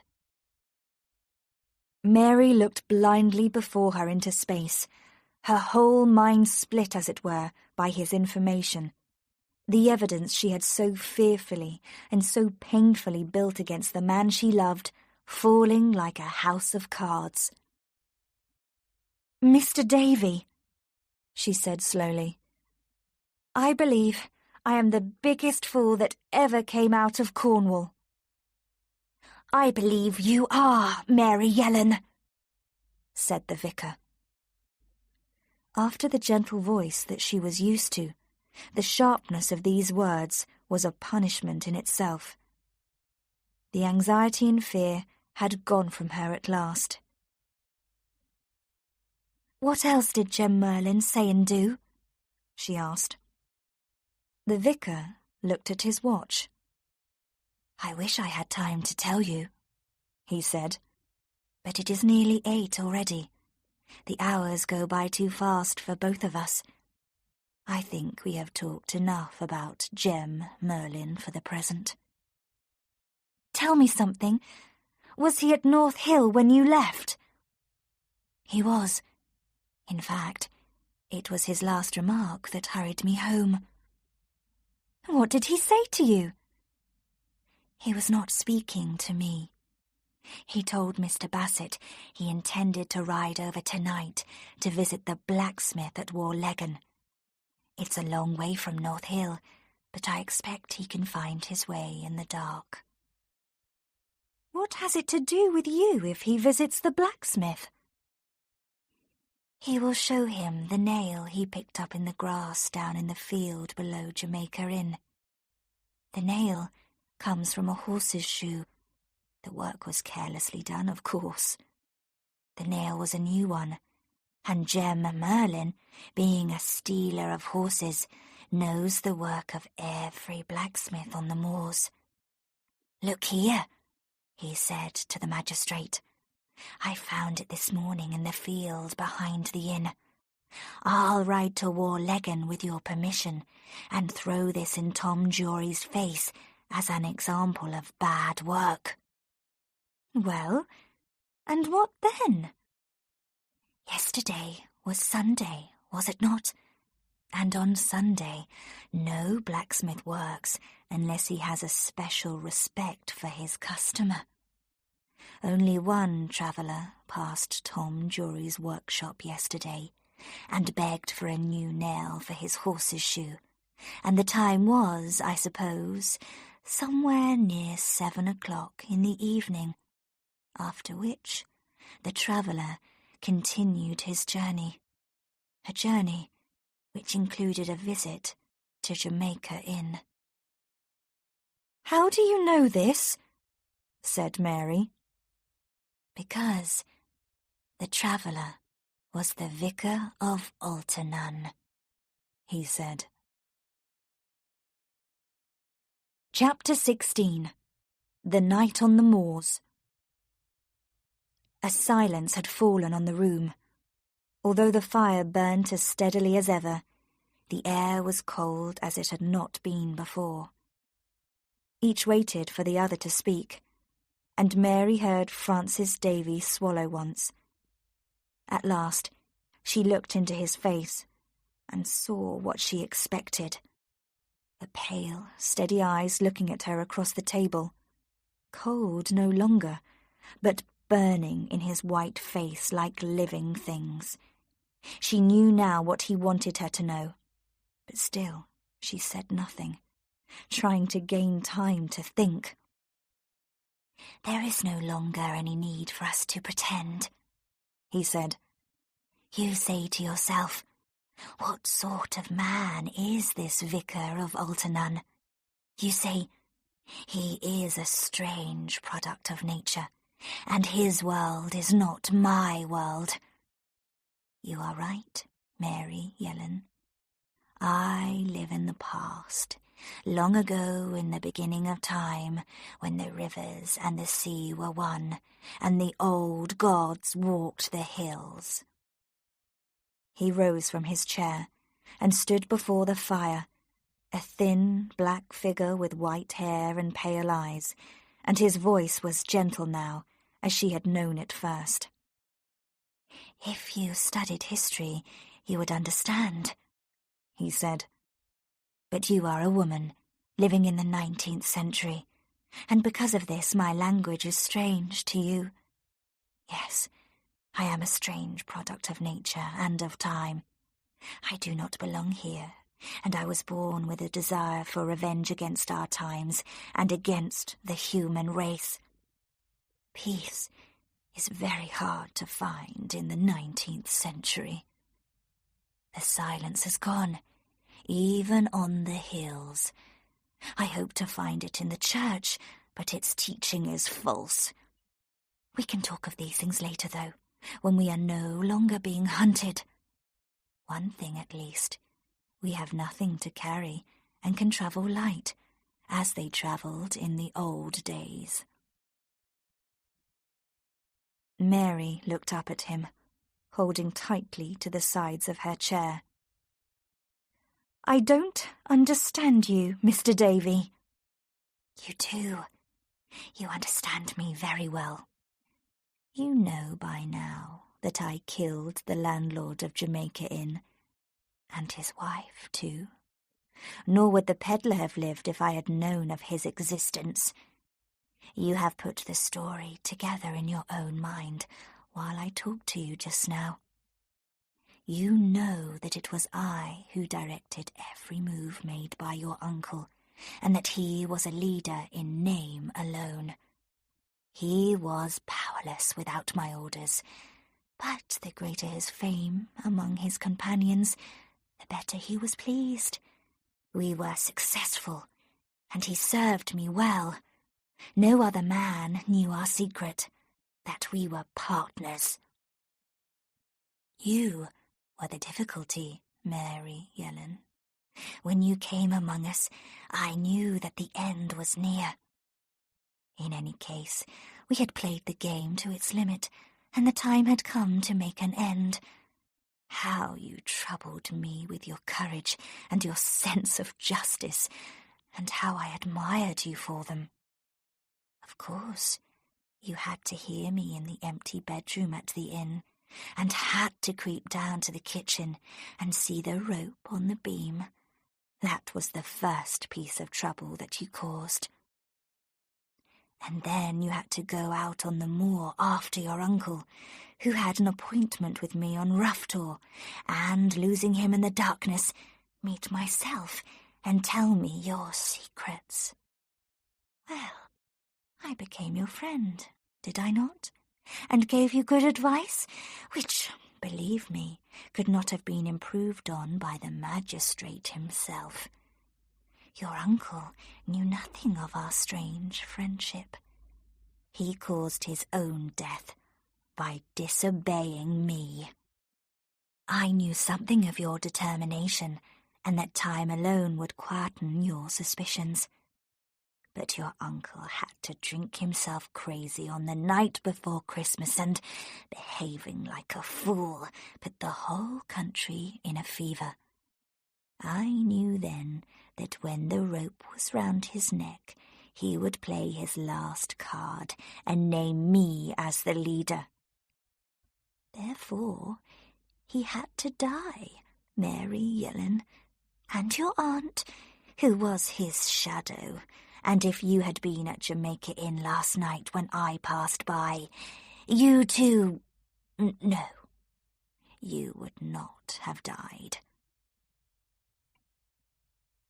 He leant down to her, and taking her 2 hands, he pulled her to her feet, so that she stood level with him, looking into his eyes. No, he repeated, you would not have died. You would have come with me as you will come tonight. She looked back at him, watching his eyes. They told her nothing. They were clear and cold as they had been before, but his hold on her arms was firm. "You are wrong," she said. "You would have killed me then, as you will kill me now. I am not coming with you, Mr. Davy." You have proved yourself a dangerous enemy, and I prefer to have you by my side. In time, we will be able to return to our first friendship. Any friendship we have shared was disgusting and dishonourable. You wear the clothes of a priest of God to hide you from suspicion. You talk to me of friendship. Your refusal and anger please me more than anything, Mary Yellen, he replied. There is a fire about you that the women of the old days possessed. Your company is not a thing to be thrown to one side. Are you ready? You understand me. The house is empty, and your cries would be heard by no one. I am stronger than you might suppose. Your uncle knew my strength. I don't want to hurt you, Mary Yellen, but I shall have to if you try to fight me. Come, where is that spirit of adventure that you have made your own? Where is your courage? She saw by the clock that he must already have used up his allowance of time. It was 8:30, and by now Jem would have spoken with the blacksmith at Warlegan. 12 miles lay between them perhaps, but no more. She thought rapidly, weighing the chances of failure and success. If she went now with Francis Davy, she could slow him down. The law would follow close behind him, and her presence would show them where he was in the end. If she refused to go, then there would be a knife in her heart, at best. She smiled then, and looked into his eyes, having made her decision. "I'll come with you, Mr. Davy," she said. "But you will be sorry in the end." I'll like you the better for it. I'll teach you to live, Mary Yellen, as men and women have not lived for 4,000 years or more. "You'll find me no companion on the road, Mr. Davy." Road? Who spoke of roads? We go by the moors and hills, and put our feet on stone and grass, as the ancient men did before us. She went into the passage.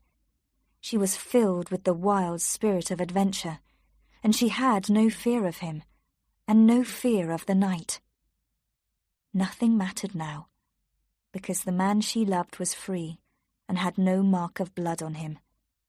She could love him without shame. She knew that he would come to her again. She imagined she heard him ride along the road after them, and she heard his victorious cry. She followed Francis Davy. The sight of horses was one for which she was not prepared. "Do you not plan to take the carriage?" she said. "No, Mary. We must travel light and free. You can ride. Every woman born on a farm can ride. And I shall lead you." The night was dark, with a cold wind. The sky was filled with low cloud, and the moon was hidden. There would be no light on the way, and the horses would travel unseen. She climbed onto hers, wondering whether a shout and a wild cry for help would wake the sleeping village. But even as the thought passed through her mind, she saw the flash of steel in his hand, and he smiled. "That would be a fool's trick, Mary," he said. "They go to bed early in Altanun, and by the time they were awake and rubbing their eyes, I would be away over the moor, and you would be lying on your face in the long wet grass, with your youth and beauty spoilt. Come now." She said nothing. She had gone too far in her game of chance and must play it to the finish. He climbed on the other horse, tied hers to it, and they set out on their strange journey. They came to the edge of the moor and the rough track leading to the stream, and then headed across the stream and beyond to the great black heart of the moor, where there were no tracks and no paths.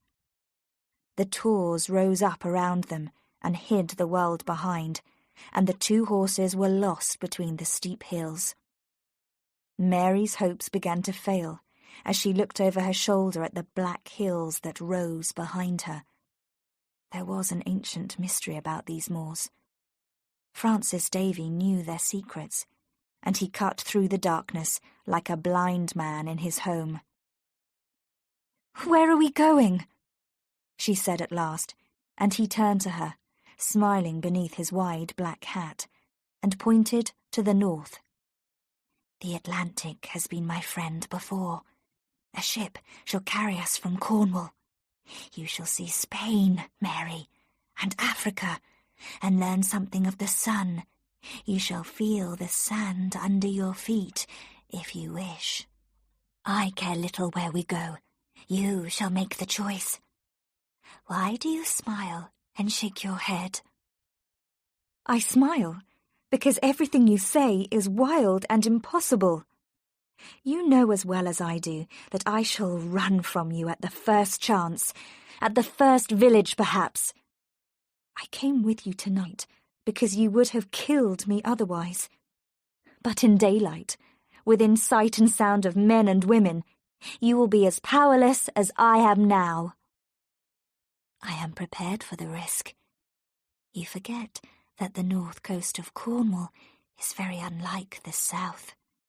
This north coast is as lonely as the moors themselves, and you will see no man's face but mine until we come to the place that I plan to reach."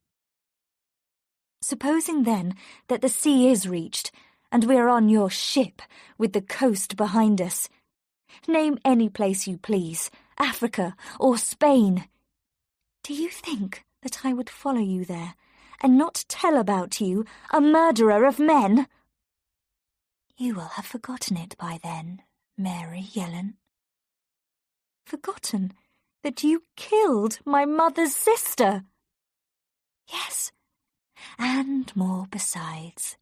Forgotten the moors, and Jamaica Inn, and your own foolish feet that crossed my path. Forgotten your tears on the road from Lanson, and the young man who caused them. Oh, don't bite your lip and look angry. I can guess your thoughts. I know the dreams and fears of women better than you do yourself." They rode on in silence, and after a time it seemed to Mary that the darkness of the night became thicker and the air closer. Nor could she see the hills around her as she had before. The horses picked their way delicately, and now and again stopped as though uncertain of their way. The ground was soft and dangerous, and though Mary could no longer see the land on either side, she knew by the feel of the soft ground that they were surrounded by marshes. This explained the horse's fear, and she looked at her companion to discover his feelings. He leant forward, looking into the darkness that every moment became thicker, and she saw by his thin, tightly closed mouth that he was using all his powers to find their way, threatened suddenly with this new danger. Mary thought of these same marshes as she had seen them in the light of day, the long brown grass blowing in the wind, while beneath them the black water waited in silence. She knew how the people of the moors themselves could go wrong, so that he who walked with confidence one moment could sink the next without warning. Francis Davy knew the moors, but even he might lose his way. She heard her companion swallow, and the little trick sharpened her fear.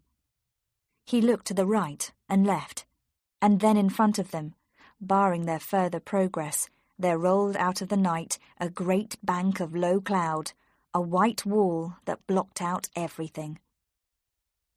Francis Davy stopped the horses. They stood trembling, the steam from their sides rising and mixing with the cloud.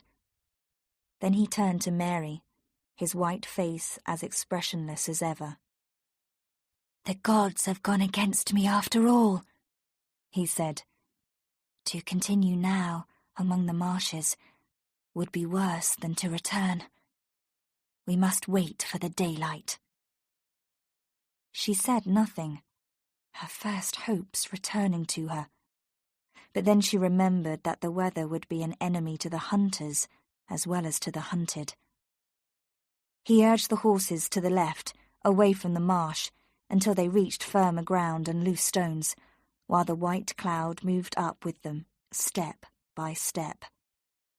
"There will be rest for you after all, Mary Yellen," he said, "and a hole in the rocks for your shelter and stone for your bed. Tomorrow may bring the world to you again, but tonight you shall sleep on rough tor." The horses climbed slowly out of the cloud to the black hills beyond.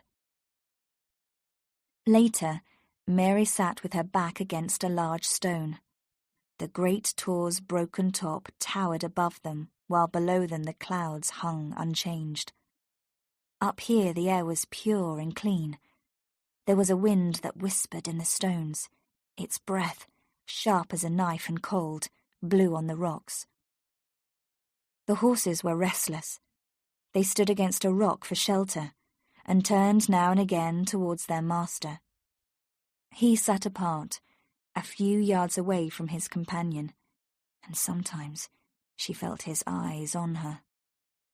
He was king here, alone in the silence, with the great rocks to guard him, and the cloud below to hide him. She thought how far they were from normal life.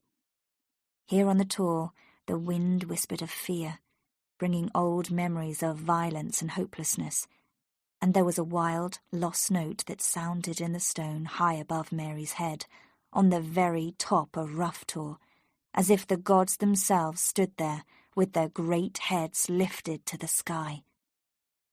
She imagined she could hear the whisper of 1,000 voices and the marching of 1,000 feet, and she could see the stones turning into men beside her. Their faces were inhuman, older than time, as rough as the stone, and they spoke in a language that she could not understand, and their hands and feet were curved like the feet of birds. They turned their stone eyes on her, and looked through her and beyond, paying no attention, and she knew that she was like a leaf in the wind, while they lived on, undying creatures of ancient times. They came towards her, shoulder to shoulder, neither seeing nor hearing her, but moving like blind things to destroy her.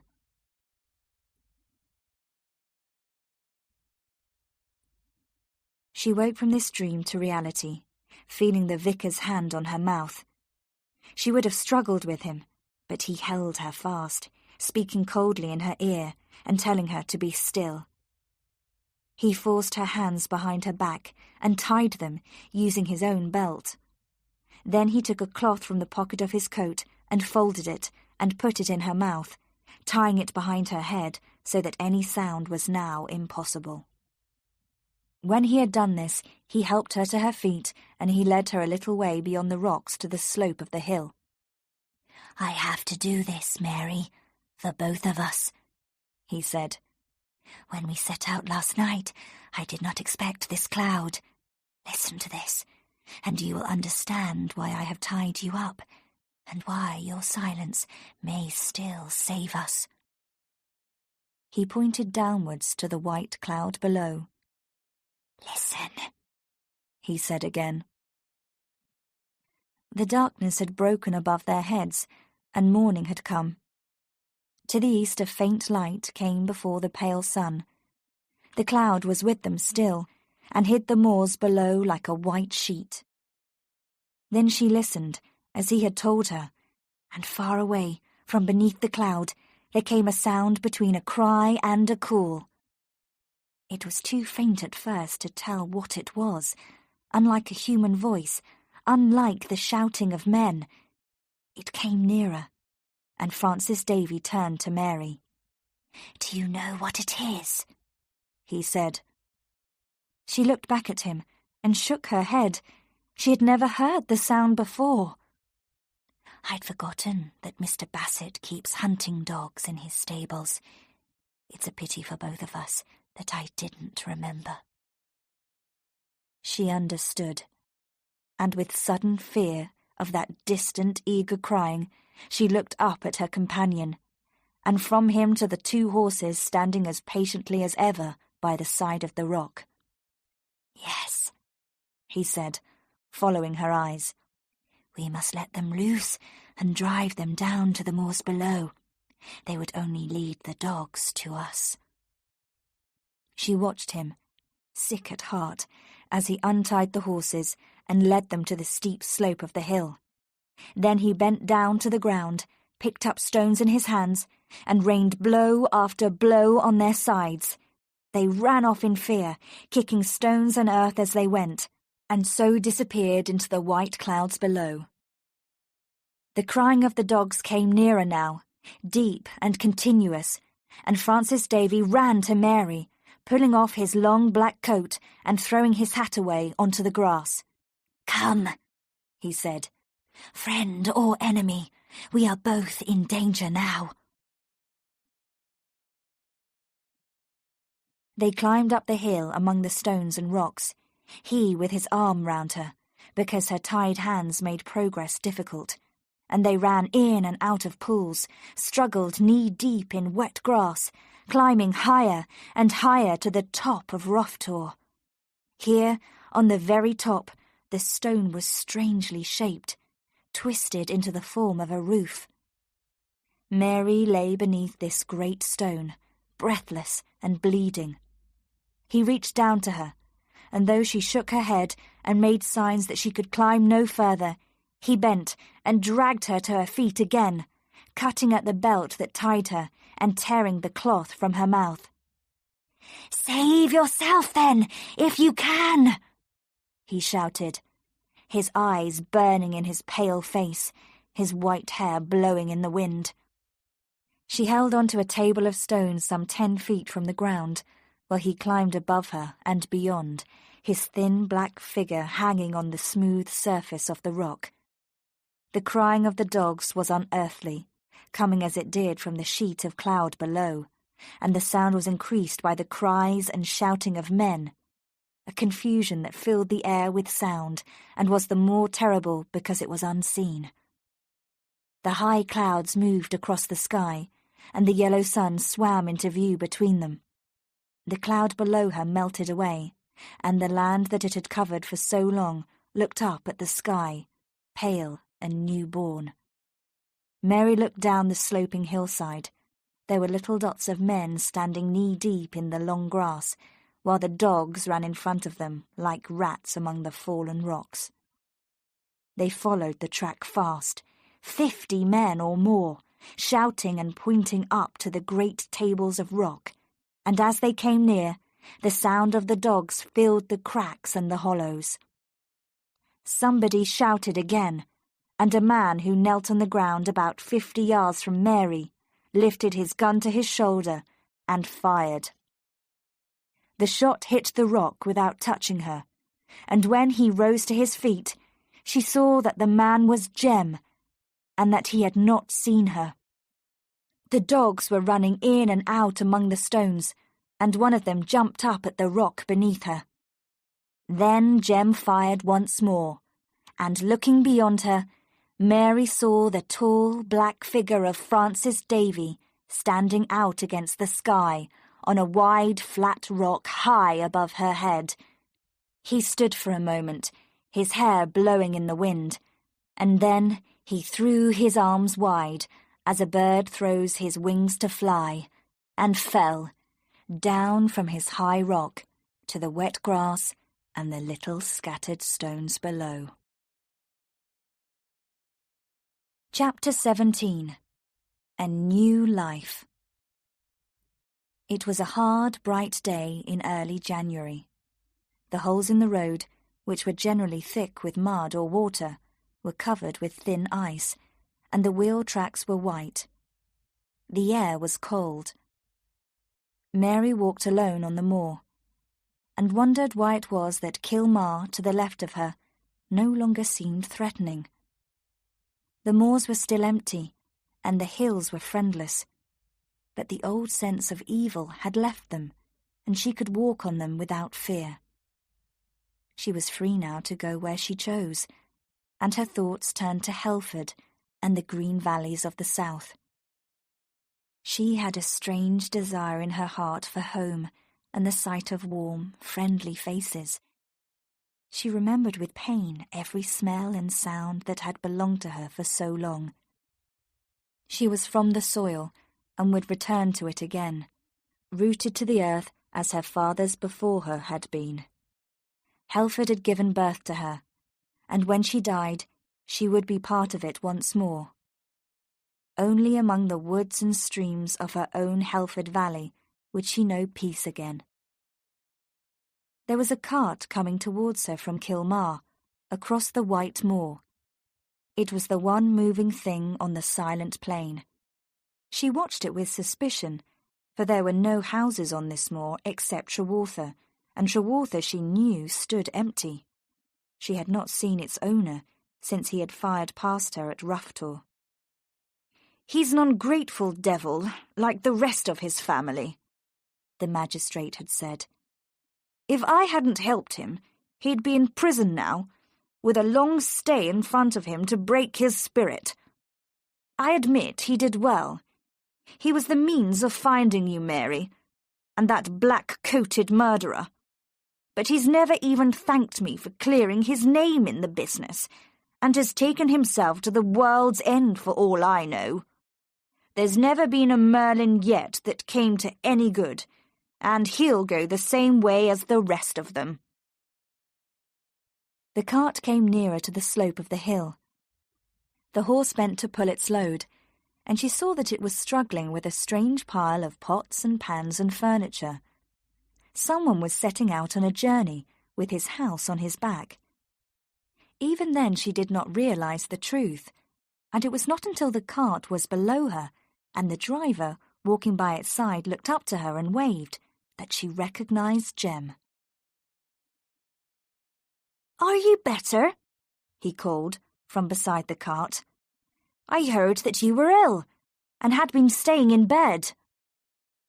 "You must have heard wrong," said Mary. "I've been around the house at North Hill. There's never been much the matter with me, except a hatred for this area. There was some talk that you were to settle there and be a companion to Mrs. Bassett. Well, you'll lead an easy enough life with them, I dare say." "No, I'm going back home to Helford." "What will you do there?" "I shall try to start the farm again, or at least work my way to it, because I haven't the money yet. I've friends there who will help me. Where will you live? I would be welcome in any house in the village. We're good neighbours in the south, you know. I've never had neighbours, so I cannot say, but I've always had the feeling that it would be like living in a box to live in a village. You put your nose over your gate into another man's garden, and if his flowers are better than yours, there's an argument. And you know that if you cook a rabbit for your supper, he'll have the smell of it in his kitchen. That's no life for anyone. Here's my home, Mary. All the home I've ever had, here on the cart. And I'll take it with me and set it up wherever I want to. I've been a wanderer since I was a boy. Never any ties, nor roots, nor wishes for any length of time. And I dare say I'll die a wanderer too. It's the only life in the world for me. There's no peace, Jem, in wandering, and no quiet. There'll come a time when you'll want your own piece of ground, and your four walls, and your roof, and somewhere to rest your poor tired bones. The whole country belongs to me, Mary, with the sky for a roof and the earth for a bed. You don't understand. You're a woman, and your home is everything to you. I've never lived like that, and never shall. I'll sleep on the hills one night, and in a city the next. I like to find my fortune here and there and everywhere, with strangers for company and passers-by for friends. Today I meet a man on the road, and travel with him for an hour, or for a year, and tomorrow he is gone again. We speak a different language, you and I. Which way will you go? Somewhere east of the river. It doesn't matter to me. I'll never come west again. Not until I'm old and grey and have forgotten many things. I thought of going to the north. They're rich up there and open to new ideas. There'll be a fortune there for a man who goes to find it. Perhaps I'll have money one day and buy horses instead of stealing them. It's an ugly black country in the north. I don't worry about the colour of the soil. Moorland soil is black, isn't it? And so is the rain when it falls among your pigs down at Helford. What's the difference? You talk just to argue with me, Jem. There's no sense in what you say. How can I be sensible when you lean against my horse with your hair blowing in the wind? I know that in 5 or 10 minutes' time I shall be over that hill without you. My face will be turned towards the river, and you will be walking back to North Hill to drink tea with Mr. Bassett. Delay your journey, then, and come to North Hill too. Don't be a fool, Mary. Can you see me drinking tea with the magistrate and dancing his children on my knee? I don't belong to his class, and neither do you. I know that, and I'm going back to Helford because of it. I want to smell the river again and walk in my own country. Go on, then. Turn your back on me and start walking now. You'll come to a road that will take you to Helford. You're very hard today, and cruel. I'm hard with my horses when they won't do as I say, but that doesn't mean that I love them any the less. You've never loved anything in your life, said Mary. I haven't had much use for the word, that's why, he told her. It's past midday already, and I ought to be on the road. If you were a man, I'd ask you to come with me, and you jump onto the seat and put your hands in your pockets and ride beside me for as long as it pleased you. I'd do that now if you'd take me south. Yes, but I'm going north, and you're not a man. You're only a woman, as you'd learn if you came with me. I'm going now. Goodbye." He took her face in his hands and kissed it, and she saw that he was laughing. "When you're an old woman down in Helford, you'll remember that, and it will have to last you to the end of your days. He stole horses, you'll say to yourself, and he didn't care for women. But if I had not been so proud, I'd have been with him now." He climbed onto the cart and looked down at her, waving his whip. "I'll do 50 miles before tonight," he said, "and sleep like a child at the end of it, in a tent by the side of the road. I'll light a fire and cook some eggs for my supper. Will you think of me or not?" But she did not listen. She stood with her face towards the south, twisting her hands and saying nothing. Beyond those hills the empty moors turned to green grass, and the green grass to valleys and to streams. The peace and quiet of Helford waited for her beside the running water. "It's not pride," she told him. "You know it's not pride. There's a sickness in my heart for home and all the things I've lost." He said nothing, but whistled to the horse. "Wait," said Mary. "Wait, and hold him still, and give me your hand." He laid the whip to one side and reached down to her and swung her up beside him on the driver's seat. "What now?" he said. "And where do you want me to take you? You have your back to Helford. Do you know that?" "Yes, I know," she said. "If you come with me, it will be a hard life, and a wild one at times, Mary, with no staying anywhere, and little rest or comfort. You'll get a poor exchange for your farm, and little hope of the peace you look for." "I'll take the risk, Jem." "Do you love me, Mary?" "I believe so, Jem." "Better than Helford?" "I can't ever answer that." "Why are you sitting here beside me, then?" "Because I want to. Because I must. Because now and forever this is where I want to be," said Mary. He laughed then, and took her hand, and whipped the horse, and she did not look back over her shoulder again, but set her face north towards the river.